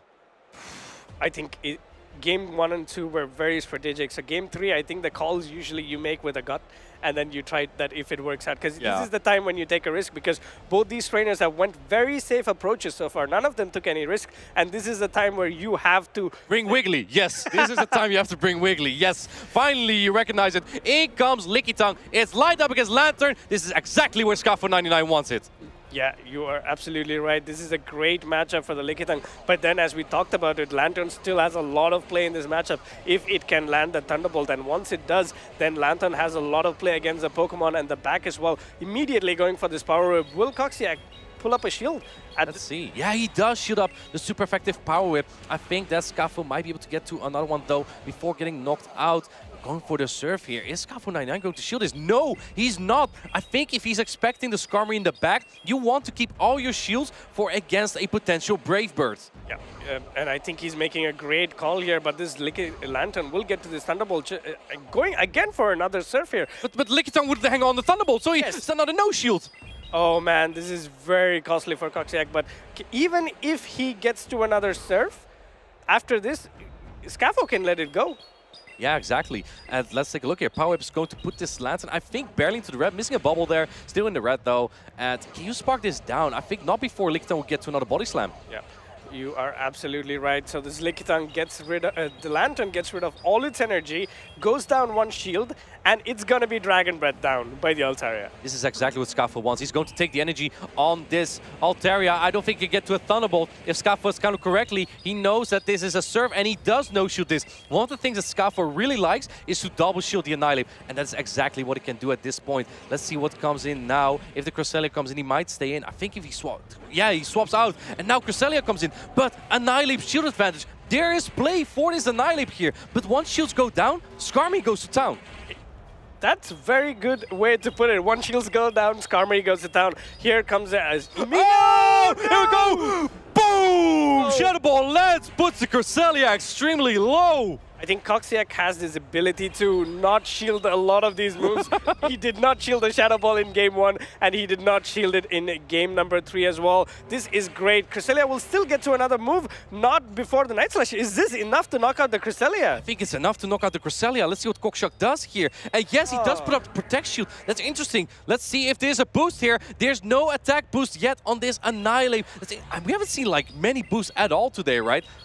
We saw one boost in a game, but then the Annihilate got knocked out immediately after. But this is still a great looking for both these players, for Scafo. He will definitely get to the Night Slash exactly at the same time the Cresselia gets to that Grass Knot. This would put the Annihilate in a range where Skarmory can farm it down, but not before it gets hit by another charge attack from the Annihilate. I think a Skarmory is 7 Steel Wings off, so it will outpace to that Shadow Ball here, storing the Night Slash. Interesting play from Scafo here. He's probably hoping that Coxiac will debuff his Skarmory and then put himself into Night Slash range. I think that's going to work here, Abi, because the Moonblast might put the Skarmory into Night Slash range after the Brave Bird.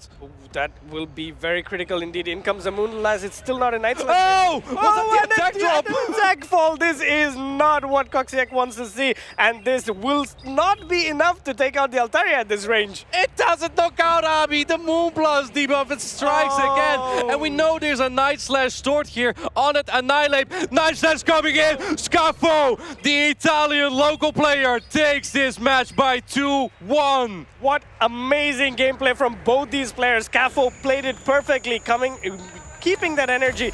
Great energy management throughout the whole 3 games. The only thing that Coxiac could have done, everything that Coxiac could have done, he did. Yeah, exactly. I think Coxiac, he brought all the correct Pokemon he needed to win that battle. It's just that lead matchup was so dependent there, because Scafo was like, okay, I have the Prime Ape in the back, the Annihilate, which is so good with 2 shields up, and we saw it later on, because Coxiac tried to call that Shadow Ball on the Cresselia.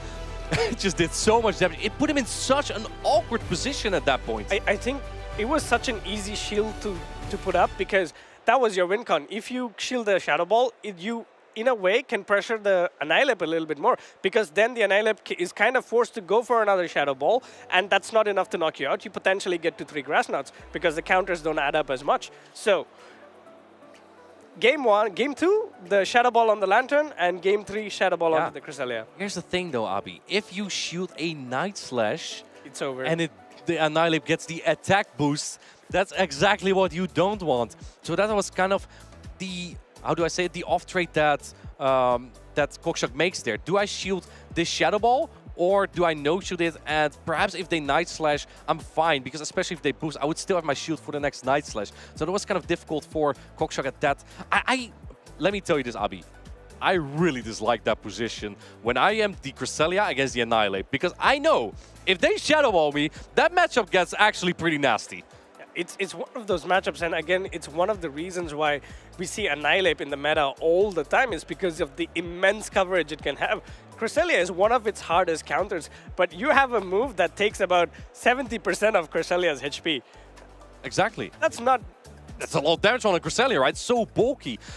How about we hear from Scafo himself? He just won a matchup against Coxiac, and let's take a look at what Scafo is going to tell us here. Actually, it's a pre-recorded interview that we have from Scafo. This is not an interview from this match, but let's hear from Scafo real quick. Hi there, Pokemon trainers. We are here for an interview with one of Italian's finest. We have here Scafo99. Scafo, can you tell us a little bit about yourself? So, I'm Scafo99. I'm from Italy. I started playing PvP in 2020. Started playing GBL. And then I started playing the Show 6 format with the grassroots tournament, online tournament. And I did my first regional in the 2022. And I placed it like decently in top 8. And then I decided to actually grind regional next season in 2023. And I managed to qualify for Worlds last year. And this year, same, I'm currently qualified for Worlds. And I will be probably competing in Honolulu, Hawaii. Very nice. Well, I guess you've done a lot in the past. Kind of what are your goals right now going into, I guess, the last tournament of the season in Worlds? What are you looking to do? So, first of all, I really want to try and get top 4 because I got, like I would say, a little bit unlucky and maybe I need to play better in some situation where I placed like 5th for 2 times at Worlds and UIC and I missed it for a 1 win trophy. And I actually would like to get one. And especially for these upcoming Worlds, I want to try and do better, or at least like the same result as last year. And the competitive scene in Europe is obviously very big. Going into this tournament, or just in general, do you have any like rivals just in the scene? I don't think like I do fear anyone, like especially because I know I did really well in different tournaments, and I know I'm able to like beat almost anyone. I would say that I really want to try and confirm I'm one of the best European player, and really want to try and beat almost every other European. Yeah, that's a pretty lofty goal, especially when great Europeans exist like Martijn over here. Oh, me? Yeah, I'm okay, I guess. We had good fun at Worlds last season. Scaffo, what is your goal for Bologna this weekend, besides winning it, of course? So, the thing is, I really want to do better than last year. Of course, winning would be ideal, but at the same time, I feel more confident this year playing Bologna than last year playing in Torino. Mm-hmm. And last year, I barely missed top cut. And this year, I really want to go for that top cut and potential, like, get more confident before going to Honolulu. All right, that's good to hear. Perhaps we'll see you succeed and win a medal, right? You want that medal. I know you do. All right, thank you so much, Scaffo, for your insight. Now, let's head back to these battles. Great insights there from Scaffo, who was interviewed by 2 people who are already champions. Well, I think he has an opportunity to lock in his championship this weekend, as he's already in a great spot after that amazing win. Yeah, it was really, really close. I thought that his opponent had it after he had the Skarmory on the Altaria there, but Altaria made it really, really close to knocking out the Skarmory, and then the Night Slash charge attack priority G to the G. The debuff also didn't help him much. Yeah, that is true. Those debuffs, they're critical in these tournaments, right? Moonblast debuff from a Cresselia or an Altaria. These are already extremely bulky Pokemon. Yeah. You add a great move that already does great damage per energy, and then debuff, it's just too overpowered.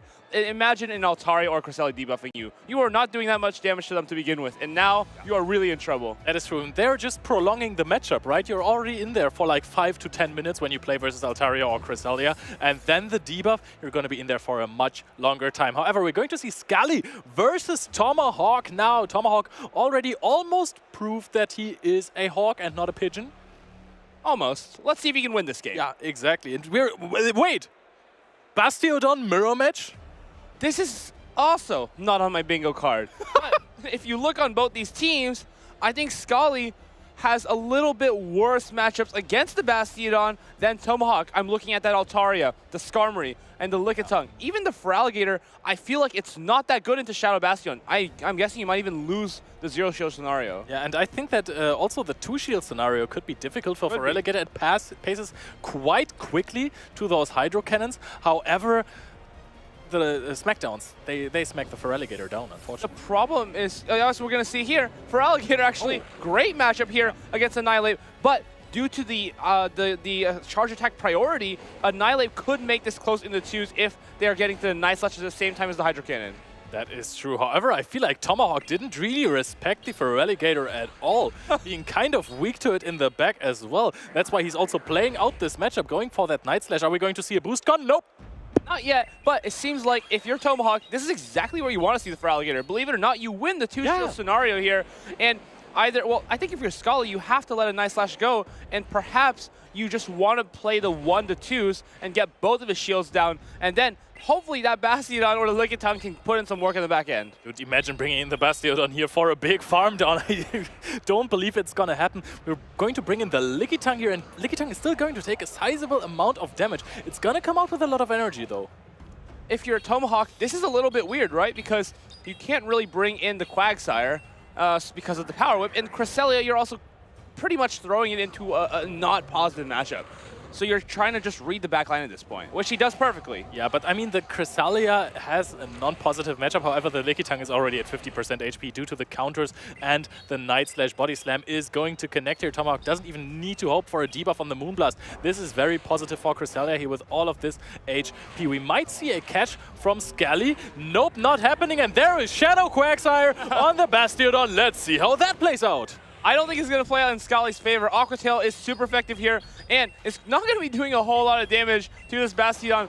Forget about the Mud Shots and the Aqua Tails. It is still above the 50% HP mark, but these moves are all completely resisted. Stone Edge comes through, and I think if you're Tomahawk, you definitely no-shield this. Yep. You understand here that the Quagsire can simply spam out these Aqua Tails and the Mud Shots until the Bastion is gone, and then the Licky, it's just too low health to be competitive in this match here. That is true, and the Quagsire later on can even throw stuff at the Lickitung. You're gonna get out with a lot of energy, so this is even going for a huge undercharge to go. That might have been a little bit too much. However, these mud shots add up a lot. Are we going to see a Stone Edge region? Are we just gonna throw another Stone? Goodness, Tomahawk! How could you? Behave! Well, you remember what happened in Liverpool. He threw the Shadow Ball on the Pablo and Dinas' Lickitung, and I don't want to talk too much about what happened after that, but hopefully Karma doesn't come back to buy him here inside of Winners Round 4. I think it's a little bit early to celebrate. That is true. However, the Stone Edge was definitely enough to knock out the Bastiodon here, and he's going to let a Body Slam go through here, knock out the Quagsire. Cresselia still at such a comfortable HP, has almost 2 Grass Knots. You don't even need to shield this. Tomahawk is very fine in this matchup, and that's why he's playing around with his food a little. Yeah, we'll see if he can continue to do this, though, because Scully has a very strong opportunities to align Pokemon correctly and basically get the correct alignment against Tomahawk. So despite him playing this very well, it's also possible that the Bastion just gets onto the wrong Pokemon and you lose the game instantly from the start. Yep, that is true. I mean, we just saw that, right? Quagsire on the Bastiodon is just the worst matchup that you can have on these teams. You would say, hey, Annihilate with counters is worse against Bastiodon. However, your Flamethrower still deals like 50%, so if you get energy from somewhere, you might make it close. However, a Shadow Quagsire, you just can't deal any kind of damage to it, no. We actually saw the Bastion making huge use of a farm down when a Mind Joke was playing earlier. His Lickitung actually got completely farmed by the Bastion, and that allowed Bastion to have great play back into the Annihilate. The Flamethrower actually knocked it out at the end of the game, and it just goes to show these bulky Pokemon are amazing because they just have so much room to breathe. It feels like even in your worst matchups, you're still having play. So let's say like Bastion here. It's not a good matchup, obviously, but you can still finish off an Annihilate. Even Umbreon versus Charjabug, for example. It's bad, but it's still fine. Yep, outbulking is a real thing, and Bastiodon, that's what it does. But this is why it wins all of its supposed to be neutral matchups when you look at the typing. Of course, the defensive typing is a little bit iffy because you are 4 times super effective by ground and fighting. But it is just so incredibly bulky, deals a lot of fast attack damage, and this is why it's your favorite Pokemon, right? I love Bastiodon, honestly, to play it in the GBL. I often pair it with Registeel and Carbink, a very disgusting strategy. But it's an effective one. I feel like usually people are willing to let their fighter go down to like the Registeel or something, and in the back there's, oh, okay. I like this lead for Scully here, honestly. But if you look at the back line, this is going to be extremely alignment dependent here.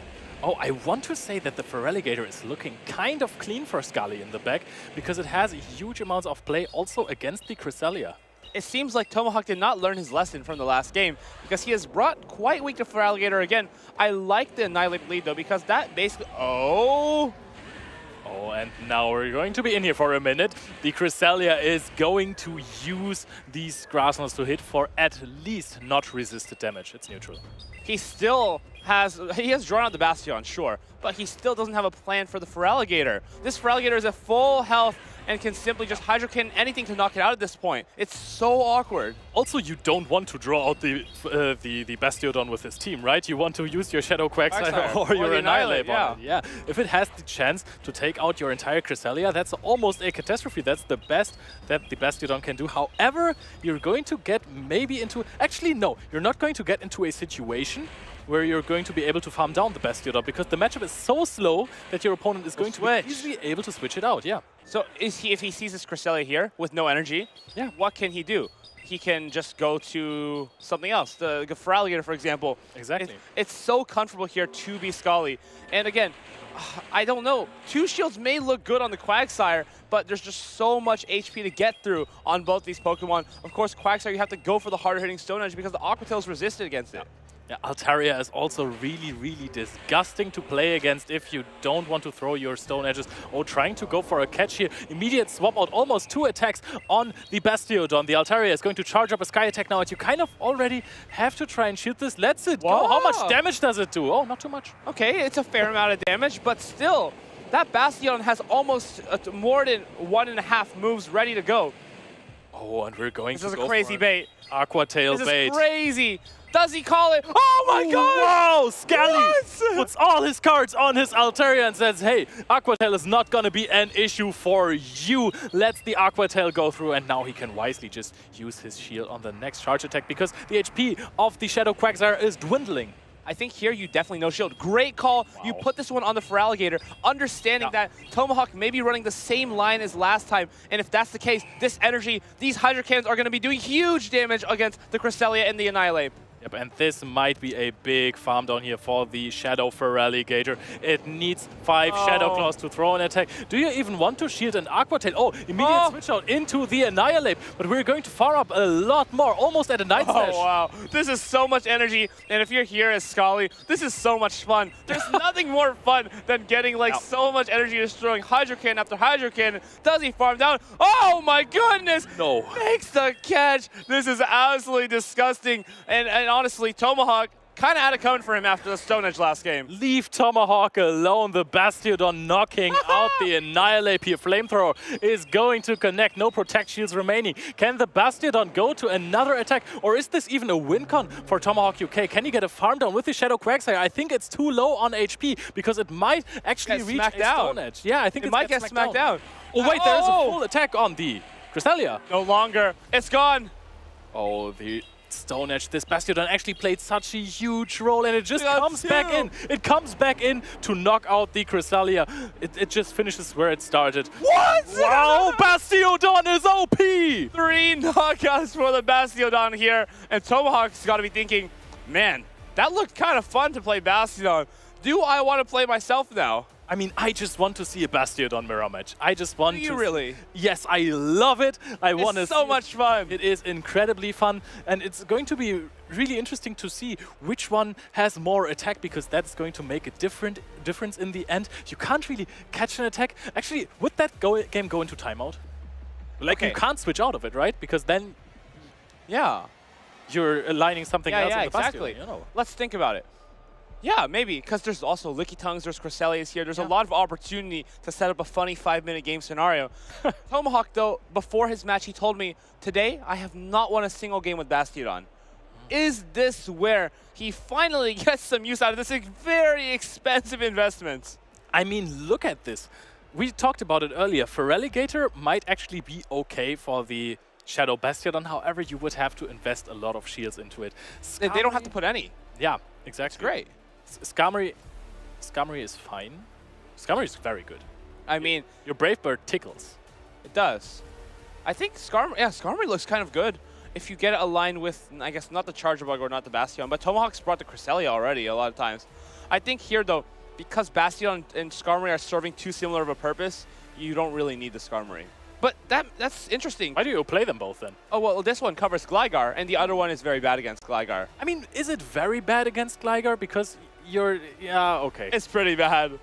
But I think what I really like to see from Tomahawk is leading the Annihilate, because you're preventing Scully from being able to swap Feraligatr, right? Yeah, you can't. True. You can only swap Feraligatr first, and then Tomahawk can't counter-swap it. But if you lead it, you're always safe because even this quote-unquote bad matchup is fine in the twos. You actually cleanly win. I think also that the Annihilate in the lead would also, it could be a liability for Tomahawk, but we're going to see it play out now. Altaria expecting the Annihilate. Oh. There's Charger Bug. It's a very neutral matchup, but I would want to be the Altaria here. Oh, and we see the back line. If you take a quick look at this, folks, Feraligators again, not checked in the back. Oh, he doesn't have discharge. This is not going to be a very good matchup if he cannot get these debuffs. Yep, but there is a pretty decent chance to get one of those, so let's see if it is going to do... Whoa! Oh, that is debuffing so hard right now. And Altaria is already at the next attack just before the crunch. Maybe would have liked to see Scully do 2 more Dragon Breaths there, but regardless, this... Oh, he knows shields. Knows it's not a Moonblast. Is going to make it to another move. Does he need to shield this? He might have to if he wants to... Oh. But okay. I don't think he wants to keep alignment because he doesn't have the Bastiodon on his team. He can. I would swap the Feraligator here. I would just swap the Feraligator. Oh, actually, you're giving your opponent such a big farm down. This is 3 counters advantage on the Annihilate against Shadow Feraligator and the Annihilate from Scully. This is huge. Oh, what a catch! Oh. Wow! How do you... Oh, Scully, you are insane! Crazy. What? Catches a nice slash, and this is so awkward for Tomahawk because now you know there's a Feraligator loaded with energy. Your Quagsire has nowhere to go, and you still have to... Oh, he just goes straight for nice slash here. I completely forgot. Oh my gosh, if he no-shields this, he's crazy. He's crazy. Don't say it ain't so. Say it ain't so. Oh! He does it! He calls it again! Scully is playing out of his mind right now, but he's playing inside Tomahawk's mind. Yeah, living rent-free after that Stone Edge. He is out here for revenge, and here comes a nice slash. Does he get a boost? No, but this next one still isn't enough. Tomahawk can go for the nice slash. Doesn't need that Shadow Ball. Charge attack priority. Tomahawk wins, as he already knows, but now Scully simply needs to farm this thing down and then come out with tons of energy on the Feraligator. That should be a clean win. Yep, Scully is going to bring in Feraligator next. However, wow, we're actually going to throw a Night Slash before switching out. I like that. You would want to start shielding now as Scully. And now there is, of course, the Shadow Quagsire in the back. However, I think that the Feraligator is slowly but surely going into the Aqua Tail range. This could be closer than Scully wants it to. Is this Tomahawk's game? I think this is okay. This Hydro Cannon and the Shadow Claws should be enough to knock out regardless. But Tomahawk UK, it's up to him to make that catch on the Charger. But can he do so? He needs to get to 2 Aqua Tails. 1, 2, 3, 4. He needs 1 more. Can he make it to the double? This might be enough. I'm honestly not sure. Is this going to knock out? Quagsire is a bulky Pokemon, however, the Shadow, the Hydro Cannon is going to connect and it doesn't knock out! The Quagsire gets to the Aqua Tail, has double, it is going to be shielded, however, the next one will surely knock out. He can catch.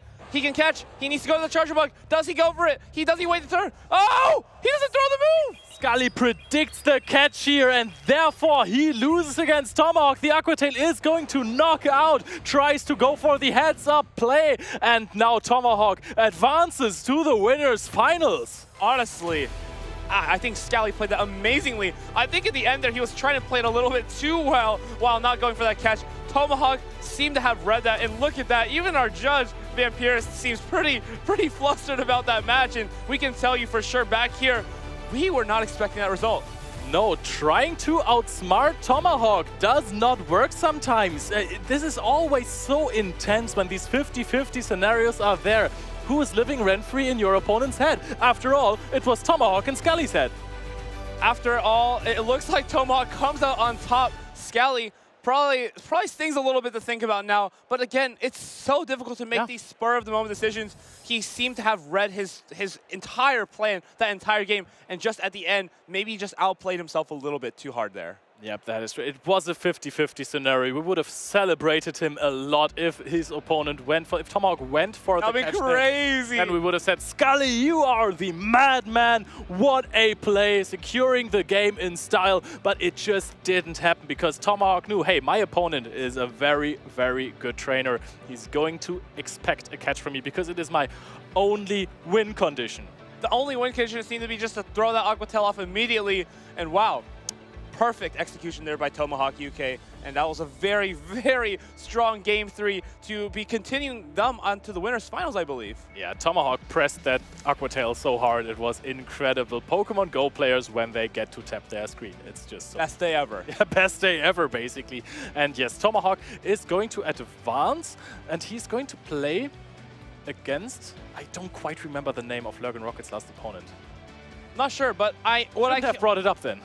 What I can tell you is that we are surely going to see this match in the winners finals coming up shortly. Maybe not exactly right now, but we'll have to go back to Group A. Take a look at Young Cast versus Pokémon. And that is another Bastiodon. Bastiodon is gonna happen today. Yes, so much. They're everywhere. They're just both everywhere. Pokémon not coming in with any Pokemon at all. Just says, hey, I'm the best trainer ever. I already won a regional. I don't even need to bring Pokemon. I'm just gonna fight them myself. Exactly. He's going to hop right onto his avatar is just going to jump right onto the battlefield. Let's take a look if that does happen. Probably not. But we know that from Pokémon earlier, his team is quite weak to Charjabug. And what I just noticed is his opponent has it. The question is his team also weak to Bastiodon? I mean, I've seen an Umbreon there. Umbreon is a Vigoroth. Oh yeah, Vigoroth. Actually, he has Cresselia and Lantern and Altaria.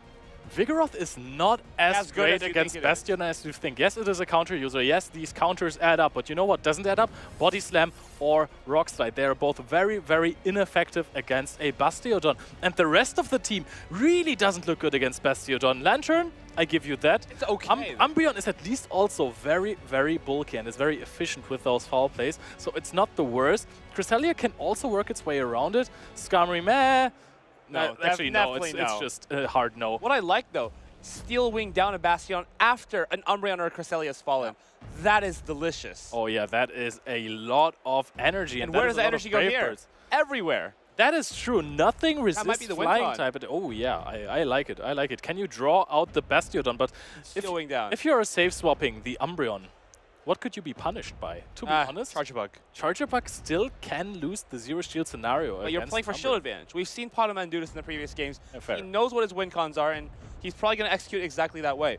I mean, that's also how he won the Gdansk regional, right? He brought the Shadow Alolan Ninetales. Or switch every game. Yeah, exactly, and then just had it on every fighter. I mean, it makes sense, because when they have no fairy resists, that's what you do. Here, they don't have dark resists, and he's going to have to take advantage of that. I don't know what moveset his Umbreon actually has. If it has Psychic, though, it could be quite good against the Annihilate. That is true. Otherwise, even though Annihilate is a fighting type and those counters add up, the charge attacks are just not there. It reminds me a lot like Medicham versus the Umbreon, but Medicham sometimes had Dynamic Punch, and that completely changed the dynamic of the game. Very, very, very nice there. But Medicham also had Ice Punch, which is neutral. Annihilate not opting for that now. Honestly, isn't Shadow Ball even doing more damage than an Ice Punch there? I think it's barely less. It's barely less. And it costs a lot more energy. True. And Annihilate with Ice Punch versus Umbreon, though, that's very comfortable. Yeah. But, I mean, Umbreon can win the zeros against Medicham and against the Annihilate, of course. And Charjabug. It wins zeros against everything, it feels like. Umbreon is cracked. Absolutely. But it's cracked until it's not. Yeah, until it's debuffed, and then Foul Play don't deal any damage anymore. But honestly, there are so many trainers since the LA Regional who have picked up the Umbreon. We gotta give the credit to Arby as well. He called it like months ago already. Nobody wanted to listen to him. But now here we are. Everyone is running Umbreon. Maybe not with the moveset that Rise to Occasion was using exactly. I don't think I can fully support that. Psychic is just seeming to be a way better option. Because with the full Dark moveset, you're just giving yourself no play in the matchups like Azumarill, for example, which are already bad, but it becomes a lot worse when you don't have anything to throw at it. Yeah, but the thing is that Azumarill also can't really farm you down. Actually, it might after a play rough. And Psychic or Last Resort. They can shamelessly farm you down. Yeah. You can't do anything. You throw one play rough, it of course doesn't knock out, and then you either farm down or you undercharge. Yeah. Oh, that's also a very good point. Very technical. Where's Azumarill? We haven't seen any basically. Azumarill, we saw, I believe, Potamon played against it, and he had the Altari. Oh yeah, it was Wolfpack had Azumarill. Right. But Azumarill in a very Lantern-heavy and Cresselia-heavy meta feels a little bit weird, but at the same time, your targets are so good. Annihilate, Altaria, Gligar, although at times, Azumarill feels so weird to play because against Annihilate or Gligar, if they have a lot of shield, it feels so hard. It takes ages. You cannot get a charge move to land on them. But Azumarill, of course, it's the master of playing at the twos. Oh no, playing at the zeros. I mean, twos, I'm pretty sure lose to Vigoroth even. Honestly, if you're thinking about it, even a Pokemon like Poliwrath that you hard wall, you resist everything, it's not even that good. You're absolutely right. If it's regular Poliwrath, it easily takes a play rough. Maybe especially if they scalded and debuffed you first, then it's like really comfortable. I believe even Shadow, you can't do anything. It's so frustrating when you're like at the last bit of HP, just can't get it down. That's kind of the situation. It really needed that bubble buff. It really did, but still against dragons, for example, even after you've landed an Ice Beam, it feels so difficult to just bubble down, and you're like, well, they're on 10% of HP, but I have no choice. I have to throw another move, and then I can't undercharge that move. I can't even come out with energy, and it feels quite bad when that happens. I mean, we have seen Wolfpack versus Pataman, where Wolfpack threw an Ice Beam and undercharged it. Yep. But he undercharged too much. And then the Altaria actually got to 2 attacks after that, and that was pretty painful after all. It's just so difficult to gauge those kinds of things as well. Like, undercharging is kind of an unexplored field, I would say. I don't think we see it too often inside of the game here. But of course, when you do it and it's great, it is quite a sight. Yeah, one Pokemon that really loves undercharging, and you have to be, if you run it in a Pokemon tournament, then you have to be really, really good at undercharging.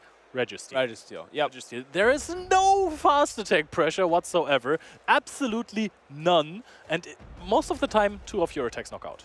But there's like no better feeling in the world than lock-on downing and Azumarill or Amandabus, for example, when you've gotten that perfect Zap Cannon plus a small undercharged Focus Blast on the Azumarill.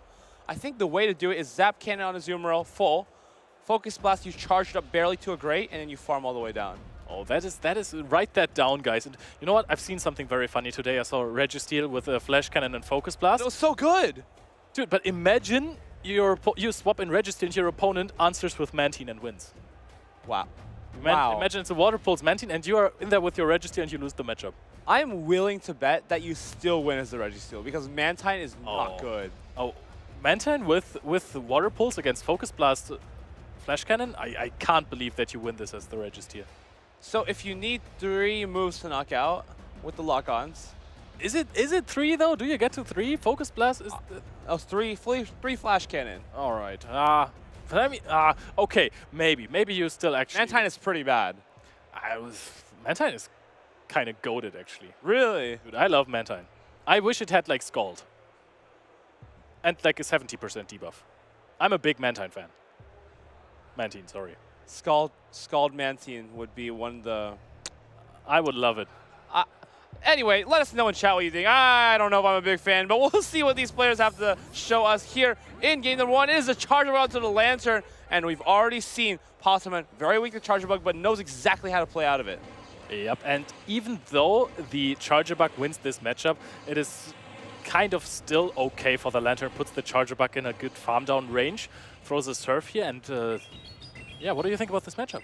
This is tough. Pataman, he needs to switch at some point here. But how can you switch a Vigoroth knowing there's an Annihilate? How can you switch an Umbreon knowing you're going to take an X-Scissor? This is so awkward. If he cannot make a switch here or preserve the Lantern, this Annihilate is going to run all over the team. Oh, free Snarl there is going to help him out a little bit, though. Yep, free Snarl is definitely good. The X-Scissor is going to connect, chips the Umbreon, and now we're going to see not even a switch here. I mean, it just absolutely makes sense. We're actually running Dark Pulse Foul Play here on that Umbreon of Pataman. I love that. It helps so much here. Yeah. But I think this is not enough to knock out. Dark Pulse is barely not enough, and he will make it to this X-Scissor. Oh, the swamp. He's predicting the backline, and now this Annihilate is going to go to town in the backline if this Lantern doesn't have it, because I feel like the Lantern doesn't have enough in it. Nope, the Lantern is rather low already. This is going to look very, very bad for Pataman once the Annihilate enters the playing field. Annihilate is so good against everything here, very neutral against Lantern, and with shields, you're kind of demolishing an Umbreon as well, especially when it's chipped like that. I mean, forget Annihilate being good against the team. Look at Altaria here. Where is the Altaria check on Pataman's team? The Skarmory didn't come to play here, and it seems like this Altaria can just Dragon Breath through everything left on this team. Does he opt to show? I think he has to preserve the Umbreon. Great call from Pataman. Does he go for... Oh, he goes back into Lantern, but oh, he's going to make the Moonblast! Moonblast right before the Thunderbolt is reached, so Pataman will have to make a decision here. Call it or not, and the Lantern is being knocked out. He tried to kind of like think about, did I have the energy right? Is that the move I'm looking for?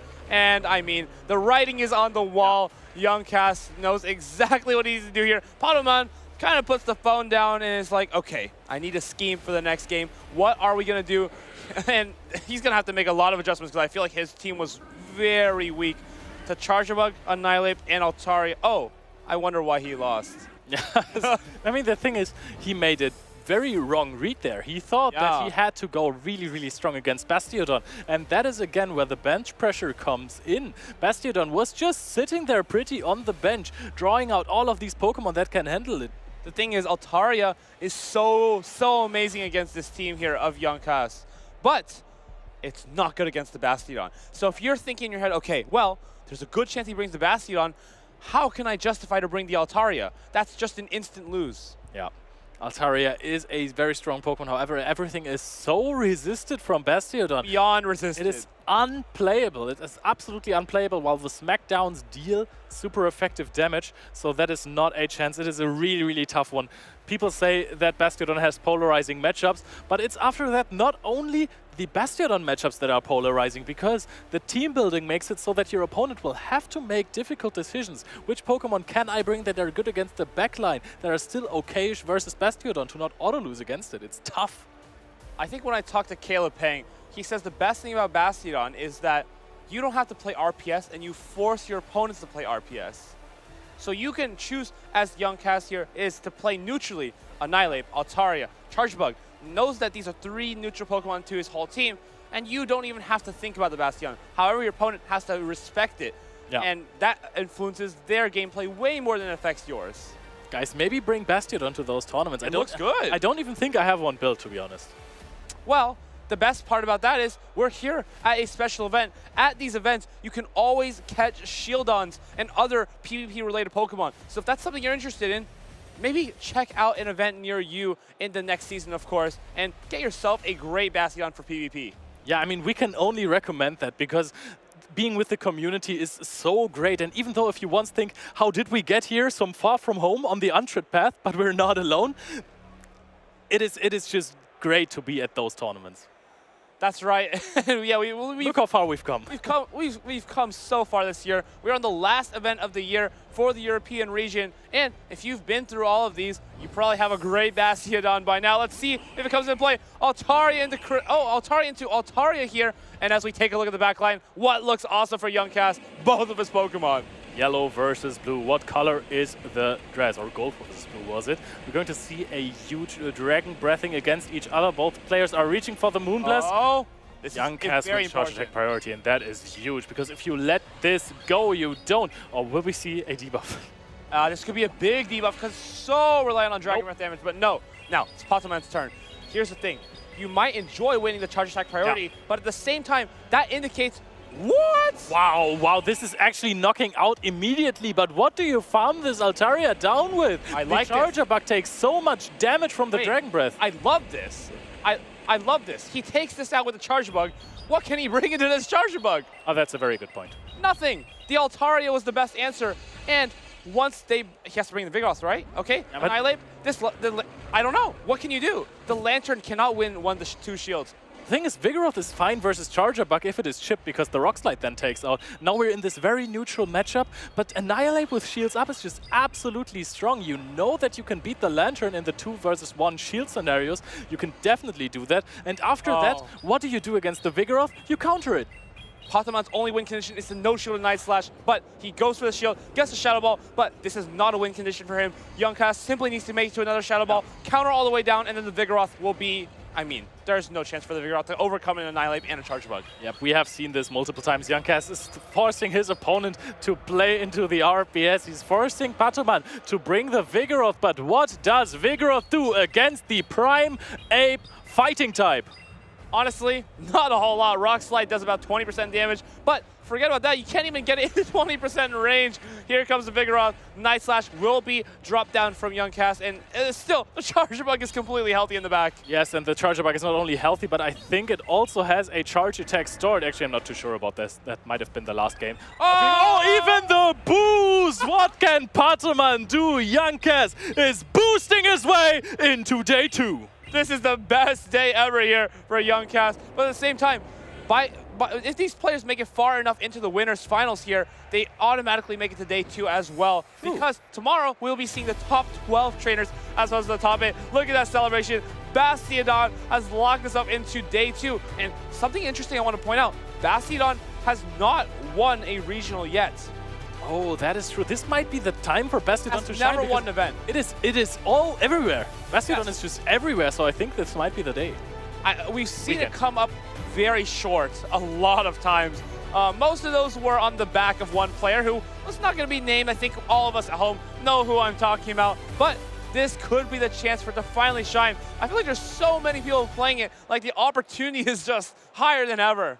Yeah, Bastiodon has been claimed a monster in the Go Battle League, a threat that you have to reckon with in the Go Battle League. However, when you bring it to play Pokemon tournaments, people often underestimate it rather, and say, hey, this is not something that players bring in Show 6. I can go a little weak to it. The odds of facing it are very unlikely. However, if you make Day 2 in the special event of Bologna, the odds are very high apparently.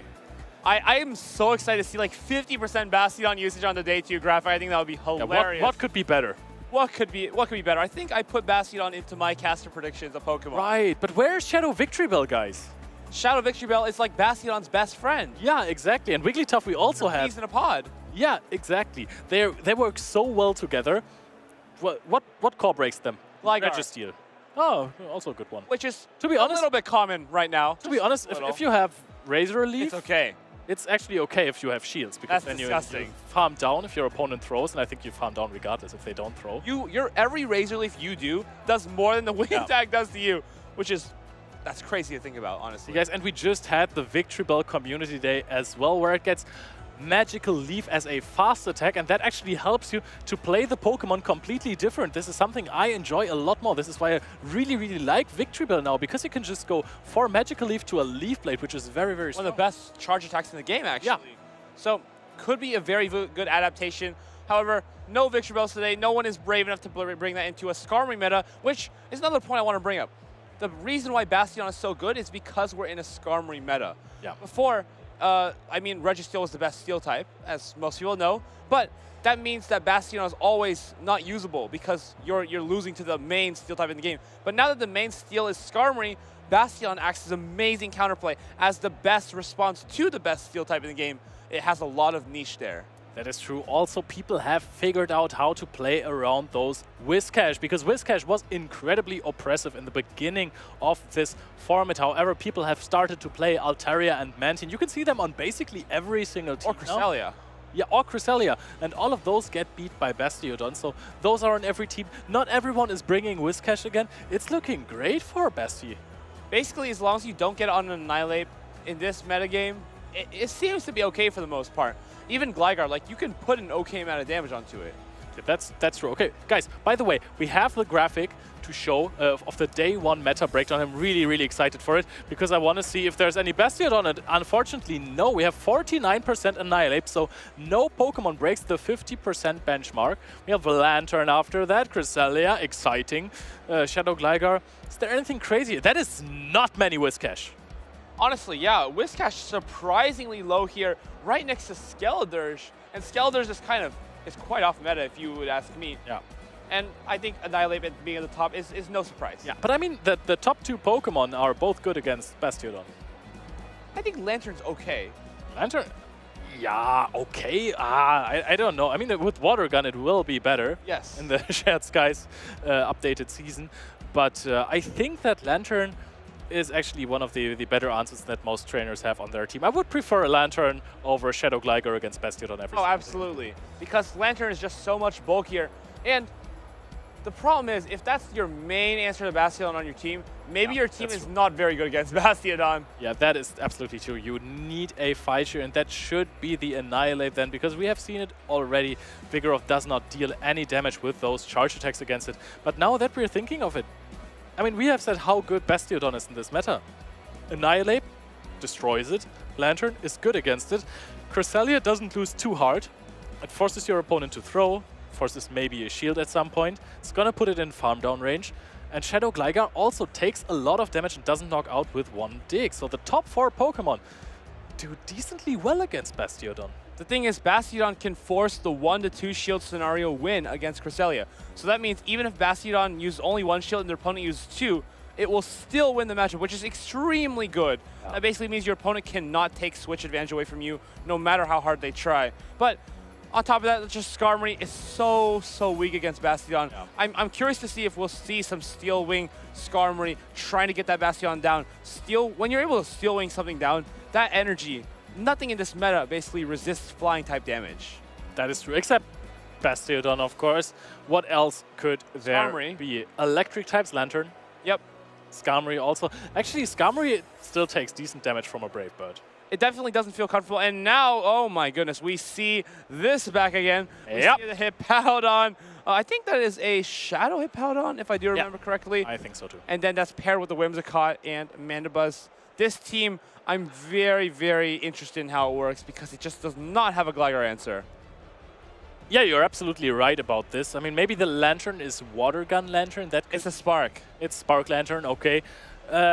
Mandibuzz is a Gligar answer. If that's your best Gligar answer, I'm a little bit concerned for him going further into this tournament. I mean, to be honest, Gligar was one of the best Pokemon because it had so much neutral play previously until Skarmory came in. But some people also still decided not to run Skarmory and not go with a hard Gligar answer. So the problem is much rather that two of your Pokemon have big trouble against.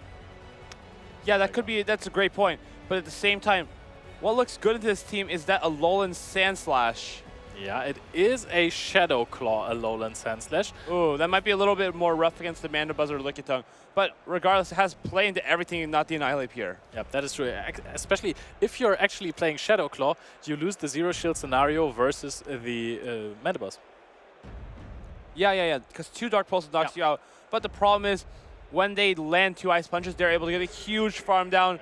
And then, where are you going to eat that energy? You can't take an Ice Punch or Zero Run just on anything comfortably. Your bulkiest Pokemon, Lickitung and Lantern, are still not going to like those Zero Runs. To be honest, Lickitung is also a good answer to the Shadow Sandslash if it is Shadow Claw. We have seen this in Barcelona, basically. You have proven to be very effective with the Powder Snow Shadow Alolan Sandslash before, because in the meta where Lickitung was everyone's safe, so I think it almost hit like 80% usage. Yep. Having a Powder Snow Shadow Alolan Sandslash doesn't sound that bad. The matchup is so good. It is. You are at low HP afterwards, but you have an Ice Punch or a Drill Run stored. It's insane. But that's perfect. Every matchup that you win, you want to be low as you can on HP and as high as you can on energy. That is the most optimal way to play any matchup. Even if they come in with Annihilate, you're still going to be able to do like 50% damage to them. And they probably have to shield, honestly, because that is a lot of damage to take in. If you have something else with the fast attack pressure, like an Altaria in the back, you never want to take 50% on your Annihilate ever. However, if the Annihilate is on the Altaria, you're in for a pretty difficult time anyways, if you don't run Ice Punch. Believe it or not, Annihilate is good against Altaria because a lot of people are opting for attack-weighted Altaria, and those often have around 131 to 134 HP. The problem with that is, when you have an Altaria that has 133 HP or less, Annihilate can win the one-shield scenario against you by going straight Shadow Ball. One Shadow Ball in the counters will knock you out. Oh, that is actually That's big. wicked. That is big. And even if it has more HP, then you can just invest a second shield when your opponent takes it with like 1 HP. Or That's right. It's a very interesting fun fact. Guys, take notes. Yeah, but Altaria, when it has attack, it has that Dragon Breath break points. So let's see if Fredbug Catcher uses it here against the Lantern of the opponent. Lickitung into Whiscash, and it's a great start here for the side of Sir Corgis because that Whiscash is not Shadow. 2 Skulls is nowhere near enough to take this out, but 1 Power Whip is more than enough. I was gonna say, if you run the Shadow Whiscash, it deals quite a lot of damage, and with shields you can actually do something. Tries to catch a Power Whip here. Not gonna happen, says Sir Corgis, and goes for a Body Slam here. It's very difficult to catch moves when you're a 2-turn and they're a 1-turn because they're always playing reactively. So now he just stays in here with the Lickitung, takes out your entire Charge Bug, and I honestly don't know how I feel about this because your Charge Bug cannot find that Annihilate in the back. And Annihilate now with energy or shields, it will just run through the Whiscash and the Sandslash. Oh, you're worried about Annihilate? I was worried about Whimsicott being on the Whiscash as well, because that does a lot of damage. However, it is going to be hard-walled by the Shadow Alolan Sandslash. So we might see Fred Bugcatcher go back into the Shadow Whiscash after this matchup, see the Whimsicott, switches out immediately into the Shadow Alolan Sandslash, and then Annihilate will counter it down. That's my prediction for this game. Yeah, but things are he might need to throw a move. Actually, if he gets greedy, maybe he can shield this and get this. Oh! The door's open. The door is open. Fred Bugcatcher is flipping the switch right here. Wow. But he invests a shield into it. But this energy has to be shielded. Yeah, that is... They're so flimsy. Do you have to shield it on the Whimsicott? Because it's not super effective. We're actually going to see a discharge immediately. Very good call. Yeah. As opposed to an X-Scissor. He probably thinks it was an X-Scissor, but Fred Bugcatcher knows that, well, that's too predictable if I throw an X-Scissor. Yep. And there's another Scald here from the Whiscash. It actually has a lot of energy as well, so we're even on shields now. And now all of a sudden, this is looking terrible for Sir Corgus, because yes, this Annihilate will have to win this matchup. Oh, it got debuffed even. If you try to pivot out at some point, the Shadow Alolan Sandslash will win this matchup incredibly hard. The thing is, you can't switch either, right? Because if you switch to the Whimsicott, oh no. Well, yep. I think we know where this is going. But even if you switch on the Whimsicott earlier and preserve the Annihilate, you can knock out the Annihilate with any move from that range anyway. So this Moonblast, it's going to do a lot of damage, but it's nowhere near enough to be uncomfortable for this little... Oh, actually, that is quite uncomfortable. I take it back. Actually, that is really uncomfortable. However, the Sandslash will outpace the Whimsicott to 2 moves and can just throw an Ice Punch here. If this goes shielded, you just throw the next one. So Corgus knows, I let this game slip out of my hands. Oh, we're going to see a Seed Bomb here. Now the question is, does that... We have a shield anyways. You can just use it here. You know there is an Annihilate with 1 HP in the back. I was thinking maybe that's a lose condition, but no. The Annihilate just doesn't have enough HP. Yeah. Probably needed to catch the Scald on the Whimsicott. Oh, I think he's realized that might also be a lose condition because if he gets to move, then...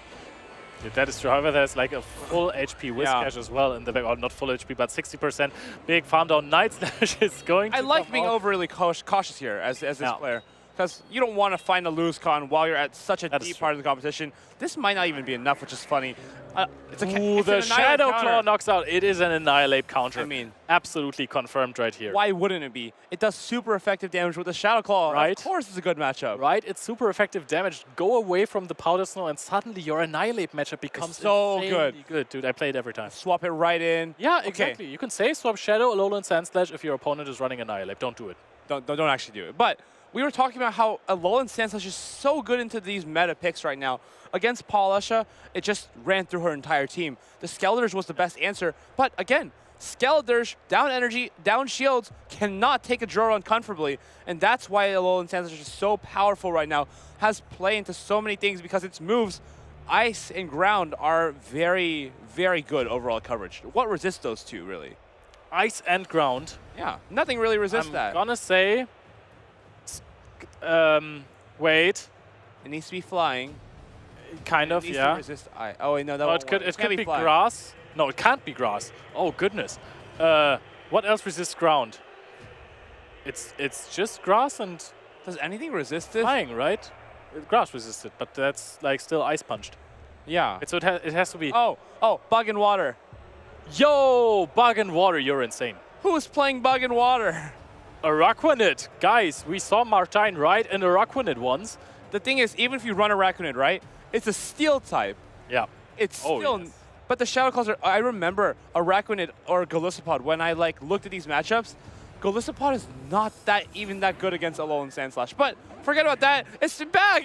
Ooh, that is so huge for Fred Bugcatcher. He's smiling like he already won this. Swaps out very, very late here. I wonder if this might affect the matchup. I think this is good, actually. Believe it or not, those Shadow Claws make a difference. Those make a real difference because this is now in Discharge and Volt Switch range. Ooh, that is a this No Shield's not comfortable anymore. He can just Volt Switch down. The question is going to be, are we going to see a Shadow Ball here? Is this going to be shielded? This is going to be a very conservative. Wow, Fred Bugcatcher shields the Shadow Ball, not a Night Slash bait. This is so big for him. He looks so confident. Look, oh my goodness, this is a beautiful situation to be Fred Bugcatcher. Yeah. The problem is, you have Whimsicott and Lickitung, which are, again, good matchups into the Charger Bug, but what can you do? It's still so much neutral damage. Per energy is great. He comes in with the Whimsicott. This is going to have to eventually be shielded. Yep, and actually Whimsicott kind of also needs to throw a Moonblast against the Charger Bug, so there is a lot going for the Charger Bug right now. Just go straight for X-Scissor. So I think that Sir Corgus can't even overfarm too much energy, even has to invest a shield here in this Charger Bug. This is looking grim for Sir Corgus. Can he pull this one out of his head? It's looking rough. A Seed Bomb here. I don't think it might even be enough. Can Fred Bugcatcher get to another move? It has high attack. It has high attack, but there's no way this isn't... yeah, I take that back. We are going to the Alolan Sand Slash now, and honestly, that Charge Bug was way too strong. With no Hippowdon from Sir Corgus, he just doesn't have a real response. Yep, the Hippowdon should have been brought into this one. Would eat up the Charger Bug right there. But we're going to see an Ice Punch shielded here. Is this Whimsicott actually going to pull through here? Are you going to shield this? You're actually going to shield this as Fred Bugcatcher. Think about it. Whimsicott outpace? This is the most damage you're going to take this entire game. Moonblast doesn't do anywhere near that. No, Body Slam from Lickitung doesn't do anywhere near that damage. You take out the Whimsicott, this is just a clean win. Yep, that is true. Now it's 2v1. The Lickitung has to pull everything out of his sleeve. We're bringing in the Altaria here on the side of Fred Bugcatcher because he knows the zero shield scenario of Altaria versus Lickitung is really, really good. And the Dragon Breath just deal more damage than Licks. Of course, same type of attack bonus for all the moves from Altaria, Sky Attack and Dragon Breath being, of course, it's just better than Lick. And on the other hand, Alolan Sand Slash is in the green health in the back end. Even if you get through this Altaria, you simply cannot just farm up a lot of energy and take out the Alolan Sand Slash because that energy is going to be resisted. Moonblast comes down. Hopefully, he doesn't get the debuff because then he won't be able to use it for the future games. That's exactly how this game works. We're going to see a Body Slam. Can we see a lick down from Sir Corgus? However, even if he gets a full lick down here, comes out with an attack, all of those attacks that Lickitung has are resisted. It barely does not knock out. Has to throw the second Body Slam immediately. Licks are going to add up on the Shadow Alolan Sand Slash, but I think that it is going to be way too healthy to lose against this Lickitung right there. It's even going to outpace. The Ice Punch is going to be reached. There's no shield left for Sir Corgus, and Fred Bugcatcher advances to top 8. That was an amazing game played by Fred Bugcatcher. I think this was one of the cleanest wins that we have seen today. It just seemed like he had him read from front to end, and he's playing out of his mind today. Not only did he just get this win here, but was also able to beat Paul Usha in the previous round, and is really showing how strong of a player he is here inside of the Bologna Special Event. This could be a serious player as an underdog to watch out for tomorrow. Yes, and I want to say we are very, very close to the race of the Travel Award. And we have multiple names already in day 2 of the top 8 and the 4 losers finalists that are not on there. I want to bring up a very cool point. No players that are qualified for Worlds based on winning an event are using the automatic qualification. All of them are using the points and have more than enough points to go to Worlds. Fred Bugcatcher could be the first person to use that automatic qualification without needing the points to go to Worlds, because this is the last event of the season. He hasn't played at all. If he wins this event, 200 points, doesn't need it. Goes straight to Worlds, 1 event. That would be absolutely insane. Imagine just playing 1 tournament per season and then just winning it all, qualifying on the last day to go to Hawaii, the big event that we're all watching, waiting for.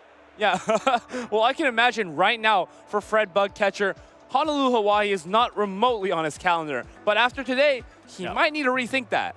Yep, that is true. I mean, the way he plays this, the way he positions his Shadow Alolan Sand Slash on the correct Pokemon was just fantastic. He even played it out, you said it before, that the Charger Bug is in such a good position. He decided to throw 2 Shadow Claw against the Annihilate, and that was so well played. Many players wouldn't think about that because you basically took like 60% damage on your Sand Slash. He made these great recognitions, and Shadow Claw plus that Volt Switch plus that Discharge was literally perfect to be able to take down that Annihilate before 1 turn. Literally 1 turn before he reaches Shadow Ball. It's precise plays like these that are going to show why Fred Bugcatcher is someone we really need to watch out for. Yep, I really love it when these games go down to the wire, to this technical play, these masterpieces. Guys, if you want to use Pokemon like Cresselia or Guzzlord or Tapu Fini in the Great League meta and the Go Battle League or at these tournaments, because you have seen Guzzlord and Cresselia perform really well, you will have to do PvP trades for those. We have a video coming up that explains how you get those. Hey there, Pokemon trainers. My name is Martijn, aka Inadequence, and I'm here to tell you about specific Pokemon you could be training to use for your battles. We've seen Pokemon such as Cresselia, Giratina Origin, and Guzzlord dominate in the play Pokemon meta. These are legendary Pokemon and are not caught in the wild. So, how do you obtain these? Legendary Pokemon are obtained through raids. These appear on gyms, and the species appearing rotate now and then. so keep an eye on the blog and news to see what is available. They may sometimes also be obtainable through timely special researches. But some of these legendary Pokémon are not eligible for Great League, as they are over 1500 combat power when you catch them. If they are a little bit over 1500, however, you may be able to trade them with another trainer to get it under 1500 combat power, as the attack, defense and HP values are randomized upon a trade. The lower the friendship with the other trainer, the higher the odds that these stats are low, and thus the higher the odds that the Pokémon will be Great League eligible. This makes meeting up with your local community and other battlers at the Pokémon Go Championship tournaments the perfect opportunity to obtain these unique Pokémon for PvP. No idea which Pokémon you may be missing for PvP? We've got you covered. These are some of the competitive Pokémon that may require trading to become Great League eligible. Cresselia, Tapu Fini, Giratina Origin, Guzzlord, or Buzzwole. These Pokémon have been on many winning teams throughout the championships and are definitely worth obtaining.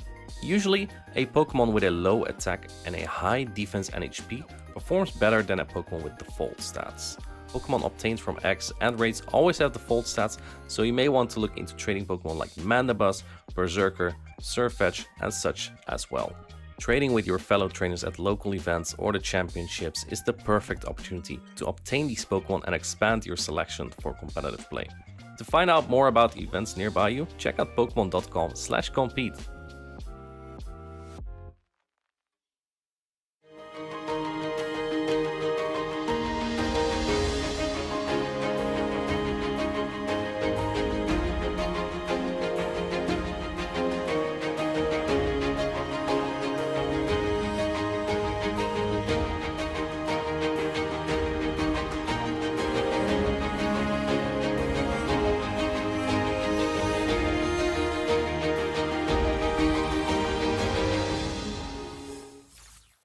Speaking of trades, I traded in Eric for Martijn.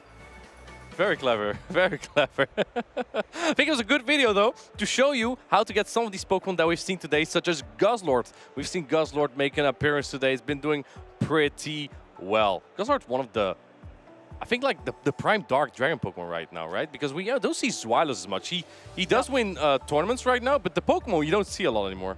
That is true. I mean, the moveset really doesn't cover as much as Dragon Claw. Dragon Claw is so good because there are so many dragons around and you really, really threaten knockouts in those matchups. Also, in those matchups, having Dragon Tail is a little bit of an advantage, while Dragon Breath is more flexible because it is a one-turn fast attack. Dragon Tails do more damage. Exactly. And we have a Guzzlord here, actually, Leo. We have on the right, Tomahawk UK.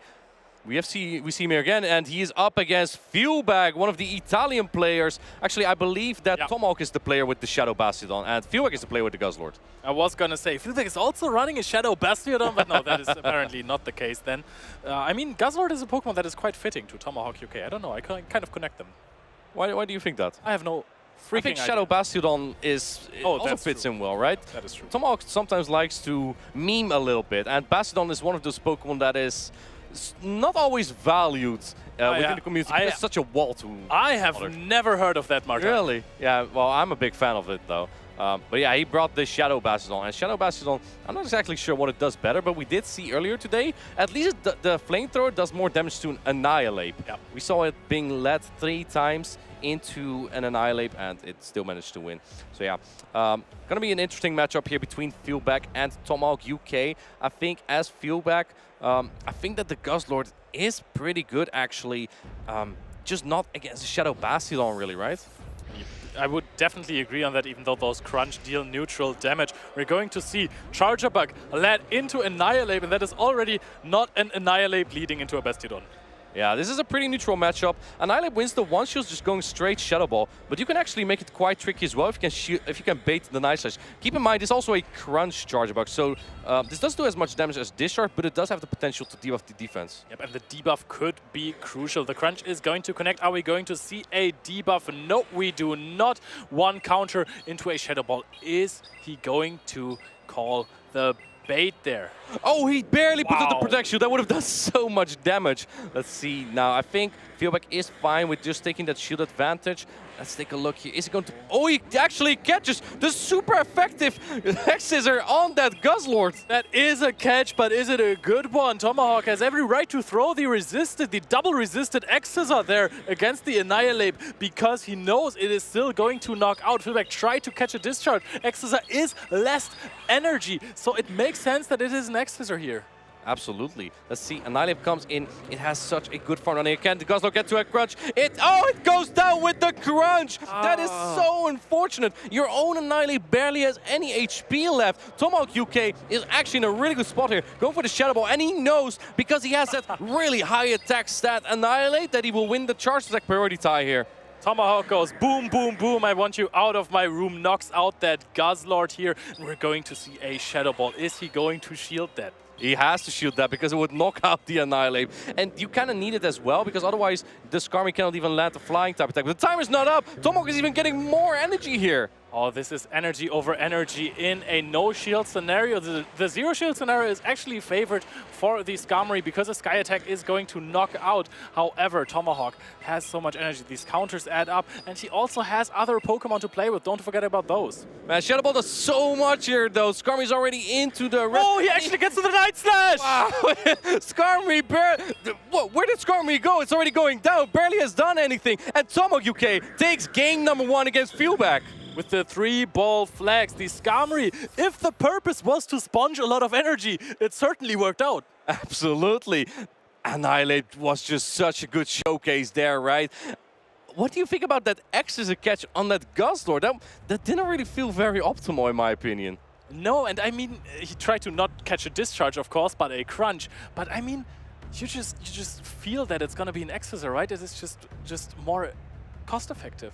I guess so, but the Annihilate was so low. Why would you go for a crunch at that point? Exactly. So he caught the X-Scissor instead. I think it would be more optimal to catch that on the Skarmory. Yeah. But then there's Volt Switch that's super effective. So I think maybe the play was to let it go, the Annihilate, or maybe just throw that Shadow Ball. Maybe force the one-shield scenario there for Feelback. But yeah, it didn't really go exactly as he wanted to. What I also want to point out, I think Feelback really tried to bait out the Shadow Bastiodon with his Guzzlord, because otherwise his Skarmory would have been in trouble. And at the point that the Annihilate was so low, he actually couldn't do that anymore. It was just a tough lead for Feelback in that case, because with that Charge Bug lead, he had to stay in, because the Skarmory in the back is weak to it. But you also have to bait out the Bastiodon. And that's what we saw happening here. That is true. Bastiodon bench pressure coming in clutch again. We've seen it so many times It's already. like really tough. Yeah, it really is. I mean, they are best friends in the Go Battle League as well, next to Shadow Victory Bell.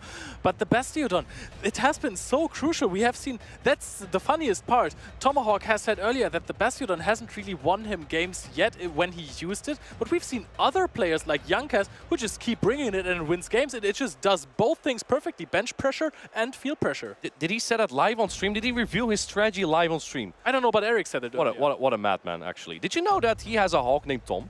Yeah, I actually did. Earlier I was questioning it if it might be a pigeon or if he might be a pigeon, but definitely he has proven to be a hawk right here. For day 1, for sure. This is the winner's final, and the winner of this matchup will advance to day 2 and be in a pretty good position as well, because you could still take a loss on day 2, but that also means the player who loses this matchup will go to the losers finals and also still has a chance to go to day 2. But here we go, game number 2. We have the Skarmory from Feelback into the Altaria from Tomahawk UK. This is a pretty good lead for Feelback. Yep, that is true. Skarmory eats that matchup, swaps into... Oh, this is looking very, very good for a Feelback. However, this is a Shadow Whiscash. It takes slightly more damage from X-Scissor. It's not that bad of a matchup. If the Skull doesn't debuff, the Charge Bug can flip this. I think that's exactly what Tomahawk UK is looking for. So yeah, let's see. The first Scald is coming through. If this doesn't debuff, I think Tomahawk UK is in a pretty fine spot. Whiscash needs 2 attacks regardless, but it looks like Tomahawk UK is putting up the shield here immediately. And he does get the attack drop. That's very unfortunate, but with the Volt Switch adding up, I'm curious to see if this Charge Bug can still flip it.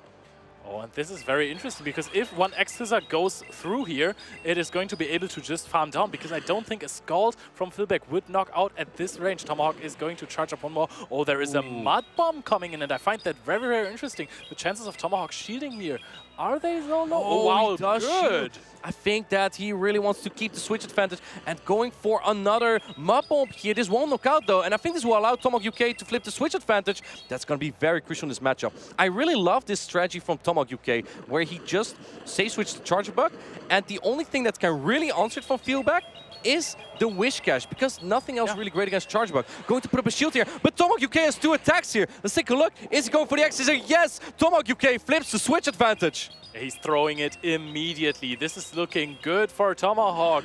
And he even brought the Shadow Bastiodon for the Skarmory. This is so crucial because otherwise the Annihilate would counter down the Shadow Bastiodon. Annihilate is coming in here. Actually, it is going to get a lot of energy on this perfect farm. Wow! Perfect farm down. Now you can align your Altaria here onto this Annihilate. This is a pretty good matchup, but Annihilate Shadow Ball will do so much damage here. There's no Protect Shields as well. Shadow Ball's coming through on this Altaria, will do a lot of damage. But now Skarmory comes in, and oh man, Tomahawk is not switching up yet. He is soaring a move, and big Bastiodon bounces on the battlefield. Skarmory's just stuck here. Oh, that is so huge. He actually went up to a Sky Attack for Altaria as well to, in the end game, win against this Annihilate. Now the Brave Bird is thrown, does a pitiful amount of damage, and Tomahawk can just farm down from here. Look at the damage of these Smackdowns. It is so attack-weighted. Mamma mia, those Smackdowns are adding up so much. This flying type attack won't do that much. It is a Brave Bird, and that means one more Smackdown will knock it out. You'll have the Flamethrower. Oh, actually going to let the Skarmory do more damage to the Annihilate, gets less energy. I like that play from Tomahawk UK, because the only way you can lose this really is if that Annihilate is able to get to a Shadow Ball. Now going for the Smackdown, and I think at this point it's impossible for Fieldback to get to another charge stack. There's not even a Nice Size or anything loaded. Flamethrower is coming through. And now let's see if the Shadow Boosted Flamethrower is going to knock out here. Absolutely not. It is going to knock out with a counter. And now the Sky Attack just before the Annihilate reaches the Night Slash. Perfect execution by Tomahawk UK. Wow, Tomahawk UK, what a clean 2-0. Big win by Bastiodon. And Tomahawk UK advances to day 2. Yes, his opponent, Fieldback, of course, also advances to day 2 because he's going to be in the losers finals. We're going to show those as well, but he has already secured his spot in the top 8, which means loads and loads of Worlds points. And preparation. Yeah. You can prepare for tomorrow when you're playing on day 2. So that's really nice to have for both players here. Yeah, those are very important points for the Travel Award for Tomahawk UK and for Fieldback to qualify for the World Championships. That is true. Those trainers have been phenomenal so far. Tomahawk just actually showing off how good of a trainer he really is. We have seen this in multiple regionals and special events before. You say this, but he did let an American win Liverpool. That is true, but this American is also really, really good at Pokemon Go. Eric is a... Oh, he did lose to Heatran in Stockholm. You know that Pokemon there. Can you really look me in the eye and disrespect Heatran? I am not disrespecting Heatran. I'm disrespecting Tomahawk now. Tomahawk is a good friend of us, and he's also a fellow co-caster. We're just having a little bit of a go at him. That's actually a phenomenal win by him, right? Going to day 2 with Shadow Bastiodon is more than impressive. Let's say that. That is true. Shadow Bastiodon. So many Bastiodon. I just can't get over the fact I think we already have 3 that are definitely in day 2. And that is so many more than anyone would have ever expected for a tournament in this season. Are we going to see Bastiodon in top usage for day 2 tomorrow? I think it's almost, if you're saying... It's only like top 6 row even. Wait, top 12? It's already at 25% then. It has to be, right? 12 competitors for tomorrow. And yeah, if we have 3, that is 25% at least. That is completely sick. And perhaps there's more Bastiodon in the lower bracket. This is the Bastiodon tournament. Oh goodness, great that we're here for it. Caleb Peng will be so happy to watch this. Yeah, that is true, but that also means that there is more competition for him as being the Bastiodon GOAT, you know? If anyone actually wins the tournament with Bastiodon, that's really, really tough competition there. Would that make you the best Bastiodon player if you win a tournament with it? Because so far, I believe Bastiodon has not won a tournament yet. Yeah, that is exactly true, and I think you're going to be... Can I make a better joke with best Bastiodon? You're going to be the... No, I'm not going to try this anyways. We're going to see more matches very, very soon. It's going to be... What was your favorite moment, actually, of this tournament so far? That's a good question. I believe that we saw Scafo, a really good matchup earlier, where it just seemed to have such a rough matchup. But really what he did was just double shooting at Annihilate every time and really showing the full potential of Annihilate with a shield advantage. When he realized, wait, my opponent keeps baiting, I'm just going to keep the shields for Annihilate, I win. Yeah. And that worked for him. It worked for him perfectly. In fact, we're even going to have Scafo up soon. He's going to be facing the final boss. Do you remember who that is? That's Colin. Ooh, yes, Colin has also been the final boss for me in quite some cups and challenges. And I can tell you, it is a lot of fun playing versus him because you learn a lot, but he's a... Playing the locals, right? Yeah, this is a very fierce opponent. I've beaten him once. Once? Yes. How many times did you lose? 4. Okay, so, but you won. You won once. All right, exactly. That's great. That counts. All right, let's take a look here. Colin, again, running that team that Palasha ran in Stockholm with the Shadow Magnezone and the Scaladers really sticking out there. And then Scafo, not really a Lantern check on his team, but Colin doesn't have one. And that might make it easier for Scafo 99. Now, I must say, though, that Wigglytuff looks really appealing to use here. Shadow Magnezone is a really fragile Pokemon, even despite the Steel-type defense. 2-shielded on the Wigglytuff, it can still charm through it. And you have to be really, really careful about when to throw your wild charges, because after those, the charms will deal a lot of damage as well. And now, I gotta say, Wigglytuff, Bastiodon everywhere, this is a very polarizing tournament, you know? And you had Shadow Victreebel on your prediction. Where is it? Look at how good Shadow Victreebel would be here. Okay, look into both teams. Into Altaria, yeah. Shadow Whiscash, great. You probably just farmed down the Shadow Magnezone, to be honest. You probably just farmed down Mantine. That's not true. Yeah, Scaladurge, you probably farmed down the Scaladurge as well. You farmed down the Cresselia as well. You farmed down all of these Pokemon. Shadow Victreebel is just the absolute best here. Nobody brought it. If only that was the case, but no, the Victreebel not that great into some of these Pokemon that I agree. If you have it against like a Shadow Whiscash, that'd be great. That would actually be a great matchup. Another Pokemon that I really want to point out here is the Altaria for Scafo 99, because there's not really that many answers on Colin's side, but one Pokemon that's really deceiving in that matchup is the Mantine. Mantine doesn't resist Dragon typing damage at all, nor Flying type damage, nor Fairy type damage. But Colin has Ice Beam, and Ice Beam is double super effective on the Dragon and Flying typing from Altaria, meaning that it will almost take it out in one single beam. Yeah, that is true. And Altaria, therefore, it takes such a long time to reach these charge attacks. So if you invest shields, your opponent is just going to reach another Ice Beam. They can control the switch every single time. So this is actually a really, really bad matchup. Yeah, what do you think of the Magnezone in this matchup, to be honest? I think there's only really the Annihilate for Scafo, and Magnezone actually has a lot of play into everything else. I would argue that out of all of these Pokemon besides the Annihilate, Wigglytuff might have the best matchup. Yeah, that is... I think you're actually right about this. However, Altaria also deals a lot of damage against especially with 2 shields. Yeah, it can take a wild charge. I think Altaria is also relatively fine. But I want to ask you something, Martijn. Tell me. Why, like, we have seen Shadow Magnezone at EUIC. Palasha crushed it there. She crushed it at Stockholm because nobody knew how to play against it. And someone used it at Liu, but go on. Someone, yeah, random guy. Now, people are still running very, very weak to Shadow Magnezone. How come? I think people are just not expecting someone to use the Magnezone as much again. There are only usually like a handful of players. Disrespect. I guess, but there's only a handful of players bringing the Magnezone. And the thing is, what are the odds that you face one of these? Well, unfortunately for Scafo, you're facing Colin with it, the final boss. And let's see here, we have the Annihilate from Scafo 99 into the Cresselia from Colin. This is not exactly where you want that Annihilate. Yep, this is a really good matchup for Colin because he has Moonblast outpaces the Annihilate. Immediate switch into the Lickitung here. Exactly, and Moonblast is going to chip this Lickitung pretty well. Scafo not throwing his energy just yet. Colin actually quite weak to that Lickitung here. Yeah, but I also want to say that all of his Pokemon... Oh, we're going into the Lickitung with a Ghost type. That is nothing you usually see. But we're going to see that the Annihilate in the back for Scafo really doesn't have too much play against anything that Colin Exactly. Brings. Colin has such a nasty strategy here. He knows that his Magnezone is so good. So he knows Annihilate is coming out. So what's he doing? He just goes triple strong to Annihilate here. There's nowhere to go. Yep, and this is... Oh, he actually goes for 100 energy. And now the power-up is going to deal a lot of damage. You're not going to be able to throw 2 disarming voices here. I think... Oh, we are actually going to be able... Because you barely survived this one with more than a few HP. If you don't survive this, the Scaladurge has 100 energy. And no, Lickitung goes down. That is terrible for Scafo 99. Because now you have to take a Shadow Ball on either Annihilate or the Altaria. The question is, oh, he throws the disarming voice here into the Altaria. Does slightly less damage than a Shadow Ball, I would assume, even though it's super effective. Actually, I'm not too sure. Perhaps he was afraid of the wiggly Tuff, yeah.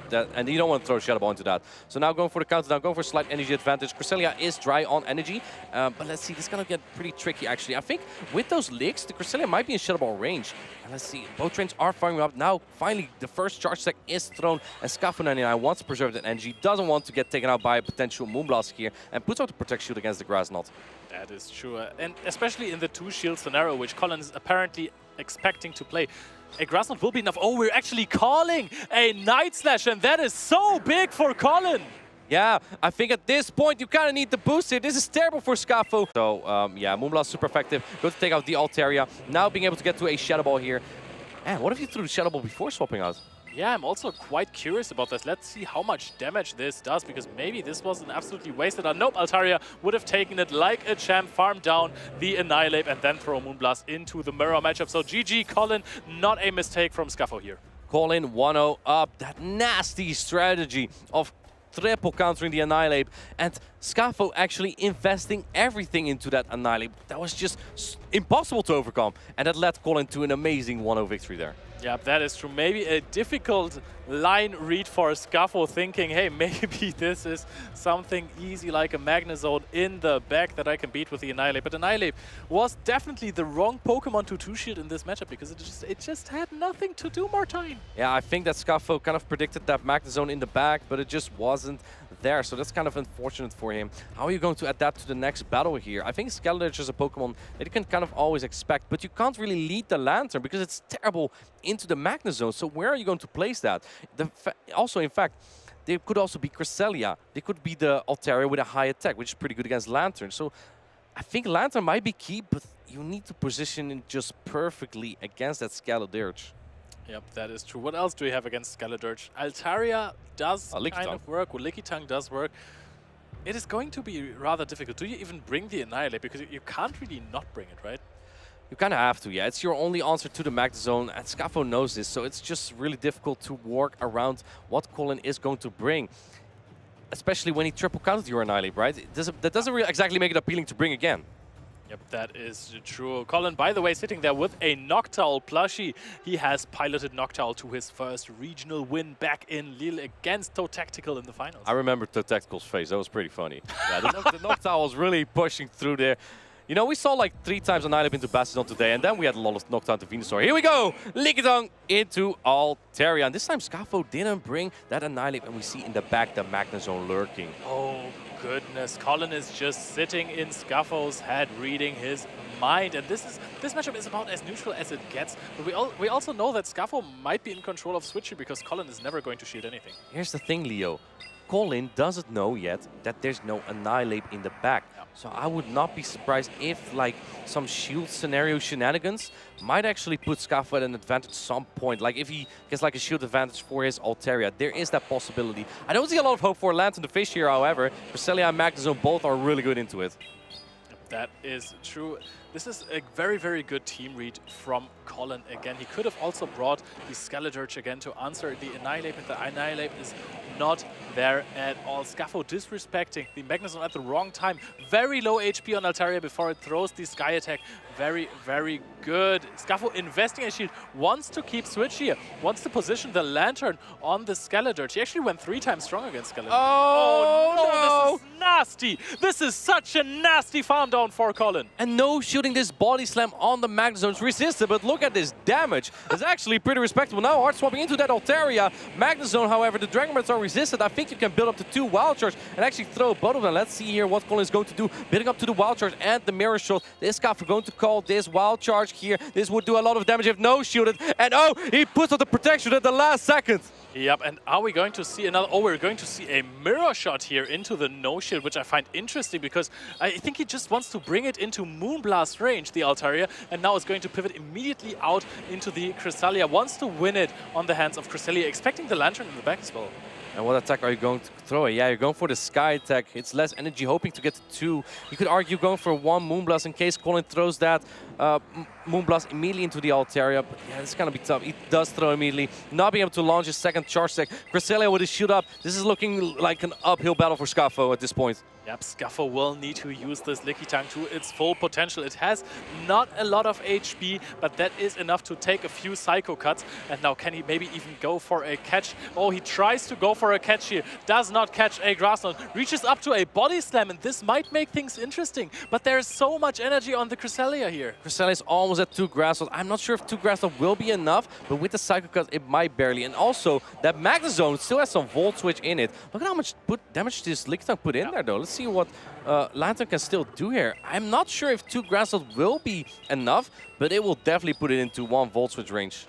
Yep, that is true. I think, we're actually, this is a lot of damage. And I can expect also a immediate pivot out into the Shadow Magnezone here just to win this game via Volt Switch. Actually, this is not only 1 Volt Switch, but you need kind of 2.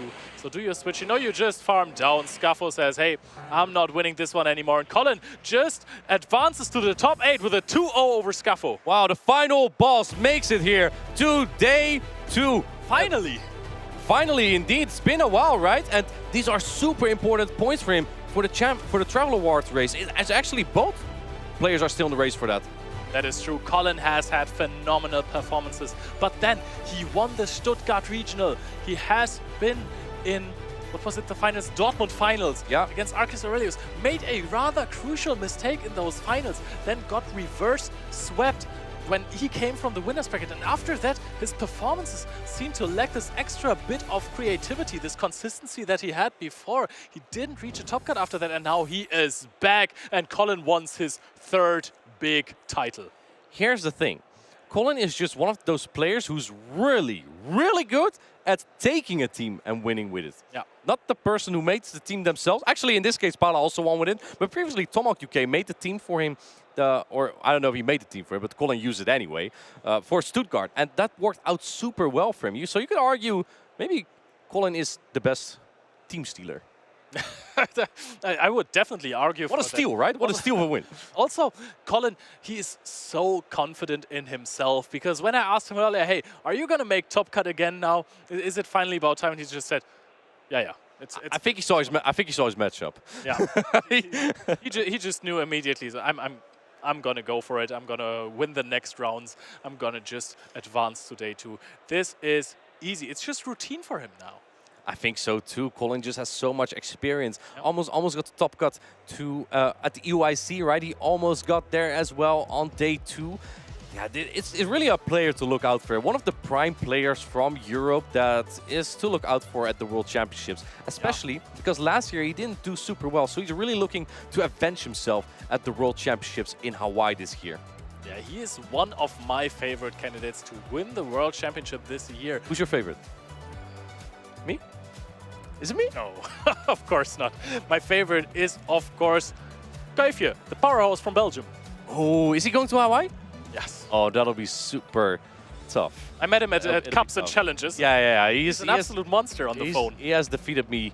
I believe we're 2-2. I believe we're 2-2, yeah. Kuifje will be interesting to see. And many players are qualified here, right? It's not just everyone here at this tournament, but like from every previous tournament. That is really the story of the Play Pokemon season, right? You're starting the season just at 0 points, and you're just going from tournament to tournament, from local tournament to local tournament, from international championship to maybe another international championship, all your way. Everything leads up to the World Championship. And if you want to be a spectator, if you're not qualified yet, you can still get those tickets. You can sign up for the interest list before June 9th on the website. So make sure that if you want to come to the World Championships in Hawaii, sign up for that. Yeah, I think it's gonna just be a blast. The World Championship, of course, everyone is waiting for that. And also, talking about those players again, there are players who haven't performed that well in those regionals or special events. Someone like Uden, who just made 1 top 8 cut, he's also qualified. Kuifje is qualified. There are names that haven't popped up on our streams. But then again, even though it is the tournament, the World Championships is also just another tournament. If you make 1 good meta read and you bring 1 Pokemon that breaks many cores, you might actually end up, you might have never topped a regional or a special event, but you might go very, very far in the World Championships. Well, I think that's the main title you want to go for, right? World Exactly. Champion. You want to be regional champion or world champion? I would take world champion every single day. Yeah, I think so too. Might not happen for me, but... Now, speaking of players we have not seen before on the broadcast, I believe Scally we already had today, but Benny Kisaki, I believe we have not had him yet. That will be our next matchup. I believe we're going to take a look at the loser finals soon. So, or sorry, the loser semifinals. Yeah, exactly. So those will be very good battles as well. And especially Scally had, I believe, also a Bastion, right? He played against Tomahawk when he had that Feraligatr. He predicted Tomahawk UK to catch on his charge back, and Tomahawk UK just went for the double Aqua Tail on the Quack side. That was a really interesting game. And I just remember that Tomahawk once lost a big match against Statistan exactly like that, after he gave an interview saying that he loves to play against players who he knows are incredibly good because he can predict their moves and know, hey, they're most likely always going to go for the perfect play for this catch, and I can predict that. And then Statistan probably heard that in the crowd and said, nope, you are going to try and catch here. I'm just going to throw here. It's something I love as well, that you can kind of sometimes, especially if the prediction works, right? You make a prediction, okay, they throw a Brave Bird, they will now blind switch. Or sorry, they will think I will blind switch, and then I don't. And then they swap like a grass type into my Skarmy. It's a great feeling if you can get something like that done, right? Those are the kind of mind games that really come into Pokemon Go PvP, and I'm all here for it, really. Also not a great feeling if you're on the other side of it and you realize, hey, I could have just played this out. I just messed up completely. Sometimes there's no need to make fancy plays and rush things, right? So, yeah, it really is the decision between composure over rushing or making a, fancy strategy there, right? Sometimes the fancy plays are needed, like making a catch or predicting the catch. That's something that really comes into play into these tournaments. The thing is, sometimes predicting lines of 3 is incredibly important. In the last cup I have played, I was incredibly sure that my opponent is not bringing the Dugong because they need an answer for my fighter on the team. So when they swapped into the last Pokemon, I immediately went into my Gligar. It was the Dugong. I lost the game, and I thought, hey, I could have easily won this if I stayed in this matchup. So why did you do that? I knew that my matchup with the Gligar is going to be very, very close. Why did you just so wait? If I wait, then I'm going to be behind on energy or behind on turns with my fast attack. So I had to swap immediately to predict the backline and then still come out on top in the matchup. Did not work. I got farmed down. What a time to be alive. Was that a local that I played in? No, it was in Genk. I played versus Slowking 002. We haven't played a lot before, have we? No, that's true. We only played in one cup and challenge on the same day. And you played a team. I beat you once where you played a team with Charjabug and Galvantula. It's true. The Energy Ball Galvantula has a lot of coverage. Also has Cross Poison. I went for the double Electric Bug. There was one Pokemon that my team was not exactly good against. It was the Gligar. Yeah, we have no Gligar here. Gligar are usually the most common Pokemon, but we don't see it as much today here. We have Scally with that Bastion again, and Benny Kisaki with the Guzzlord. And look at that! It's that Shadow Swampert. It's, you know, it was on the regionals graph. There was a Swampert, the dark one, right? That must be the Shadow Swampert. This is a sign. This has to happen now. Also, we are always calling Shadow Feraligatr it's the new Swampert, right? Because Swampert used to pace extremely fast to those Hydro Cannons. However, the Shadow Swampert, just in the second rotation of Hydro Cannon, needs 4 Mud Shot to reach the Hydro Cannon. It is so incredibly good. I love this Pokemon. I'm not sure if it's that good into this matchup, though. I would love to have my Swampert on the Bastiodon, but there's also the threat of Altaria and Feraligatr. Those are terrible matchups for that Shadow Swampert. I think a Hydro Cannon plus like 5 Shadow Claw, maybe 6, might knock out the Shadow Swampert. Yeah, Martijn, potato, right? If you get the Shadow Swampert on the Bastiodon, you are going to throw Hydro Cannon after Hydro Cannon into an Altaria. And if you have played Shadow Whiscash versus Altaria, you know that the Scald at some point, they do add up. And Hydro Cannon from a Shadow Swampert, even though Scald is a higher damage attack, will deal a little bit more than a Scald from a Whiscash. It is true. Yeah, Swampert is just fragile, and also Hydro Cannon is just a very strong attack. Now, one thing I want to point out here, Bastiodon might actually come out from Scally. Lickitung, Guzzlord, Azumarill, if it does not have Hydro Pump, and Skeledage are all full against Bastiodon. And what Scally also has to cover, the Annihilate and Swampert, is the Altaria. A Bastiodon plus Altaria core here is about unbreakable. I think it's Go Battle League all over again. I think every Bastiodon we have seen was paired with Altaria so far. It makes sense. It's such a good core. It's such a good core. There's no Galarian Stunfisk used to core break that. But where is that now? I've used Shadow Extra before, but it loses to Altaria. There is a core breaker, which is actually part of the meta. We just haven't seen it yet. Regular Poliwrath. Who? Who? regular Poliwrath. Actually, of course, hard beats the Bastiodon, and it has a kind of comfortable win against Altaria in the 2 shield scenarios, because you actually take just too many Dragon Breath, you outpace with the Icy Winds, and you knock out after... The third Icy Wind will knock out indeed. Poliwrath is not as common anymore, which is why my Who joke, because we actually rarely see it anymore. Primeape.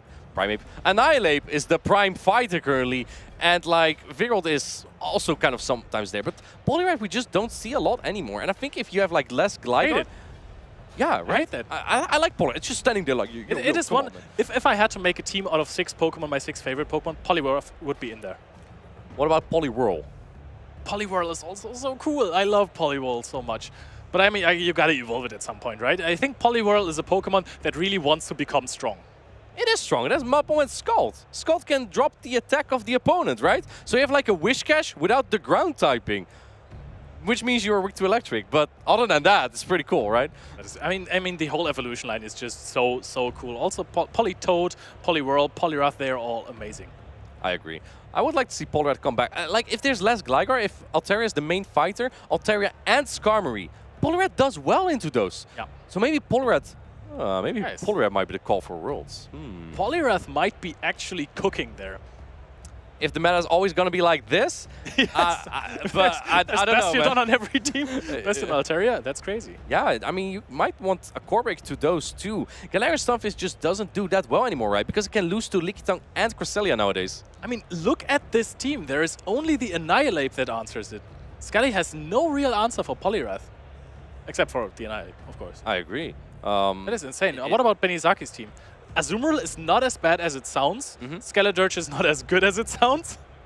And I think you're fine versus Shadow Swampert. You deal a lot of damage with counters. Yeah. You eat up Guzzlord, and you eat the Lickitung as well. Exactly. Poliwrath actually could be a pretty good meta call. I should have played this weekend. Well, feel free to. Here you go. Might be a little bit late on that. Poliwrath could be indeed a Pokemon to keep an eye on. However, in the next meta, more Pokemon get Thunder Punch, and that is going to be difficult for the Poliwrath. Are we really going to... Don't listen. Are we really going to see that much Scrafty next season? We'll see later. First, we're gonna go into this battle. Scally versus Benikisaki. Both trainers are getting ready here. Game number 1, we have the Skarmory into the Shadow Swampert. This is a classic. Yeah, this is an absolute classic from way back in the day. And the Shadow Swampert has kind of a good time here. It is resisting those Steel Wings. It is outpacing heavily. However, it will have to give up shields because you can't take a Sky Attack. Oh, the catch on the Hydro Cannon. This is resisted. What a wonderful catch here by Scally. Here's the thing though, there's Altaria, but I'm not sure if this is exactly what he wants to do. Here's the thing, Leo. He has the Bastiodon in the back, and since this is not a Hydro Pump Azumarill, you kind of bait out a target for Bastiodon. That is true. However, the bubbles do add up at some point, and you have to play with 3 Pokemon. You will have to use a target for Bastiodon at times, and you only have the Shadow Swampert, so you're kind of fine if it is in the back when Bastiodon is sitting in the back. Benikisaki going a little bit over 100 energy, but making sure that he is capped out on it. Going for the Ice Beam to knock out this Altaria. What do you bring in here? If you go into the Bastiodon, everything is resisted, and I think showing your hand here, that also means that Benikisaki now knows where to align that Swampert. I'm not sure if I agree with this play. Yep, that is true. However, you want to get use out of the Shadow Bastion, even though I think you might be right, the Skarmory could have baited out the Swampert in the end game. Yeah, bubbles are adding up here though. They're super effective, but Bastiodon obviously so bulky. It's a wall, right? I cannot imagine that going to play rough on the wall is going to do a lot of damage here. I mean, it is resisted after all. But yeah, Bastiodon still hangs on. It's actually getting pretty low here. And now going for the combo play here. Hydro Cannon, I think, will knock out Bastiodon from this point. Scully going to shield it.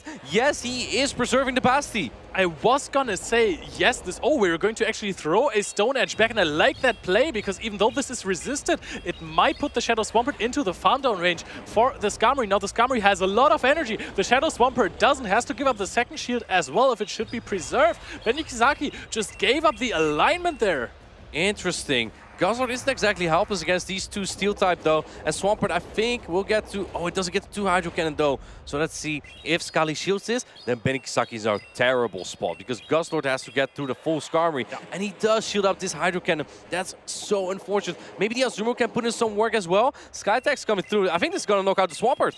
Yep, I like that he's immediately throwing there. Every single bit of HP on the Skarmory is going to matter here. And also the high energy, decent HP Bastiodon in the back is going to be really, really strong for Scally here.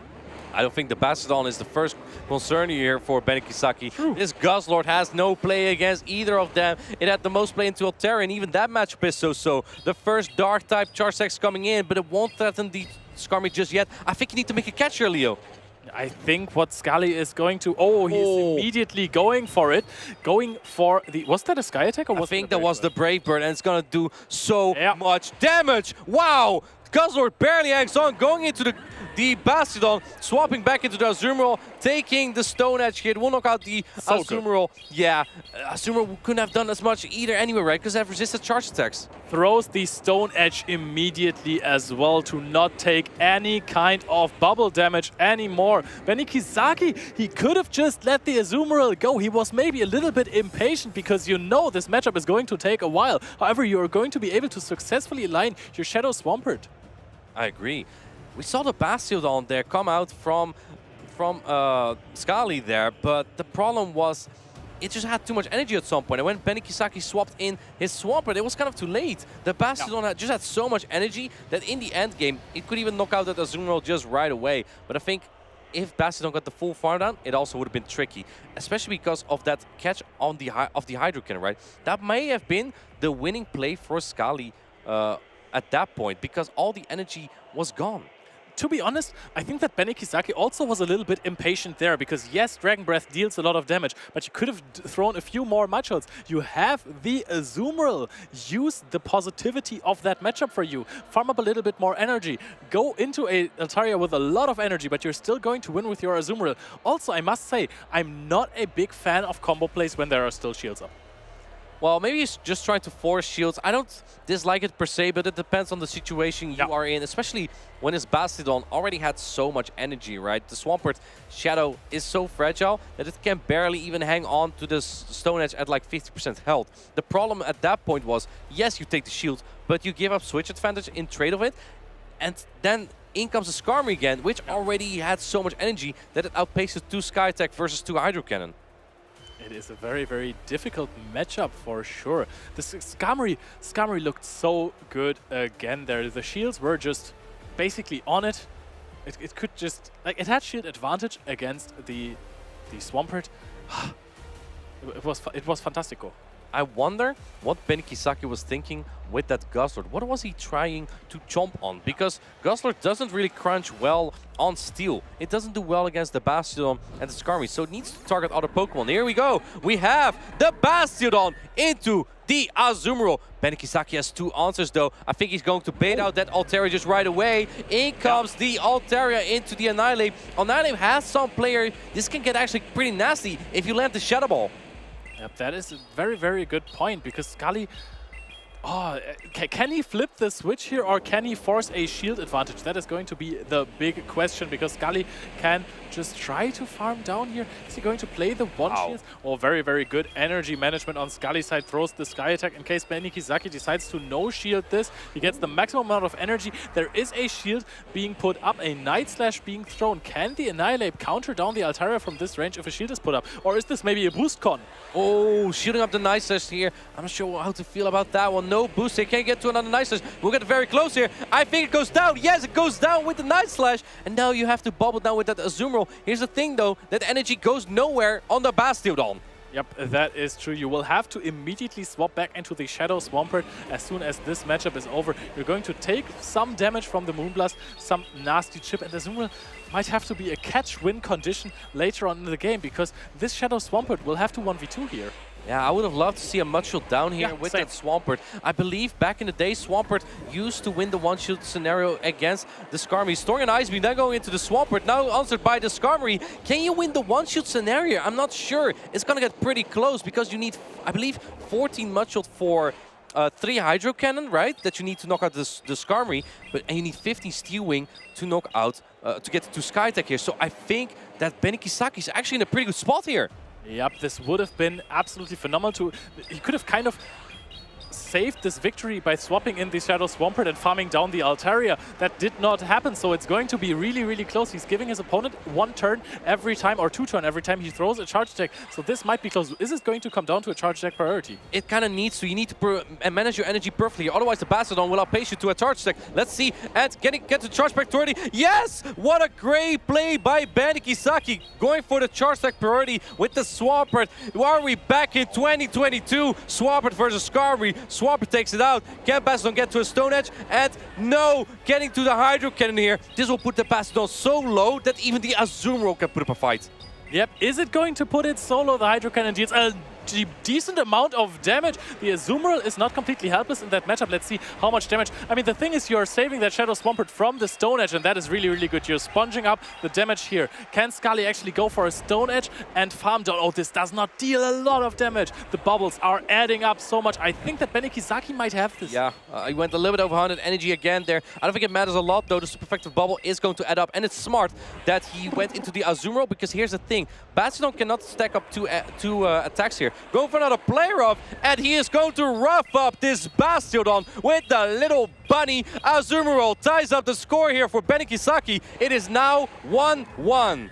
All of those water and fighting types against Bastiodon. It is Bastiodon against the world, still putting up a great fight right here. But we have seen the strength, the sheer power of Shadow Swampert with energy or shield advantage. When shields are up, the Swampert is just so good into that Skarmory. You'd think that the ground type doesn't have a lot of play into that flying type, but Hydro Cannon just comes out so fast, and it's so strong that will take out those steel types in just a matter of time. I think at this point as Scali, you might want to take a look at how you're going to tackle that Swampert better. I believe Benny Kisaki really feared the Feraligatr first. That's when he brought the Guzzlord.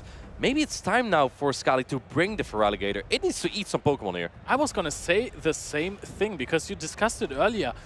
One Hydro Cannon plus Shadow Claws should knock out the Shadow Swampert, because Shadow Swampert does definitely not resist those Hydro Cannons as opposed to the Feraligatr, who resists the Shadow. I agree. Feraligatr is just pretty solid in this matchup in general. Can even do fine into Azumarill despite resisted charge attacks. So Feraligatr just, even like on Leaky Tongue, the Hydro Cannon add up so much. You have Ice Beam as coverage against the Guzzlord, and that makes it a very solid Pokemon in general to use. Yep, there is of course always the option to bring Licky Tongue, and I really like Licky Tongue for Benny Kisaki in this matchup, because yes, you do lose kind of hard against Bastiodon, but actually I don't think it's too hard. Yeah, the Bastiodon has to. It's a pretty hard loss, Leo. Trust me. It is not good. You lose with a shield up. Yeah, okay. It is not good, but afterwards you can come in with the Shadow Swampert and you might have some play. I do like that. Soft losing that lead and then protecting. You just said it's a hard loss. Hey. Anyway, Lincoln talking to Bastiodon is pretty okay, actually. Thank you. It's not, actually. But here's the thing. If you just lose that, it's like a better loss than like Skeledirge. Yeah. Right? I would say like that. Let's call it like a... Let's meet in the middle. It's like a mid-loss. Yeah, it's very, very mid, the matchup. But look at the other Pokemon. The Altaria you have play against, I mean, that's basically Licky Tongue for you, right? It has play against everything. The Annihilate is something you can beat if you land Power Rips. And now we're going to go into the next game. Annihilate leading into the Skarmory. Bastiodon is still in the back, avoiding the Annihilate once again. And now we're going to see, because the Annihilate is still a good matchup against the Skarmory. Leo, this is a classic. This is what I call a team of Scali, where you win the switch advantage, you win the game. Yeah. Altaria and Bastiodon in the back is just unbreakable. It looks like Scali does want to go for that switch advantage here. Ben Kisaki just staying in for a little bit. He went pretty weak to the Feraligatr. He might try to bait out at some point. We know there's no Feraligatr, but Ben Kisaki doesn't know yet. Let's see what he's going to do here. We're going to see a Sky Attack shielded here. Scali already almost has another one loaded. Farms up one more, throws here. Is Benny Kisaki going to invest a second shield here? Yes, and I think this is going to be a very close range as to where two Night Slash can knock out. Here's the thing, Leo, switch advantage is so important. Scali's going to lose switch advantage because the Annihilate outpaces, and the Nicest is not going to knock out just yet, I think, here. And Scali does call it, he lets it go. I think 2 counters will knock out this Annihilate. It will even get to a Shadow Ball on the next Pokemon coming in. I don't think that's Bastiodon. Nope, it definitely is not Bastiodon, although the energy would have been very, very good. We're going to no-shield that Shadow Ball, and I really like that because Azumarill has been brought every single game. It is the prime answer to this Altaria, and Azumarill is going to knock it out either way, so why would you use a shield here? Keep the shield for Bastiodon, but Scali knows the Shadow Swampert has been everywhere. At this point, I think Scali's just hoping it's not going to be Swampert in the back. Perhaps trying to catch a charge attack soon on the Bastiodon. He tries to, and in comes the Swampert. Ben Kisaki is smiling, and he knows what time it is. It's Swampert time, baby!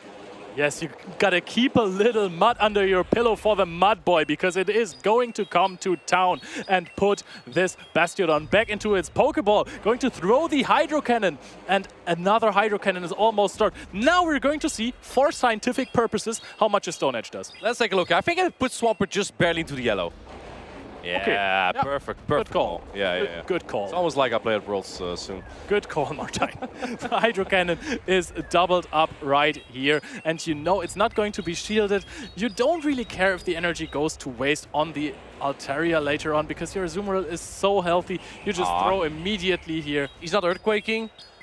that would have been a Tomahawk play, but the Shadow Swampert is going to run through this Altaria. This actually still deals a sizable chunk of damage. I doubt that there's going to be a big farm down, but this is, we get to another Hydro Cannon here. Shadow Swampert is confirmed in Altaria counter. Wow, Benikisaki is moving on to day 2. Shadow Swampert is not that outdated. It just got to day 2. Yep, absolutely. Benny Kizaki coming in for the big W here, playing out the Annihilate matchup versus the Skarmory perfectly. Knows, hey, if I use 2 shields here, I am going to secure the switch advantage. My opponent is playing Bastiodon, most likely Altaria as well. I have great answers for that. Polarizing matchups is what we call this game. Here's what I want to point out, Leo. The Bastiodon had 4 targets on the team of Benny Kisaki. But 2 Pokemon are good against Bastiodon. Does that make it a... How do I say it? Like you have 4 out of 6 chance to get it aligned well. Is that really so? If the opponent brings 2 Pokemon good against it, is actually 1/3 chance to get the correct Pokemon on it. Yes, and I think this is the reason why most players, if they are in this scenario, bring 2 other Pokemon that are very, very strong against the other Pokemon that your opponent, the counters that your opponent could use. However, this was not the case here, because we always saw the Skarmory paired with the Altaria and the Bastiodon. And Skarmory, it does decently well against Azumarill, but that's not the case. It is not the best matchup versus Shadow Swampert. We have seen that before. It just loses straight up the 1-shield scenarios. And it also doesn't have the best matchup against Annihilate, even though Annihilate is a fighting type. Those counters add up too much that you, after 2 shields, are in Night Slash range. And if you don't maintain the switch advantage, Bastiodon is just lost. Yeah. Has about no play into Annihilate and Swampert. So yeah, a big congratulations to Benikisaki here. This is his first time top cutting in a tournament. I believe this is 4th or 5th tournament that he's playing, so he already has some experience, and now the experience is paying off because he just top cut here in Bologna. And for Scali, this is his 2nd tournament that he played. He did pretty okay last season in Turin. He's really an Italian local player. That is absolutely fantastic. Also, really, really far in this tournament as well. What I would have loved to see from his team as well is a Cresselia. Because if you're looking at the lines that Benny Kizaki was playing, Shadow Swampert, Azumarill, and of course also the Annihilate, they all really lose hard to Cresselia. Absolutely. Cresselia would have been great there, actually. Yeah. But yeah, he brought the Bastiodon. Bastiodon has had its fun. We'll see more Bastiodon maybe later, otherwise definitely tomorrow, because it is in Top Cut for sure, a couple of them even. I think really the player who inspired all these Bastiodon players has been Out of Pocket, who's been running that same core of like an Altaria, Feraligatr, and Bastiodon. Those 3 just go so well together. Should I bring that to NAIC? Oh, that is maybe a really good point. I mean, we have seen how good this performs. If there is Lantern and Whiscash nerfs, Bastiodon seems to just get even stronger. But also Feraligatr, because there's less Lantern with the fast attack Spark, right? If there's Water Gun, Feraligatr actually can win the 1 and the 2-shield scenario. Wow! Guys, the thing is, if Lantern has Water Gun, it is significantly better against Bastiodon. Get your Poliwrath ready, because Poliwrath is having a so good time. Yes, Poliwrath, guys. Poliwrath might be the way. Poliwrath might be the way. Even the Shadow version can win the one-shield scenario against Annihilate, just because Scald is such a strong attack. Even besides the attack to drop, the chance to drop the attack is getting even lower now. It's still doing a lot of damage, and that makes Poliwrath really good. Let's take a look at our next matchup here. We have the Viking God on the Viking Warrior on the left, Arceus Aurelius, and on the right we have Seacris. He has top cut in Liu before, and now he's back here in Bologna. Let's see if he can get to top cut again. Yep, this is going to be a very interesting matchup, because Arceus Aurelius is not bringing the team that is the strongest against the Umbreon. It is actually rather bad against Umbreon, if I'm going to be completely honest here. I think Skarmory can have a decent time throwing a Brave Bird at some point, so that might be a positive thing for Arceus Aurelius. He has his own Umbreon. For time's sake, we might not want to get Umbreon onto Umbreon. that is something that happens without Last Resort as well in the mirror. Oh, yo, with both our players. Oh, we're not gonna get out of this one. This is the time win. I'm just gonna get a water real quick. But the thing is, if you are in matchups that take a long time, because both Pokemon basically just deal 1 damage per minute to each other, then you have time to rethink your strategy. What happens after that? Sometimes, when the battles are too fast, a lot of damage involved, things get really, really heated, you might go for some questionable strategies. At least that happens to me a lot, one of the lesser experienced players. If you have something like a Lickitung on a Lickitung or Umbreon onto Umbreon, it's okay. You can calm down, take a deep breath and think, okay, do I want to maybe switch out of this matchup because the timer will be up? Yeah. Or do I want to maybe try to force switch here? You have the time to think, right, in those kind of matchups. What I do dislike about like the Lickitung mirror is that usually somehow with a Lickitung mirror, the switch advantage can be so important. Yeah. Which is why I dislike them. I usually win Charge Attack Purity though. Or maybe not. I saw the panic in your eyes when you just said that. I never played a Pokemon. Okay, I can't bring Lickitung to NAIC then. I never played Pokemon anyway, it's fine. But yeah, in those kind of scenarios, switch advantage could be so good. What are you looking confused about? I mean, Lickitung was so strong and so often used. You really rarely bring it, right? Yeah, rarely bring it. Are you afraid of Scrafty? More of Obstagoon. Fair enough. Because it has Night Slash, can boost. Oh yeah, true. Yeah. Power Up Punch also can boost. Yeah, kind of guaranteed, yeah. Now, I'm fear Obstagoon more. I think though Tactical does as well. He really loves Night Slash. But if we take a look at this matchup again, I think Umbreon really is pretty good for both trainers, just because even in its worst matchups, it's not that bad. Yeah. Vigoroth, if you're ahead in energy on the Umbreon, is actually not the worst. You could win the Zero Shield scenario. And the same for the Annihilate, because even especially if you have Psychic on Umbreon, is not that bad. It usually has resisted charge attacks. There's almost no one except our co-caster Zionic, who's running close combat on it.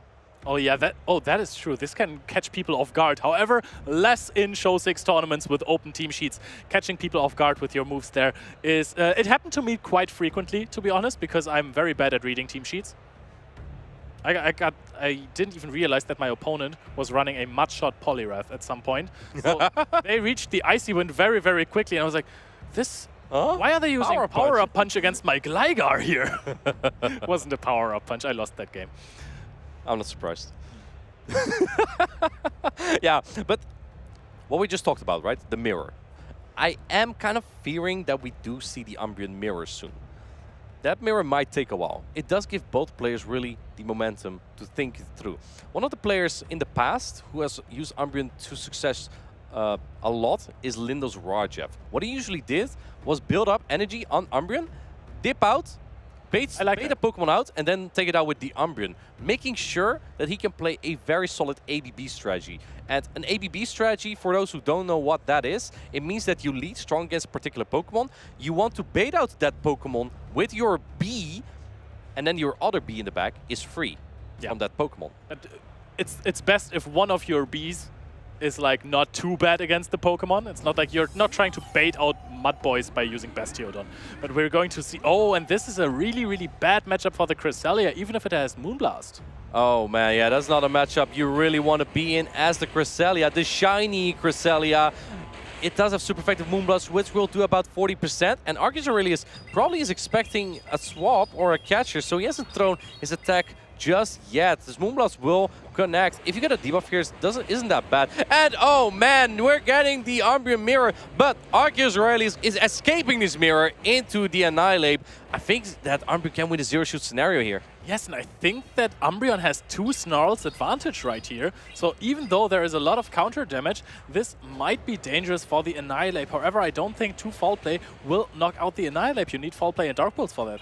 I think so too. Let's take a look here. It's gonna be close. Yeah, I think the Foul Plays are good. Oh, he's putting up the shield here though.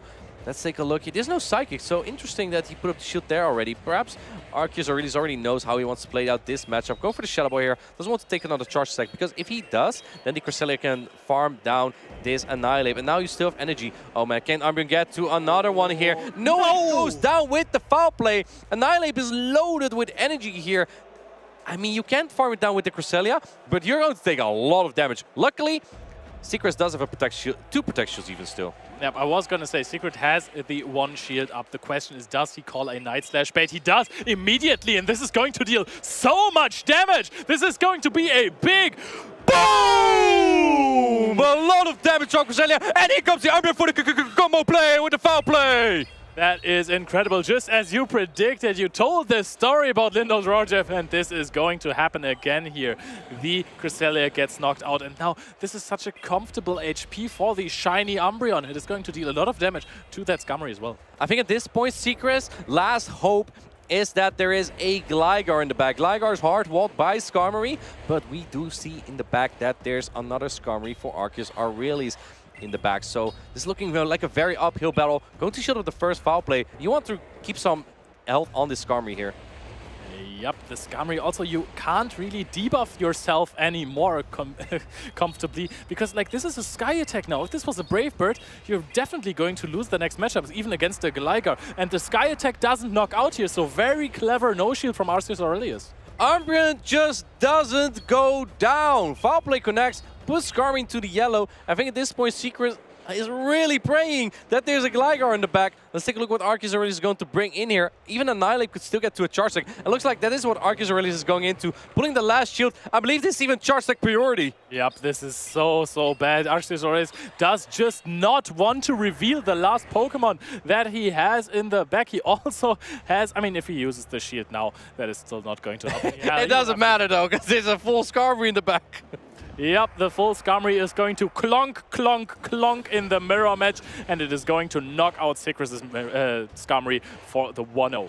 Yeah, Secret says stop tapping here. He knows Arceus Aurelius, the Viking Warrior, takes game number 1. Yep, very huge there. Nice play with the Umbreon. Loved the swap out, loved the combo play. Bank a little bit of energy on it, because sometimes you think, hey, Umbreon, Lickitung, Mandibuzz, these charge attacks, they aren't really threatening. But if they come in with a combo play, they can put you out of uncomfortable HP situations.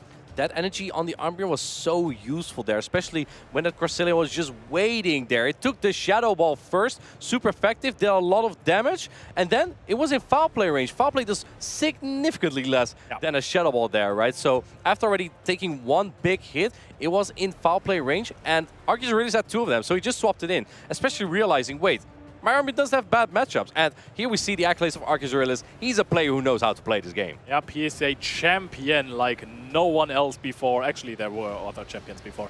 But he also top 8'd Gdansk, top 4'd Bochum, top 8'd Lille. He has multiple other tops as well. I think it's too much for this page.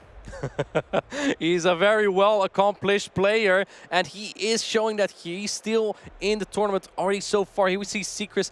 He has top cut before in Turin in special event, also in Italy, and he also top cut in Liu. I remember, because he did not like my Magnezone at the time. That was a Frost meta, so Magnezone was even better against that, because you resist the Power Snow, and then Mirror Shot is super effective too. You still kind of have to shield the Avalanche, right? It only does like 60% damage. Oh, that's actually nothing. It's you shield it. You shield no matter what. You shield Magnezone. That's just the rule. To be honest, it feels so good to be able to take a charge attack on your Magnezone and not be knocked out. It feels like you stole energy from your opponent. I mean, this happens against Skarmory. Skarmory generally doesn't knock out Magnezone because everything Skarmory has is double resisted. It only has Steel type and Flying type coverage. Both are double resisted on that Magnezone. Yeah, I mean, if there's a Magnus on the opposing team, Skarmory is always scary to use. You think Lantern is scary for Skarmory? Meet Magnezone. Yeah, that's true. Magnezone is just crushing it, going out with a lot of energy, forcing too many shields immediately. And again, we see Umbreon into the Cresselia. Many players use Umbreon as a safe swap. This is why Secret thinks he can avoid it with Cresselia if he puts it in the lead, but he can't. Secret's not very happy with it. We see the matchup being played the same. Arceus Aurelius is not throwing his energy just yet. Perhaps predicting a switch. Let's take a look here what Secret is going to do. Perhaps trying to catch on his own Umbreon and met immediately by the Annihilate. Annihilate is starting to punch here. Yep, Annihilate dealing a lot of damage with those counters. It's actually getting really, really close to that Shadow Ball. Got the Shadow Ball stored already. Secret has the first foul play. Are we going to see just an immediate repetition here? We have a Lantern in the back this time around. Yeah, Annihilate just takes this. When shields are up, Annihilate just takes this Umbreon easily. It's like lunch. It's like a lobster just to go for this Annihilate here. And yeah, you got to shield one though, because you really rely on the counter damage. Yeah.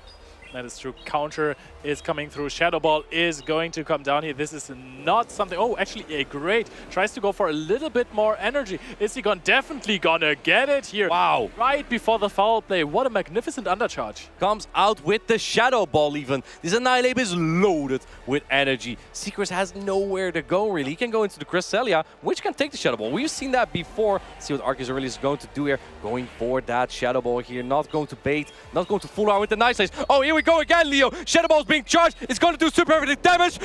Boom! Massive damage. Almost takes out the entire Cresselia. And look at this. You even still have to throw the Grass Knot because, yes, this is super effective Psycho Cuts. However, they deal no damage to Annihilate. Knocks out the Annihilate with a Grass Knot. Arceus Aurelius is just looking so chill here in this matchup with 2 foul plays on the Umbreon. In comes Lantern, the fish, to take this foul play. Does moderate damage, but we see in the back the Cresselia. I think Arceus Aurelius is looking at his opponent. His opponent's looking back. Secret knows this is gonna be very tough. Cresselia is just so strong in this matchup, and I think it's hungry for the fish. Yes, the Lantern is going to connect a Thunderbolt here. Barely tickles Cresselia. Cresselia is going to answer with a Grass Knot. I will tell you what deals damage. It is going to be super effective. Never mind the shield. Yeah, he does put up the protection here. Secret's maybe trying just a little bit still. He might have some play if he can maybe make a catch later. But man, Cresselia, it just has so much defense, so much HP. Yeah.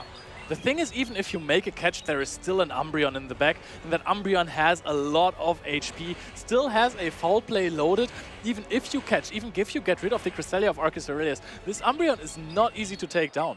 Absolutely. Thunderbolt is coming through here. It won't knock out Cresselia just yet. Maybe can make a catch here, then can spark down. But Arceus Aurelius is patient. The Viking warrior. He's not just good at battling, he's also good at waiting. And he waits for Lantern to try and swap, but not able to. Then goes into the Umbreon, and we see a catch here. But a super effective Secret is cheering. Wow, I did something in this battle.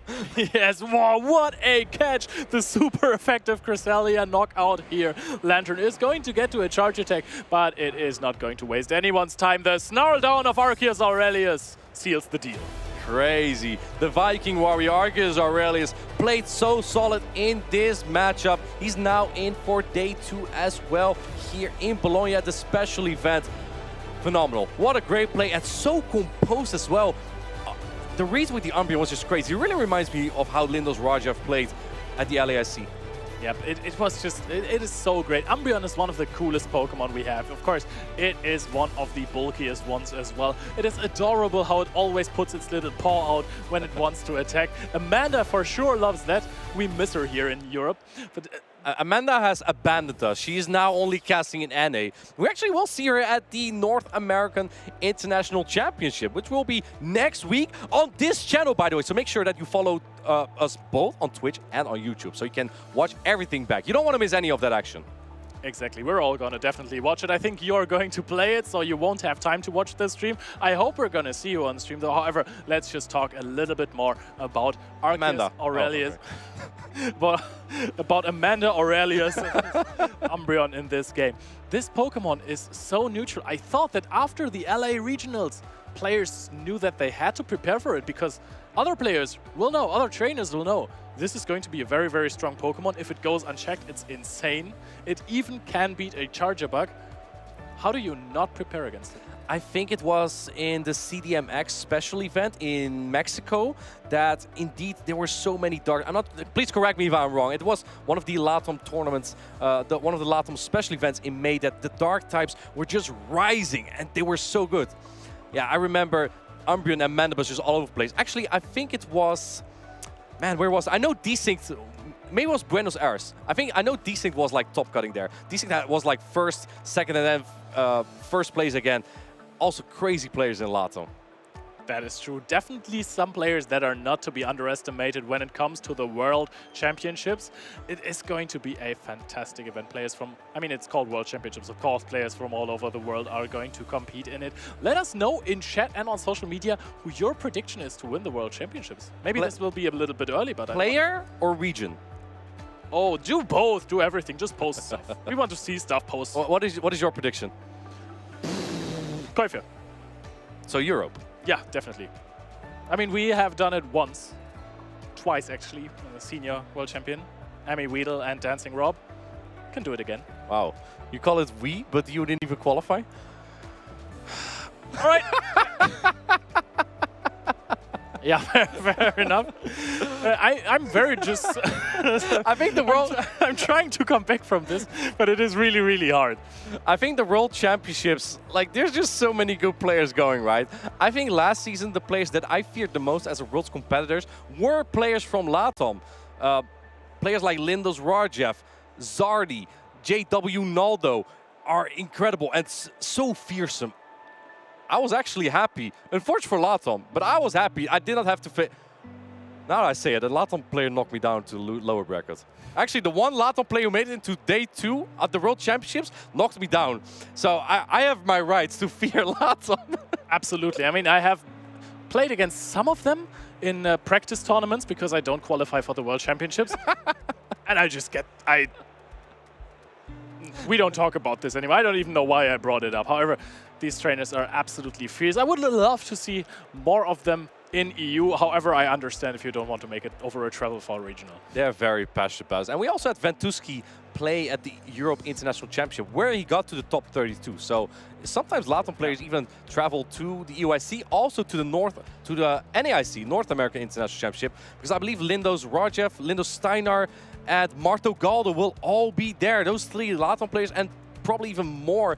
Javier from Peru will also be there. So super exciting to see. Now, talk about our next matchup, Leo. Actually, I want to go down, over to another thing. We have Arceus Aurelius for an interview here, so let's go over to that. Thanks so much, Leo. I'm here with Arceus Aurelius, and I'm Nighttime Clasher, as some of you may know. And we're going to talk about this game. Congratulations, first of all. That was very cleanly played. Thank you. Just align your Pokemon correctly, and this game gets very easy. So that's a skill I've been practicing for a while now. Okay. And it seems to be working for me. So what is the best way to RPS your opponents inside of the tournament? Well, what you do is you need to figure out what they have in the front, and then you figure out what they have as their second and as their third. And when you do that, then you can win every battle. I'm going to write that down. I actually heard from Martine that if you RPS them every time, it's not RPS anymore. Look at them. They love you. They absolutely love you. Yeah, absolutely. They agree. They agree. You're welcome, everyone. It seems like these tips are really resonating with the crowd. But inside this game, how did you kind of navigate the Umbreon and the potential Vigoroth? If he swaps Umbreon, do you kind of expect Vigoroth in the back, or are you safe to just come in? That's what I expected game 1. When he swapped the Umbreon, okay, I expected this might be an ABB strategy to lure out my Annihilate for Vigoroth to be free in the back. So when I realized, and he did not shield his Cresselia, so I landed the Shadow Ball on his crest. Then I thought, okay, I don't need, like, the crest is pretty bad into both my Umbreon and my Skarmory, so I don't need switch for that. Right. And if he has the Lantern in the back, he's going to have to come in with it into the Umbreon. If he has the Vigoroth, I get the counter damage later, and Skarmory is just going to clean up the game. So I hedged a bet that it was going to be the Vigoroth by saving some HP on the Annihilate. But it ended up being the Skarmory, and just like the bulk of Umbreon just put it low enough so that I could handle it. So yeah, that's basically, I expected that, what you said, and I hedged it. Absolutely. But it worked. Yeah, it worked. Yeah. So, and there were a little bit of timing issues in that game where a Steel Wing went through, a counter went through. What do you think has better timing, Europe or North America? Well, that's obvious, isn't it? Usually, I mean, I don't want to generalize, but I feel like the NA needs to work on timings, man. It's from back in the day when everyone was throwing on alignment. That used to be a benefit for NA people. So they need to rework their habits. EU timing beats all of it. We're going to get into the boot camp over there in North America, but for now, it's back to you in Bologna. Thank you very much. I mean, I just always love those educated and long answers from Arceus Aurelius to these questions. It's just easy business for him. You know what kind of business is? It's Clodsire business. Clodsire is a Pokemon we haven't seen as much today, but I think with Whiscash maybe less common next season, it will become even better. It also has been a Community Day Pokemon, so a lot of trainers can use it. Maybe it'll be viable for the North American International Championship. Speaking of Clodsire, we have a video on Clodsire for you. So how about we put it up and we'll be back soon with more battles. Trainers, a new challenger has approached. It's Clodsire. My name is Martijn, also known as Inadequance, and in this video we give a nod to the new Clod. Clodsire is the evolution of the poison fish Wooper. Not just Wooper, but its Paldean form. These Pokemon were introduced in Pokemon Go on the 5th of November during the Wooper Community Day. It has some very hard-hitting attacks and an interesting defensive typing in Poison and Ground. On top of that, its bulk is comparable to that of Azumarill and Cresselia. Let's analyze the fast and charge attacks that this Pokemon has. First off, Clodsire only has fast attacks that don't do a lot of damage, but they generate energy very quickly. This pairs well with its expensive charge attacks. Mudshot is a ground type fast attack and allows Clodsire to deal more damage against steel types, such as Alolan Sandslash, but also against other Clodsire. Poison Sting allows Clodsire to deal more damage to grass types, such as Superior. Both generate energy equally fast and deal the same damage in a neutral situation. So the choice of fast attack really depends on the coverage you are looking for. But most of its coverage is in the charge attacks. Clodsire is very versatile. The primary charge attack that you'll want to have on Clodsire is Earthquake. Earthquake is a hard-hitting ground type attack and allows Clodsire to defeat Pokemon such as Registeel, Alolan Sandslash, Steelix, and other Clodsire. The combination of the bulk of Clodsire, the quick energy generation, and the hard-hitting charge attack, Earthquake allows Clodsire to win many neutral matchups such as Metagame, Lickitung, Lantern, Umbreon, and many more. The secondary charge attack depends on the coverage you are looking for. Sludge Bomb allows Clodsire to defeat Superior and provides a more consistent matchup against Metagame and Lickitung. It's also the lowest energy charge attack Clodsire has. You don't want to use this charge attack on steel types though. Stone Edge is also a good option for a secondary charge attack of choice, due to the rock typing being very versatile. It allows Clodsire to fight back against flying types such as Gligar, Mantine, and Mandibuzz. It also hits super effective on ice types that threaten Clodsire, such as Frostless and Alolan Ninetales. Megahorn, the exclusive Community Day attack, is a strong and efficient bug-type charge attack that allows Clodsire to hit hard against Psychic, Grass, and Dark types. While this is good coverage, it also means that Clodsire would not be able to deal a lot of damage to flying types. This charge attack may have good potential in the future competitive scene, however. Overall, you'll likely want to teach your Clodsire the charge attacks Earthquake, and then Sludge Bomb or Stone Edge as secondary charge attack. This covers as much of the competitive play Pokemon meta as possible. The fast attack really depends on whether you'd like to cover steel and poison types better, or to cover the grass types better. Clodsire is not just looking cloddy and cute, but it's here to challenge veteran Pokemon such as Metagame, Lickitung, and Lantern. We hope that this information helps you to battle with your Clodsire, whether that's in the Go Battle League or in the Play Pokemon Championships.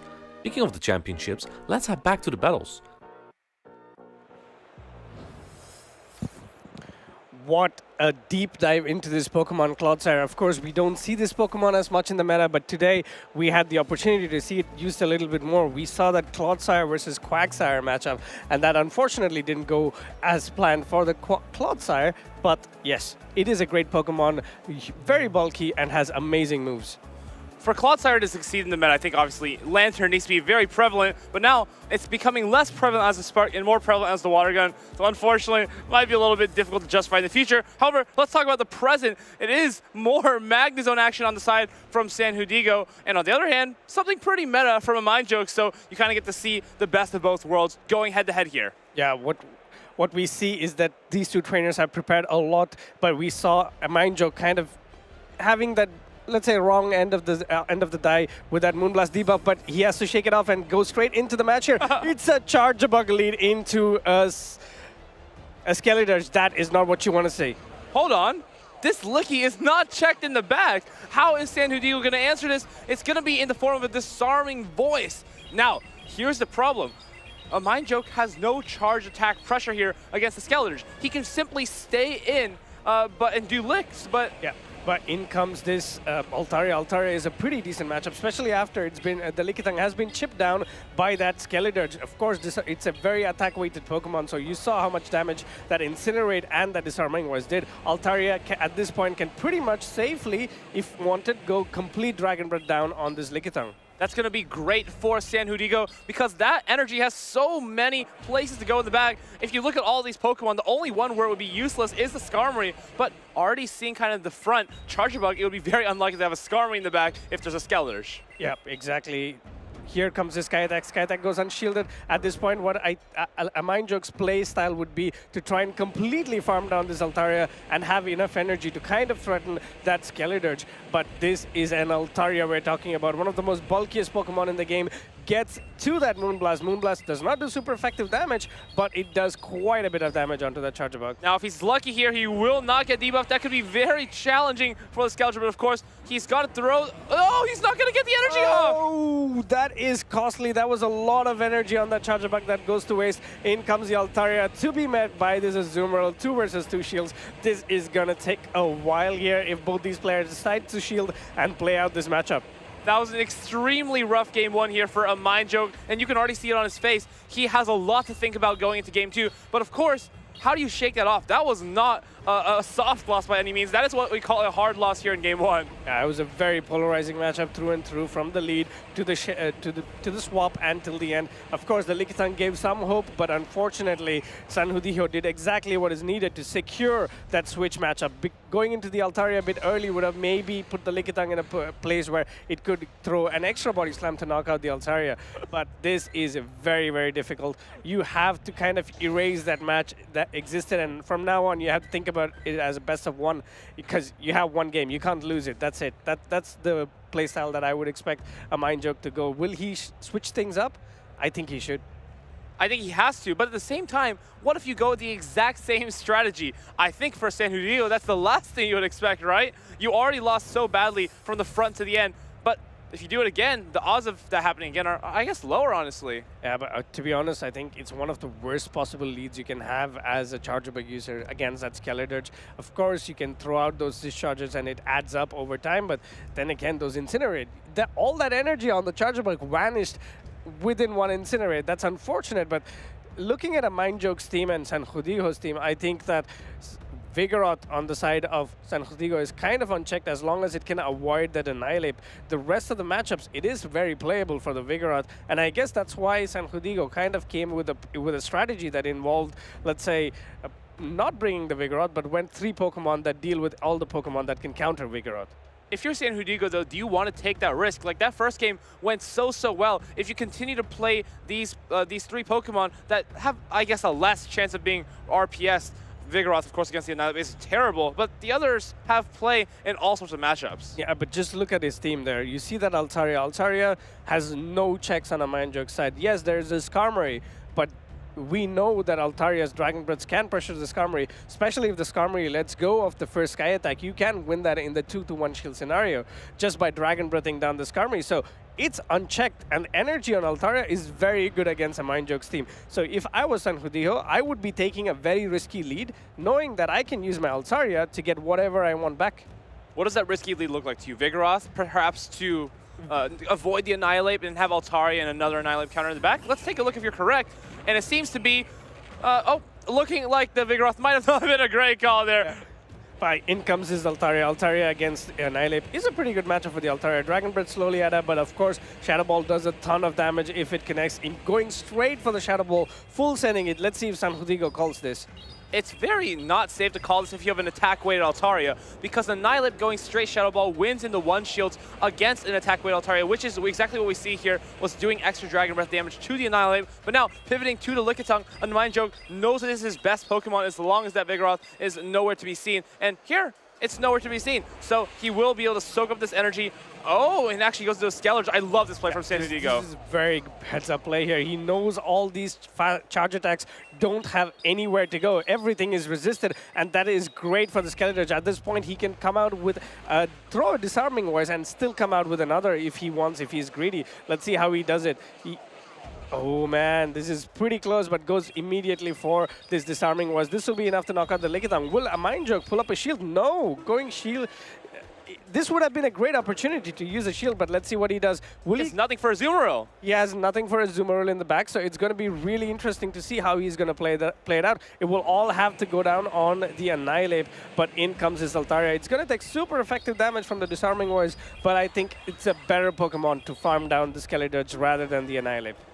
Disarming Voice has to be shielded because this is one of your last healthy Pokemon. Can you reach this? Yes, you do get the Dragon Breath down, but now the Azumarill is just going to come in, and what are you going to do about it? Yeah, Azumarill, it looks like it's in the driver's seat, and I think at this point, the moment a Mindjoke sees his Azumarill, he knows that this game is over, but it could also come down to a lucky Moonblast debuff, and that's exactly what he's going for. Do you think he gets this coin toss? If he does, it's going to be huge because then Sanhudigo will need 2 Ice Beam instead of 1. He does knock it to the debuff, and with that, I think this is just not enough. Ice Beam needs to be caught from a Mindjoke. Can he do so? He needs to be thinking about it. He does! Ooh, what an amazing... That was one of the few win conditions that he has, but this is still going to be look too bad now. It's still going to be a very difficult game because Azumarill is still so healthy. Oh, there's no energy. Yeah, and has no energy as well. Altaria coming in. It's going to be melt with his own Altaria, and this is not a great position to be in. At this point, it doesn't matter. You let the Altaria go, you come in with the Azumarill for the finish, and this looks very bleak for a Mindjoke. Yeah, too little, too late. Maybe if there's a way to shield this, debuff, I think the Ice Beam is still enough. You know, a Mindjoke knows that this is over. Letting that Ice Beam go, this Ice Beam should knock out the Altaria from the skies and sending Sanhudigo to the losers final.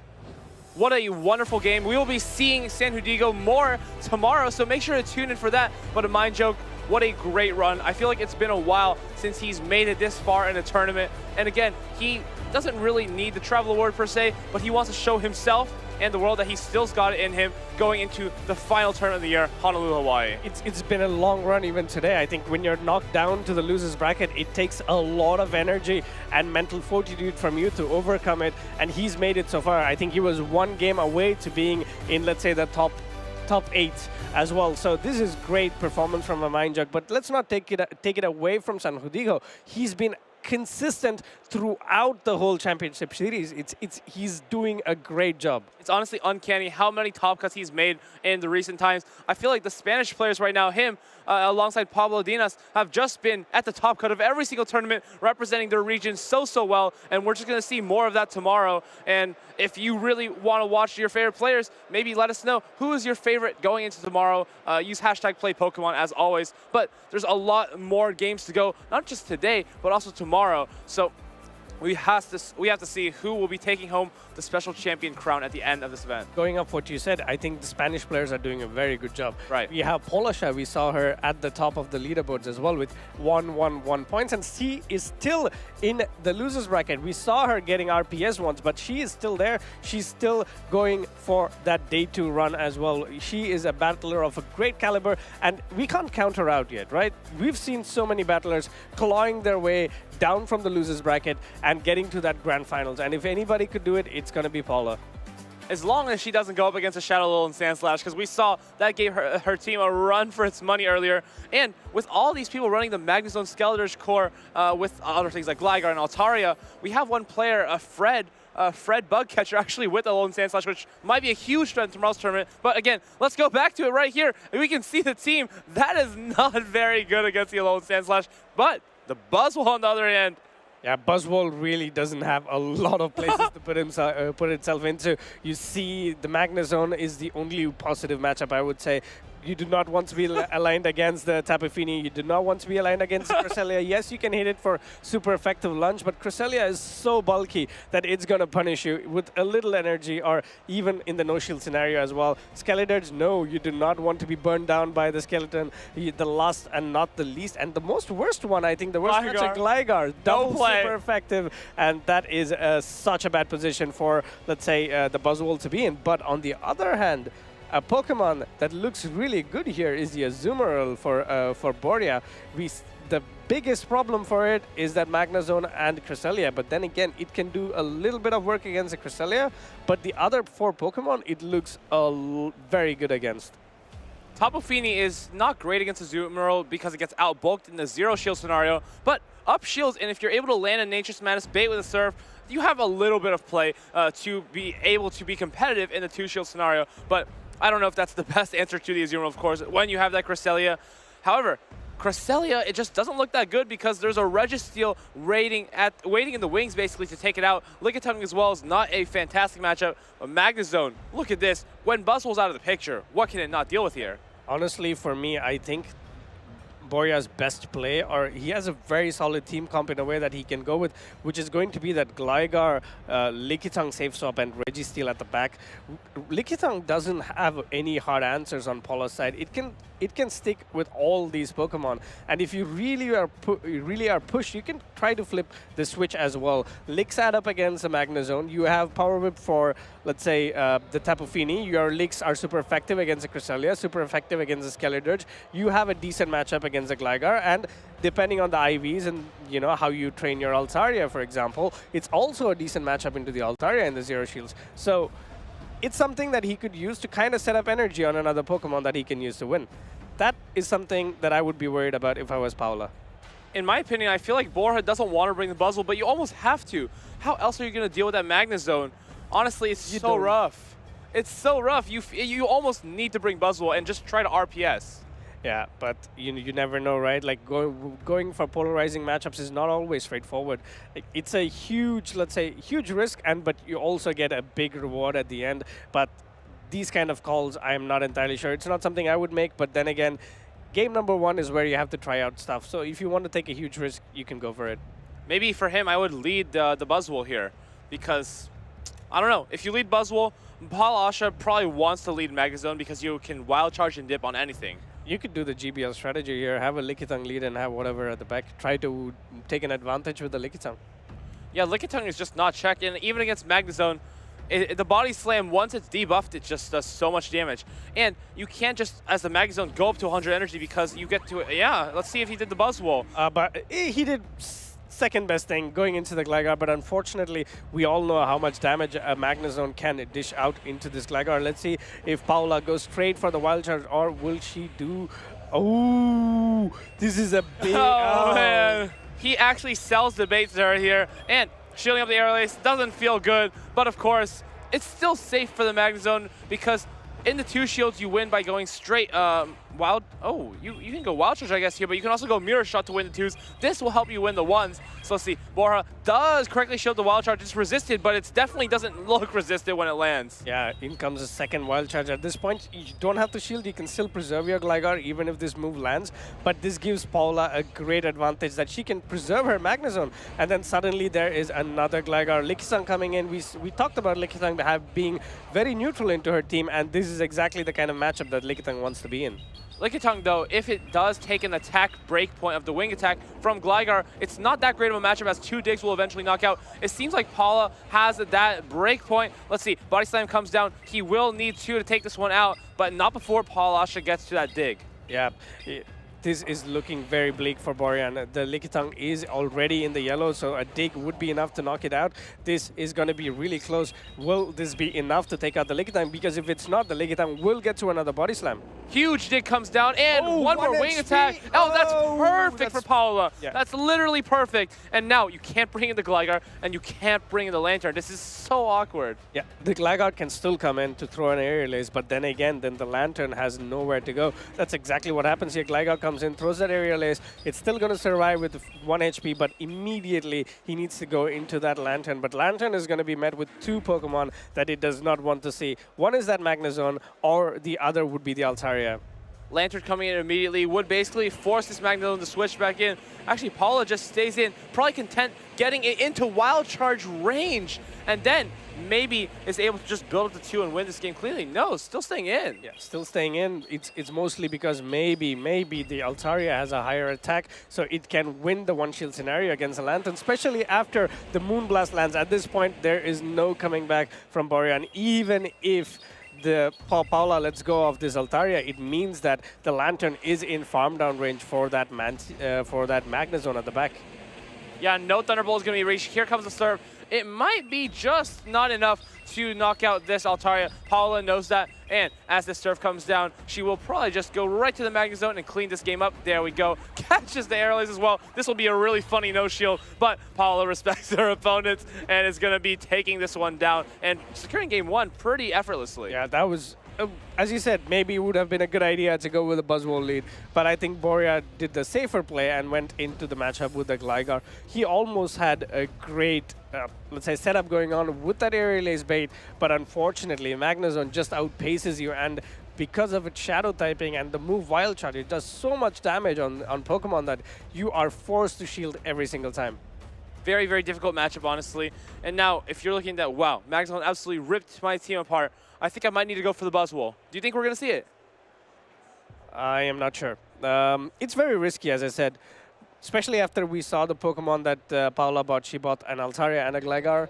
If the Buzzwole is not lined up against the Magnezone, it has nowhere to go. But this is the moment you need to take a risk. But look at Paula. She knows what she's doing. She is a Turin Special Event champion, UIC top 4, World's top 16, Stuttgart Regional top 4, and not to mention in 2024, the Stockholm Regional champion. I can't imagine she got this far without taking many risks. And in this next game, we're probably going to see more of that. Can Magnezone secure two events in a row inside of this European region? I would be very, very entertained if that did happen. Yeah, but Magnezone is doing a lot of work as well. We just saw San Judijo running Magnezone and going through. He did a lot of work. So this is a Pokemon that's kind of been brought into the forefront, and it's carrying its weight a lot. But what I would like to understand is why Fini, Tapu Fini. At some point, I would like to have a chat with Palosha and ask her, why did you go to the path in the path of Tapu Fini over an Azumarill? I was actually talking to SS Thorn, and we noticed that Tapu Fini has some matchups that are a little bit different than Azumarill. It's actually better in the 2s in most situations, while Azumarill is generally not very good in the 2s and better in the 0s. For example, Skarmory and Cresselia. You actually win in the 2s with Tapu Fini as opposed to Azumarill, which loses both those. But we're going to get into this next game, and it's a great lead for Palasha. And now the Magnezone is going to go on a tear in the back, I feel like. Oh, wow. This is a great lead for Palasha indeed. But let's see how she decides to play it out. Probably going for the Grass Knot to take out to do a lot of damage onto that Lantern. Lantern, however, opting to no shield. This is not looking great because at this point, if the Lantern does take 2 Grass Knots, it will be very difficult for Borea to come back into the game. And even worse if he invests Protect Shields on this matchup. I don't think he can afford to. He has to put this one on the Lickitung as he did last time and kind of just try to neutrally body its way through that Magnezone and the Cresselia. Really, really nice waiting one turn to throw that Grass Knot, making sure it doesn't get caught into something like a Buzzwole in the back. Yeah, great, let's say great patience by Paula and showing very good discipline, understanding the potential of Borean catching would end up neutralizing all her charge attack damage, but in comes this Surf going into the Cresselia. Cresselia being such a bulky Pokemon, wow! It, and what a catch. With the one time Paula decided to not be patient, he gets a catch. So that's what happens when you're not patient, I suppose. But at the same time, this glider coming in here is going to align the Magnezone perfectly in the back with that Azumarill, and this is going to be a very rough situation here for Bora. Yeah, this is very difficult for Boria as well, because the Gligar, not only does Paula have the advantage in the time composition, she has an advantage in the Protect Shields as well. She has 2 Protect Shields to his 1, and that is never good. This dig is not going to be enough to knock out, but it's going to put it in wing attack range. If Paulasha actually tries to shield this, may be able to farm all the way down. I think that will be a perfect farm down if she does opt for it, though. Yeah, that's exactly what I would do, especially because you can bring in your Magnezone now, and I think that's 2 Volt Switches that can go through onto the Lickitung. Ooh, and that Body Slam is not enough, and Paula doing exactly what we kind of foresaw, is get that energy onto the Magnezone, because that is going to be the win condition. What Pokemon does Boria bring into this? I do not know. Yeah, Paulasha is probably hoping not a Buzzwole, but so far, still thinking no Buzzwole to be seen. Lantern comes in, and that is not a Magnezone answer. I think he's going to get Volt Switch all the way down.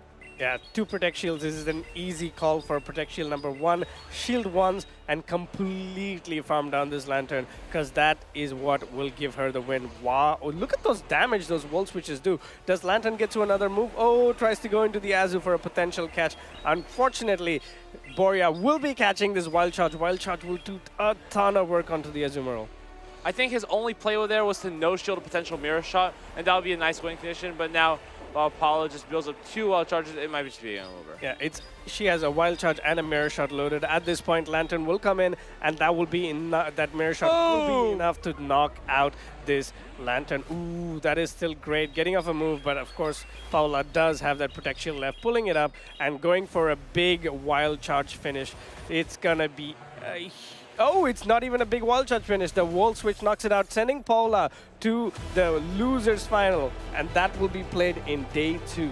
Very impressive run here again from Paulasha.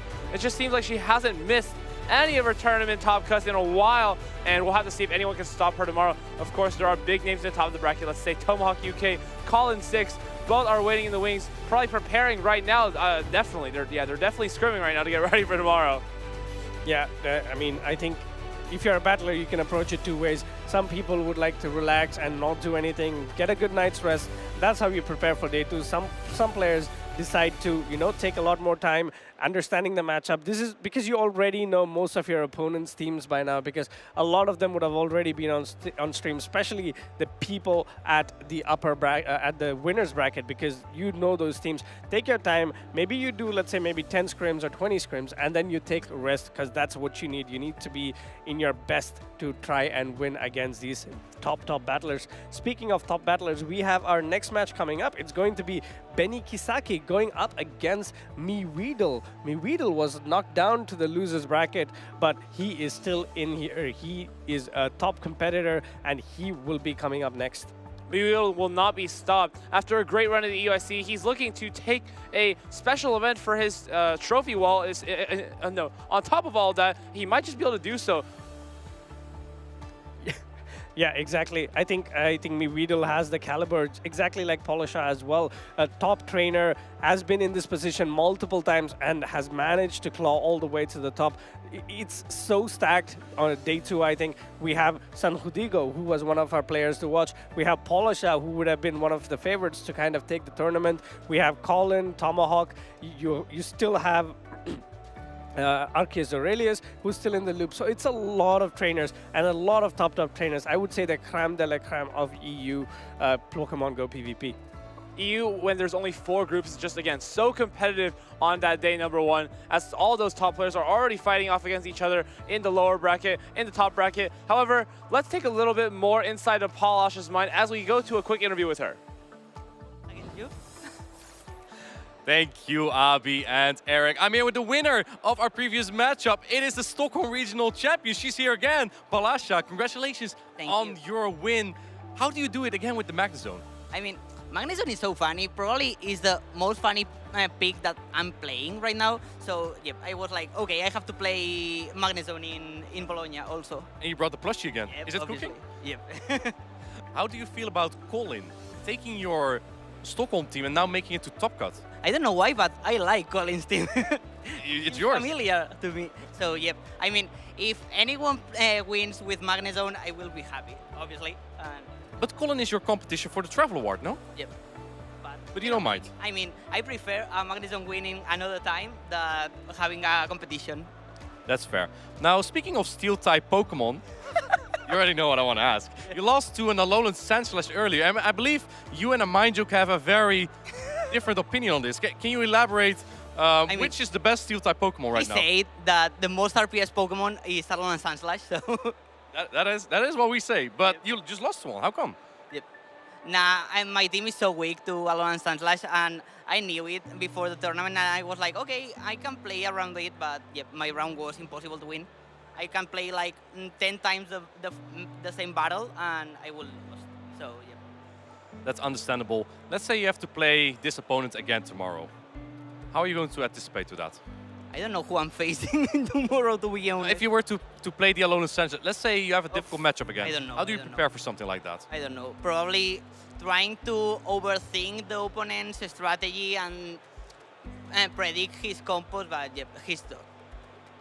All right. I have another question for you about Bologna specifically. Are you going to be our first European to win 3 championships? I will try it, but yep, probably Colin is in a better spot than me, so yep, let's try it. Yeah, it's actually true. You're both still in for day 2. Yep. That's going to be really good tomorrow. All right, looking at Worlds and the new meta. Yep. What are the most prominent changes that you see in the new meta? There's going to be more electric type coverage, right? Yep, I mean, without Lantern having Spark, probably we are going to see like more Skarmories, more Feraligators, maybe more Poliwrath. So let's see how the meta will evolve. Those sound like Magnezone targets. Do you remember what happened at EUIC? Yep, I remember something about Poliwrath being zapped. Make sure that if you haven't seen that you watch it back on the video of the European International Championship. It was a moment. It was an interesting moment. Thank you, Palasha. Is there anyone you'd like to give a shout out to? I only want to say, bring your Magnezone counters. That's all. Very good. You hear it here. Thank you, Paula, and good luck in day 2. Let's head back to Eric and Abi.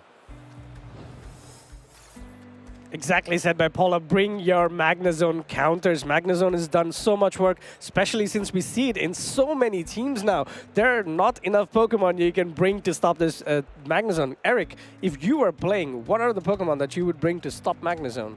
I think Fire is just not very prevalent inside of the meta right now. If you look at the Fire types like Talonflame or Charizard, they don't do that well against Magnezone because the electric type damage is too threatening against the flying types.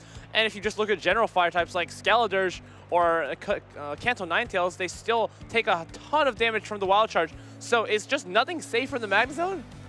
I mean, there is this Pokemon that recently got a new move added to his move pool, and that's that Typhlosion. Typhlosion with Incinerate and Thunder Punch and Blast Burn can do a lot of work. I do not think a Magnezone would like to see it. And of course, Paula just said there could be a insurgence of Pokemon that's like Skarmory, a lot more of Skarmory. So what do you need to beat a Skarmory? A Typhlosion could do an amazing job at it as well. But let's see these two teams and let's talk about them. We see Benny Kisaki running that Guzzlord, another Dark-type Pokemon, and going up against that Shadow Alolan Sandslash. This is not a great matchup to be in if you are the Guzzlord. But then again, you see enough counters in his team. I think this is the last Pokemon.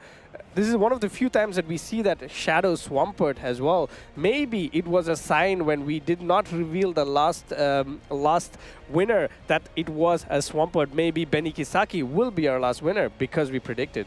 Absolutely. Swampert is actually quite good at this team. It has playing to Lantern, Skeledirge, Alolan Sandslash. It has extremely good playing to actually those 3. Vigoroth as well, it's okay. Cresselia, honestly, it's okay. I think Cresselia and Swampert, you can play it out. As soon as you land that first Earthquake on the Cresselia, there's potential for you to flip the matchup. And also, the matchup will go to a certain extent where you can set up a very easy catch onto the next Pokemon as well, getting rid of Cresselia's energy. Yeah, but if you're Maweedle, you have, of course, the Altaria to answer that Swampert. The Altaria doesn't just answer the Swampert. I think it answers everything on this team that's not an Azumarill. Yep, Altaria is going to do a lot of work, but then again, we also have those Dragon Tail damages from the Guzzlord adding up, and a Guzzlord does outpace that Altaria to the charge attack as well. Dragon Claw plus Dragon Tails will put the Altaria very deep into the red, and that's not a position you want to be in as Emmy Weedle. It's damages that you cannot escape from under your Protect Shield, and that's what matters. What I would like to point out as well, Lickitung has a very good time against Emmy Weedle's team as long as it can avoid that that Vigoroth. So it's going to be Lickitung usage by Benny Kisaki, and can Mivido put that Vigoroth onto that Lickitung? I also think that Annihilate is pretty good into this team. Honestly, it's not great into Skeldurge or Altaria per se, but you still have a reasonable amount of play into both of those. Of course, Altaria being attack weighted, you can actually one-shot it with the Shadow Ball and some counters. Let's take a look though. Game number 1 of Losers Round 7. We're going in with the Guzzlord versus an Altaria. That's a pretty neutral lead. Yeah, this is a very neutral lead indeed. Guzzlord is going to be clawing at that Altaria, flying in the sky, and Altaria is going to be Dragon Breathing this Guzzlord down. Let's see what happens here. 5 Dragon Claws and Dragon Tails, and goes for this Dragon Claw, and the Altaria is forced to shield here. It feels like you have to shield, otherwise you're already down a Pokemon. Let's take a look if he can get to the second one, and we'll throw it off before the move from the Altaria. Yes, he does throw it out, but does Benny Kisaki just let the Guzzlord go? He does not actually. Tries to get the second shield from Miweedle now. Can he make this Dragon Claw? He will, but oh yeah, does not try for the Dragon Tail down. I think that would be too much. This is really good heads-up play by Benny Kisaki, because looking at the backline of Miweedle, this Guzzlord can still do a lot of work. None of these Pokemon can do a significant damage to the Guzzlord. Lantern comes in, and oh what? An immediate swap into the Skeledirge being met by this Lantern. This is a very, very interesting move here by Benny Kisaki. Now you have no Skeledirge for the Cresselia is what I'm thinking. Yeah. You still have the Guzzlord though for both of them. It cannot be Spark or Psycho Cut down. So that might be a pretty solid situation here for Emmy Weedle. Yeah, looks really good for Emmy Weedle, because Surf will be almost enough to knock out the Skeledirge. Benny Kisaki not pulling up that shield. This puts Emmy Weedle in such a driver's seat. And he doesn't make it to the other move, gets Spark down in 2, and now this is a huge problem. You can't come in with the Annihilate because you're going to eat this energy, but if you get rid of the Guzzlord, then you have no answer for the Cresselia. Yeah, but there is no shields on the side of Emmy Weedle, so this can be worked on his favor. All he has to do is do a lot of work on this Lantern, throw that Shadow Ball, and come out with enough energy to do a considerable amount of damage onto the Cresselia. But in comes this Cresselia, switching in early, and this is looking dire for Benny Kisaki. He just needs to catch something onto the Guzzlord here. Can he make that happen? Both these are 2-turn moves. It's going to come down to this. Shadow Ball lands onto the Cresselia. Can he catch his Moonblast? He tries to catch it, but no. Emmy Weedle will just simply overfarm, get the Moonblast down, and now the Annihilate is absolutely cooking the back. Yeah, Moonblast lands here, but Annihilate is still healthy. Let's see if it has enough energy to try and flip this matchup. No, it has no energy, but it's still going to be very close here. Wow! Oh, 1 away from that Night Slash to knock out the Cresselia, but Emmy Weedle's Cresselia gets to the Moonblast first, knocking this Annihilate off. 1-0 for Emmy Weedle. Very calculated plays there, honestly. And I think the game kind of fell apart when Benny switched into that Skeledirge from the Guzzlord. Should have probably just played that one out, gotten the Lantern low, and then played out that matchup in the back. Skeledirge versus Cresselia, Annihilate versus Lantern. I think that would have been more than fine to play this game here. Yep, it worked. It was, I think, a very instinctive move to tap on the switch, because he thought there was going to be an Annihilate that's coming in. Unfortunately, predicting it wrong. If the Guzzlord stayed in onto the Lantern, then this would have been an amazing scenario for Benny Kisaki to be in, because the Lantern would never have been able to completely smark down the Guzzlord before at least taking 3 or 4 Dragon Tails and a Dragon Claw in the process. And you had to come in with the Lantern there, because you can't Psycho Cut down a Guzzlord. No. Not when it has 280 HP and you do 1 damage per Psycho Cut. That was never going to happen, so I'm glad we did not see that. Yeah, that would have been extremely difficult to overcome. But let's take a quick look at the Pokemon and the moveset. Most of these Pokemon are running the conventional movesets. Swampert, for example, is the spiciest Pokemon that we can see here, running Mudshot, Hydro Cannon, and Earthquake. Earthquake does a ton of damage. I'm not sure if people still remember the Swampert from back in the day. It's such a damage-heavy Pokemon. It wins charge attack priority almost against every Pokemon as well, and the damage it dishes out is insane. Guzzlord, on the other hand, we do not see the Guzzlord here running, what is that move called? Brutal Swing. Instead, but it's running or Sludge Bomb. Or Sludge Bomb for the fairies. But no Brutal Swing. I like Crunch a little bit better personally. I think the debuff and just having more damage in general is nice. What about you? I like Crunch as well. In certain neutral matchups, it makes sense. For example, if you're up against a Scott Murray, if your opponent shields the first Crunch and you get a debuff, you can kind of play it back as well. We have game number 2 here. Again, a Guzzlord into the Altaria. And believe it or not, it's the exact same lineup. Are we watching the same thing again? Looks like Guzzlord versus Altaria is going to start us off here. If you're Benny Kisaki, maybe you just need to play for a shield advantage and let the Annihilate sweep in the back. Or play exactly the same way you did last time And without switching the Guzzlord out. Yeah, exactly. If he's just able to get this another Dragon Claw off, he shields with the Sky Attack, and then we'll just win the one shield scenario against this Altaria, and thus the Scalers will have great play against the Crescent, and Annihilate will just neutrally fight the Lantern. Yeah, let's see what he does, because he can opt to play this out differently. The Skeletor going extra as well here. That is pretty risky, because this gives the Lantern a potential to farm down this Guzzlord before it gets to another move. But Altaria in this case going for the protection, and in comes the Skeletor. Skeletors will be immediately bet with this Lantern. Oh my gosh, I kind of like this. This Shadow Ball, is there a chance he makes 2 Shadow Balls or Shadow Ball into the Disarming Voice before the Lantern can take it out? I think he should be able to get to at least a Disarming Voice before the Lantern takes it out. Let's see what happens here. Lantern just got to the surf. It needs 4 more now to get to another move. In comes his first surf, immediately shielded by Benny Kisaki. This should be very close in the surf. Can he get this Disarming Voice off? Just needs 1 more Incinerate. Is that surf reached? Yes, it's almost reached.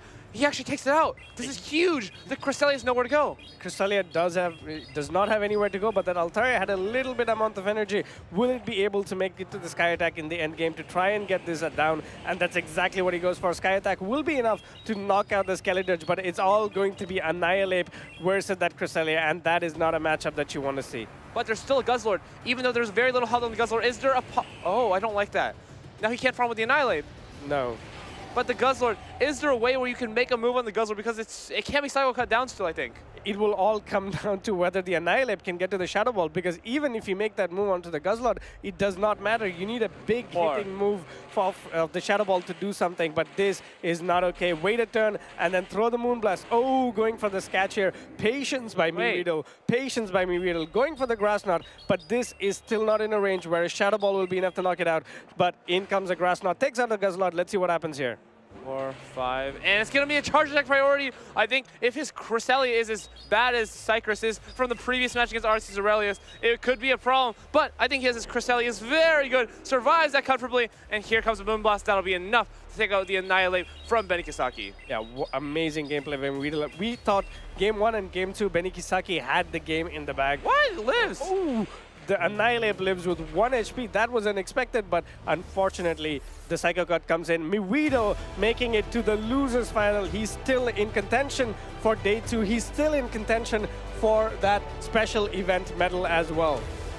Wow, this is an absolutely phenomenal performance here, knowing exactly that he should hard swap the Lantern right after that Skeletor. And even though that went down, he was able to clean up the game with the Cresselia. I think this kind of came down to the Altaria kind of just being farmed down by the Skeletor, actually gave the Cresselia Cycle Cuts instead of giving the Annihilate more counters.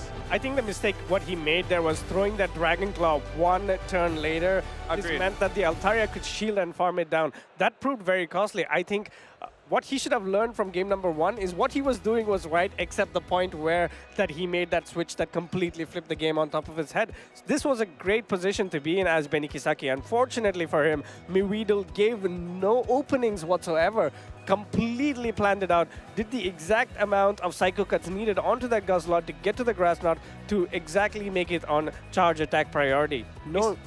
Yeah, of course. Charge attack priority was extremely important, but we saw how low that Cresselia was at the end. It was literally pins and needles worth of difference. If anything went slightly wrong for Miweedle, if like the Guzzlord caught a Moonblast, it could all be going wrong. Yeah, it was very close as well. I think Benny Kisaki kind of understood Miweedle's playstyle and put those Pokemon in. So he understood the thinking process for Miweedle. Unfortunately, he was little short, just very tiny amount, as you said, pins and needle shot of executing the perfect way to win against Miweedle.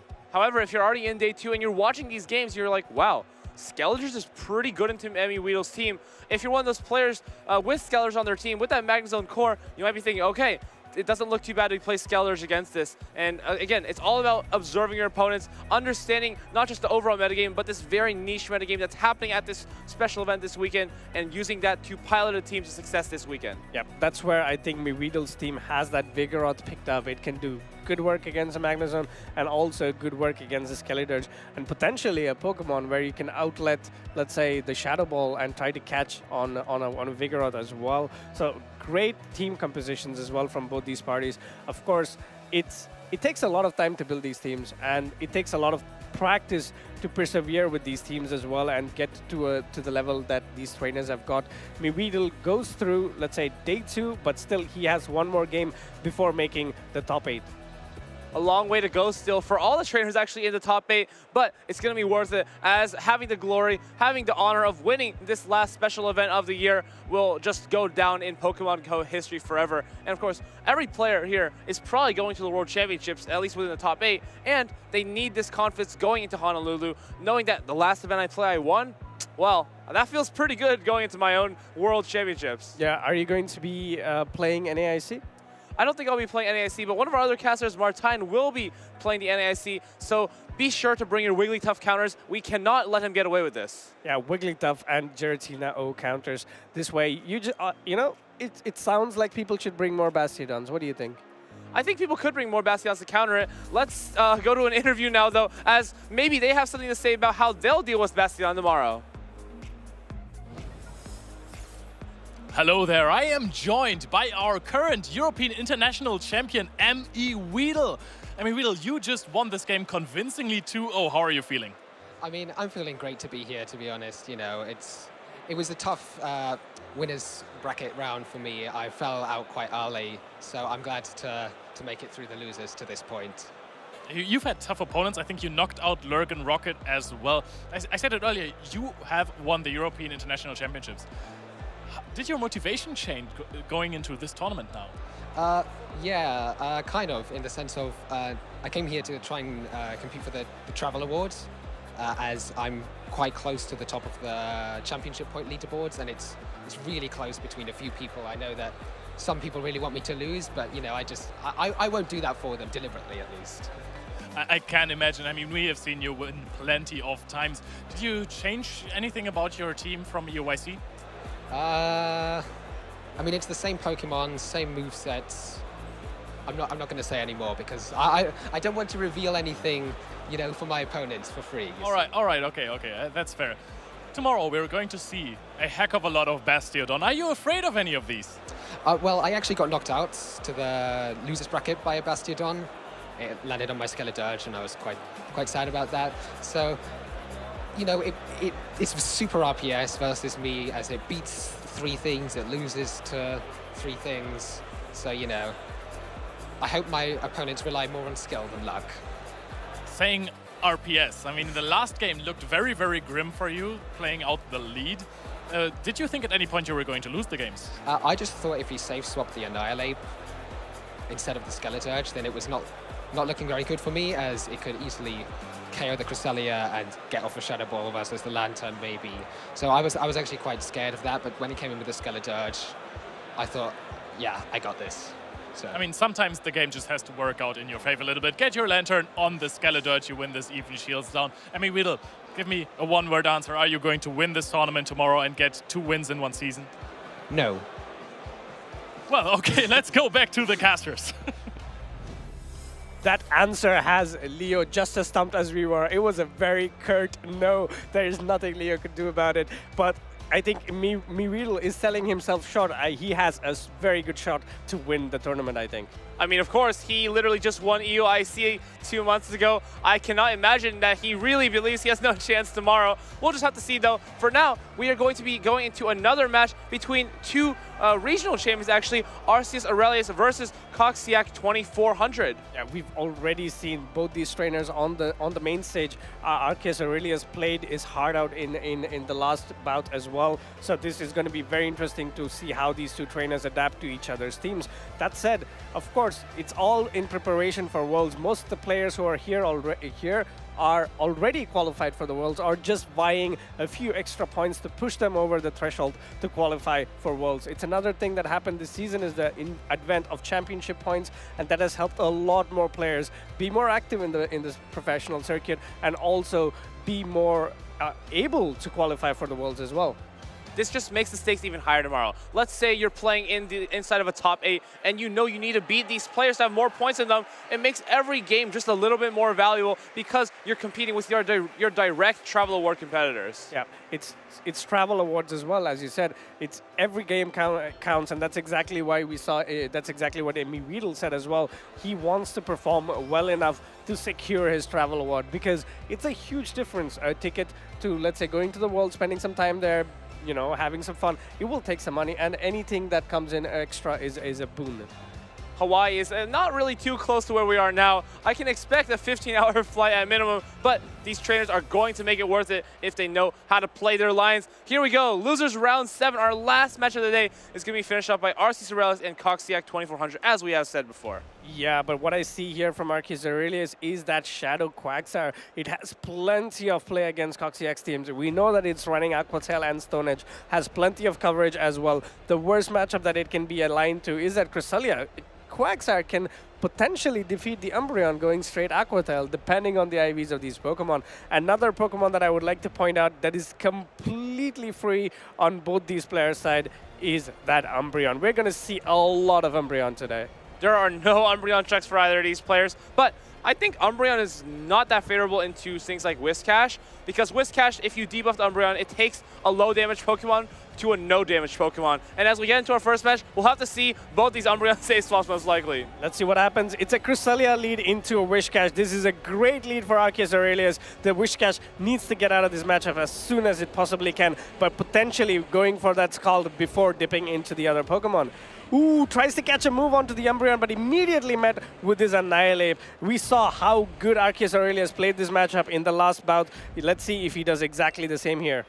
I mean, regardless of this Annihilate here or that Umbreon, that Quagsire in the back is looking like quite a menace from the side of Arceus Aurelius. So maybe this matchup is not as crucial as we might think it is. Yeah, but we have to see how these two players decide to play it out. Shadow Ball comes in. This is going to do considerable amounts of damage to the Umbreon, putting it in the yellow, but Umbreon, being the bulky beast it is, tanks it like a boss, and in comes another foul play. Arceus Aurelius opting not to shield this. Happy to no-shield this, knows he might have a good rank Annihilate, and it can't be actually snarled down.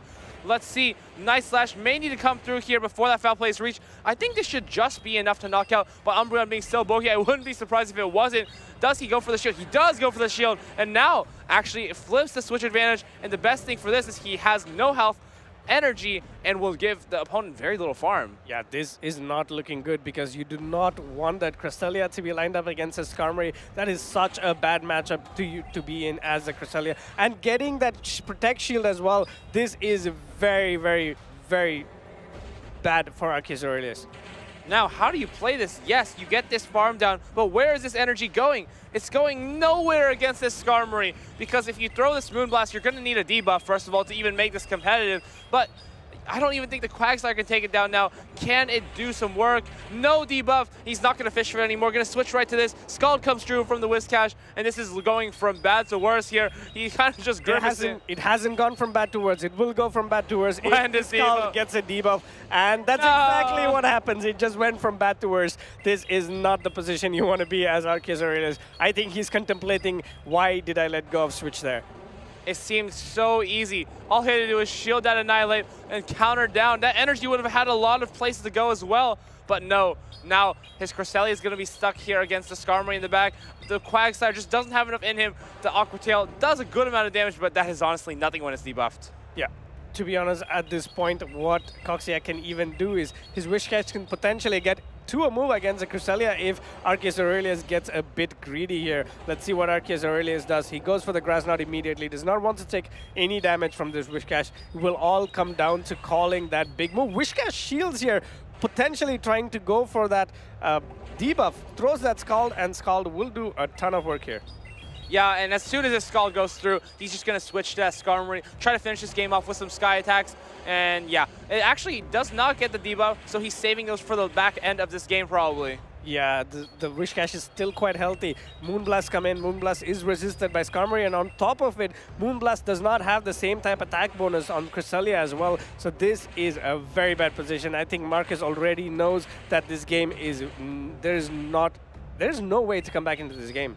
No, even a Moonblast debuff I feel like wouldn't save him from here. Sky Attack does come through. This is going to be putting the Cresselia into the yellow health, and Coxiac simply needs to go for another one. Moonblast comes through, and of course, Icerelis is trying to make this a little bit competitive, but at the end of the day, Cresselia doesn't even have the energy to take out the Whiscash at the end. Yep, in comes his Brave Bird. Brave Bird is more than enough to knock out the Cresselia. This is the second time today that Arceus Aurelius has let go of the switch, and he's been extremely punished for it as well. So hopefully he learns from these mistakes, and game number 3 he changes his strategy, because Cresselia into Wishcash is one of those matchups that you really, really want to see, and you then have your Annihilate onto the Umbreon. So it looks great. I'm also surprised that there was no Umbreon on Arceus Aurelius' side, because we both discussed it. Umbreon looked really good into both these teams, so I would expect him to bring it in game number 3. But it does still feel quite tricky against Whiscash, because it's always tricky against Wishcash. That's what everybody has been saying, but Umbreon has 2 top 3 finishes now on the same tournament, and a lot of the teams we saw Umbreon play against a Wishcash, and it did a good job. Yes, of course, you rely on the coin flip, but for the Wishcash to have a better matchup against the Umbreon. But then again, the goal for Umbreon is not to win your switch.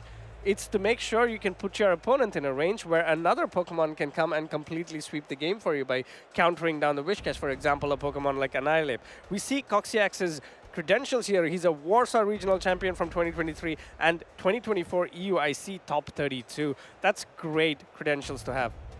No doubt, being a regional champion just gives you a little bit more respect and fear in the community, as people got to be a little bit careful. And Arceus Aurelius here, let's see if he was careful. We have the exact same backlines, so this might get a little interesting because all those moves are resistant on each other. Yeah, but this is a great place to be if you're the Annihilate for Arceus Aurelius. Shielding up that first call, he will dictate the pace of the game from this point out. Let's see if he gets a debuff. He's been extremely unfortunate with it throughout the tournament, but he gets another debuff here. Goes immediately to the Shadow Ball. This is not enough to knock out the Wishcash, but Coxiac is not shielding this move. He knows that it's not enough to knock out, kind of bailed out by the debuff there, and now we'll be able to safely make it to another Scald. Actually, it gets caught. This could be interesting, because if this debuffs and he goes into his own Umbreon, it will be a very comfortable win from there. Yeah, let's see what happens here. And no debuff here going into the Skarmory. Skarmory still does have a very positive matchup, especially because the Umbreon is a shield down here, but Umbreon should be able to get to multiple foul plays before the Skarmory can take it out. Foul play number 1 goes in, no shield by the Skarmory. Yep, foul play doesn't do a whole lot here, but you will be able to apply more pressure with these Sky Attacks. Foul play number 2 comes down, and still no shields here. It seems like Coxiac knows that his win condition is inside of the Umbreon, because Umbreon, again, so strong into his entire team. That Annihilate, though, oh, this is a big Brave Bird. This made sense. At this point, you have to go for the Brave Bird, because the Sky Attack is not enough to knock out the Umbreon. So the Brave Bird was still not enough. Will the Umbreon get to another move? Sadly, it does not. But at this point, you might want to come in with your own Skarmory and try to farm this down. That's exactly what Arceus Aurelius does. But now, if this Brave Bird goes through, the Umbreon with 2 shields may threaten the entire team. You just can't get it down. You don't have enough damage. Now, he's just desperately trying to swap into the Umbreon, not preventing any farm. And here comes the Annihilate. Is this going to be able to counter down this Umbreon? I don't know if it will be able to. He just needs 3 foul plays here. Yeah, but all these damage slowly and steadily will add up. Going for that Night Slash. But remember, there's the potential for a boost here, and also gets a shield. Let's see if he gets the boost here. No boost, but this is looking good for Arceus Aurelius. He might have done enough to be able to bring this game back. Let's see the end game here. Going for the foul play is not enough to knock out the Annihilate. Still very healthy here. And will it get to the Shadow Ball? No, not before Umbreon gets to this foul play. This is a little weird still, because if he gets to another foul play and saves the shield somehow, it might be okay against the Skarmory. Further, can the Skarmory even get rid of the Skarmory and the Whiscash, because those Steel Wings are still resisted in the back? Going full sending that Shadow Ball here. This is going to do a ton of damage, almost putting that Umbreon in the red. Oh, no shield by Coxiac here. Oh, that is critical. Oh, man. I think this is going to be very difficult here, as this counter will basically take out either the Skarmory or the Whiscash. So what do? Is there a way to leverage your Skarmory? Maybe you come in with the Whiscash, Oh, is there a way? No, there is no way. You just stay in here, farm down the Wish Cache, and you are hale and healthy against the Skarmory. 1 Steel Wing, 2 Steel Wing, 3 Steel Wing, and the Skarmory goes down. Arceus Aurelius pulls off a win condition here, 1-1. This is an amazing position to be in. He's putting himself right back in the driver's seat after a little bit of a rough first game, recognizing that his Umbreon is so strong against the opponent, and Coxiac not having a real response there made it quite difficult from start to finish. And again, the Annihilate just felt so good when there was no Cresselia to be seen. Yeah, he did a great job there, baiting that Night Slash, landing that Shadow Ball. I think if there was a list of things that should have happened to help him win, those were the things. Let's take a quickly look at what Arceus Aurelius has done so far. Nighttime, take it away. He really hasn't missed much, has gotten top 8s, top 4s all around Europe, and of course had that regional champion title in Dortmund. Seemed like he's really good when he plays in Germany. Yeah, for him, he's been evading a lot of these top 4s for a while. Sometimes, you know, he does well, but then he cannot progress to the top 4. But this year, he's been a bit more consistent. He's made very good finishes, multiple top 16s, and then slowly and steadily crept his way to win the Dortmund regional, the title of the Dortmund regional champion. As we see here, he's just thinking about his last touches to his line here potentially as he looks to become a repeat event champion in 1 season. I think that would be very impressive, as I don't think that's been done yet in Europe. So it's up to either him, Paula, or Colin to be able to do this here. It will all come down, the game number 3 will all come down to the fact that how these two players deal with that Umbreon. We just talked about Umbreon in game number 1, and we were surprised that it was not there, but these two players have locked in. Let's see what happens. It's an Umbreon lead into an Annihilate. This, I think, is not a bad position to be in. But now, with the Quagsire swapping in, he is going to be denying him that, oh, he goes straight to his Umbreon. So, not letting him get the fast move denial, basically, with the Aqua Tail. Umbreon, I think, should be pretty dominant in this situation, and you're basically ensuring that your Umbreon does not land on Arceus Aurelius' Annihilate. The back is going to get tricky, though, as this Lantern, I feel like it's a little bit misplaced. Like, it's just very neutral, but I don't know if it's necessarily good against the Annihilate or the Umbreon. Yeah, but let's see how these two players play it out. Here comes a foul play. Foul play, of course, does have same time attack bonus, but Umbreon, being such a bulky Pokemon, does not pack a punch behind these moves. Quagsire going again for this Aqua Tail, slowly and steadily chipping away at this Umbreon. Will it get to another before the Umbreon throws the foul play? Coxiac can throw the foul play now, but goes for the right timing. Unfortunately for him, gets that Stone Edge. This Stone Edge will put the Umbreon deep into the red. I think this is going to be still okay, though, as there's not enough health here. One more foul play before the Aqua Tail is reached, and now, decision time. He no-shields, recognizing that he's got great switch, basically, I mean, he doesn't really need switch. This Umbreon is neutral into everything. You soak up this damage, you go for a foul play, maybe even undercharge, and come with a ton of energy. This is a great position to be in. Just as you said, Umbreon can potentially completely farm this Umbreon down. So let's say Arceus Aurelius' Umbreon can potentially farm Coxiax's Umbreon down. So let's see what he does. Will he throw the move here? Because if he has enough charge attack advantage, he can flip the matchup against the Annihilate. I agree. Can't you just snipe with the Annihilate here when Coxiac is getting to the next move? I think you can. He's already to 100 energy. This might be a little inefficient. He finally gets a Snarl down. And where is this energy going to go? Is it going to go on the Annihilate or the Lantern? For Coxiac, I think it's going to be the Lantern. Yeah, the Lantern does come in here, but this is very good for Arceus Aurelius because his Annihilate does have that extra counter lead. No, the other one. The other one does have an extra counter lead, so he will have to dance his way around this energy to try and flip this matchup. This is critical timing in the game. Goes for another foul play, and no shield by the Lantern again. Oh, comes in with the Annihilate. Does this Annihilate have the power to punch through this? Goes for a little bit of a weird timing there, and he gets the counter through. In a situation like this where every counter matters so much, I don't really know if that's what he needs to win this game. Ooh, this is very, very close here, but at this point, since the Annihilate... Oh, he only needs an Ice Slash because he no-shielded the foul play. Exactly, the Annihilate no-shielded the foul play. At this point, he can go, Arceus Aurelius has the luxury to go straight Night Slash, whereas Coxiac needs to go for the Shadow Ball. This is a big Shadow Ball. He has to He's thinking about it. Oh man, this will be... He needs to call it.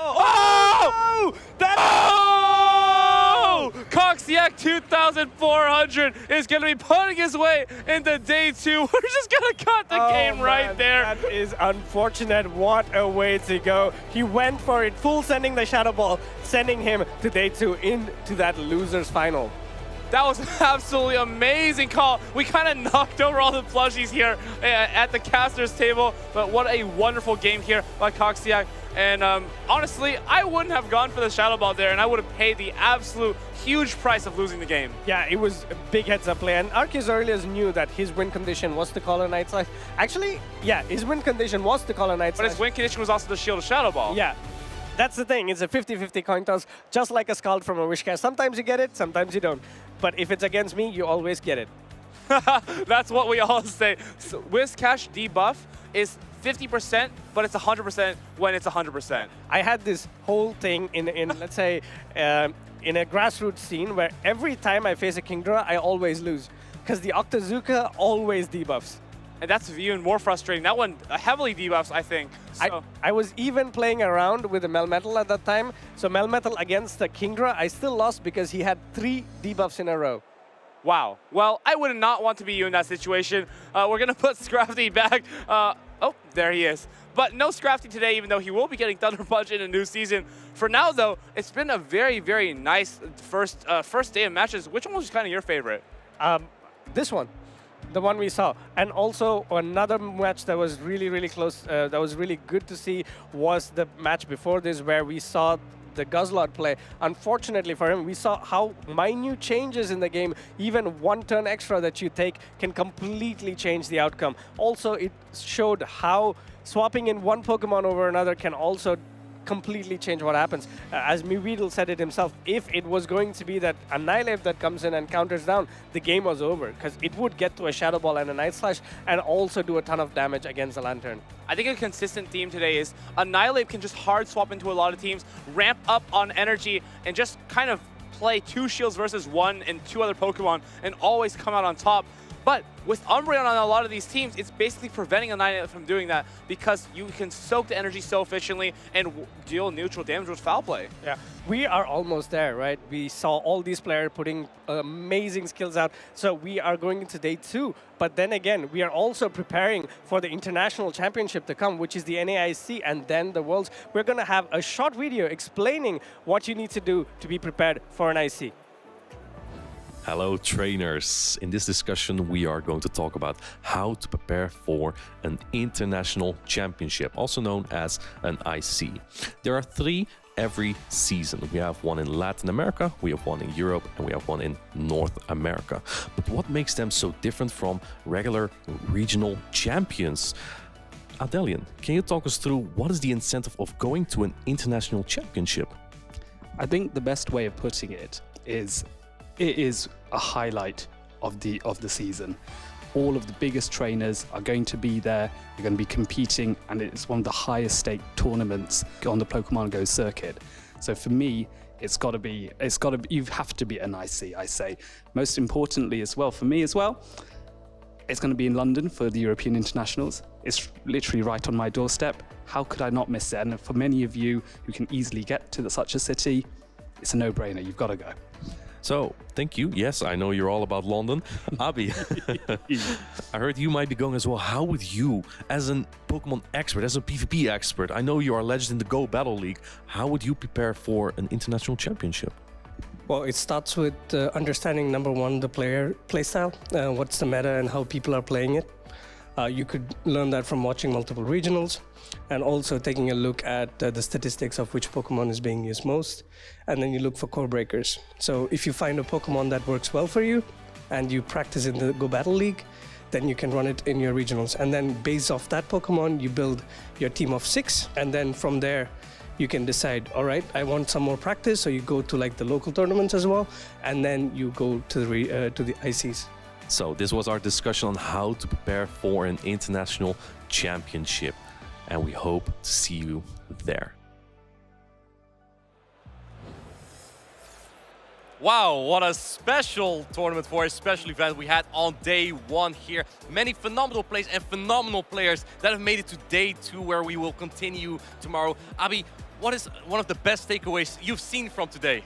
Today it has to be the rising and shining of Umbreon as well. It was brilliant. So many teams were very weak to it. They did not really have a lot of answers. We just saw a match here again for Marcus. Unfortunately for him, the Umbreon on the other side prevailed, but Umbreon is good. Leo, what was your favorite moment of today? I think my favorite moment was every time when Bastiodon smacked down any kind of Pokemon. From the skies into the ground, Bastiodon was absolutely super strong today, and I think it's just going to win the tournament. Any cool Pokemon that you've seen today, Eric, that you want to highlight real quick?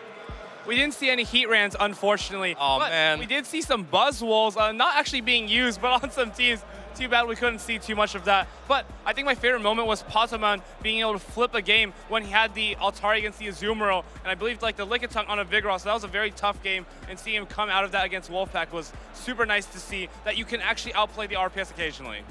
I'm just gonna add on to that it really seems like players have not figured out Max Zone just yet. Players still seem really unprepared for it, and we've seen Paulasha and Colin, 2 players that have won 2 tournaments already, advance to day 2 as well with that Pokemon, so that has been really cool. Now speaking of multiple tournaments, let's take a look at how far we have come so far in this championship here. Let's take a look here, Eric. What do you see here?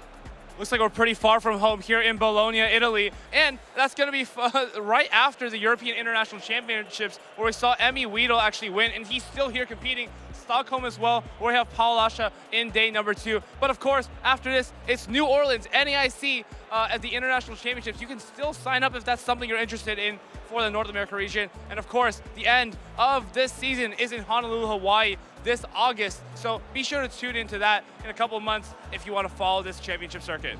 And if you want to be if you're not qualified for the World Championships, you want to be a spectator, you can still sign up for spectator passes before June 9th. So make sure you do that on the Pokemon.com website if you haven't done that yet. But we have more Pokemon action as well this week on Twitch. Let's take a look at the Twitch schedule that we have for this week. We not only have the North American International Championship, that's going to be the highlight of next week, we also have other shows that we'll take a look at in a second. The North American International Ship will also be broadcasted on our Twitch and our YouTube channel, so that'll be super exciting. I know I will be there. I will be competing there. Will you be there, Eric? I know you're from the United States.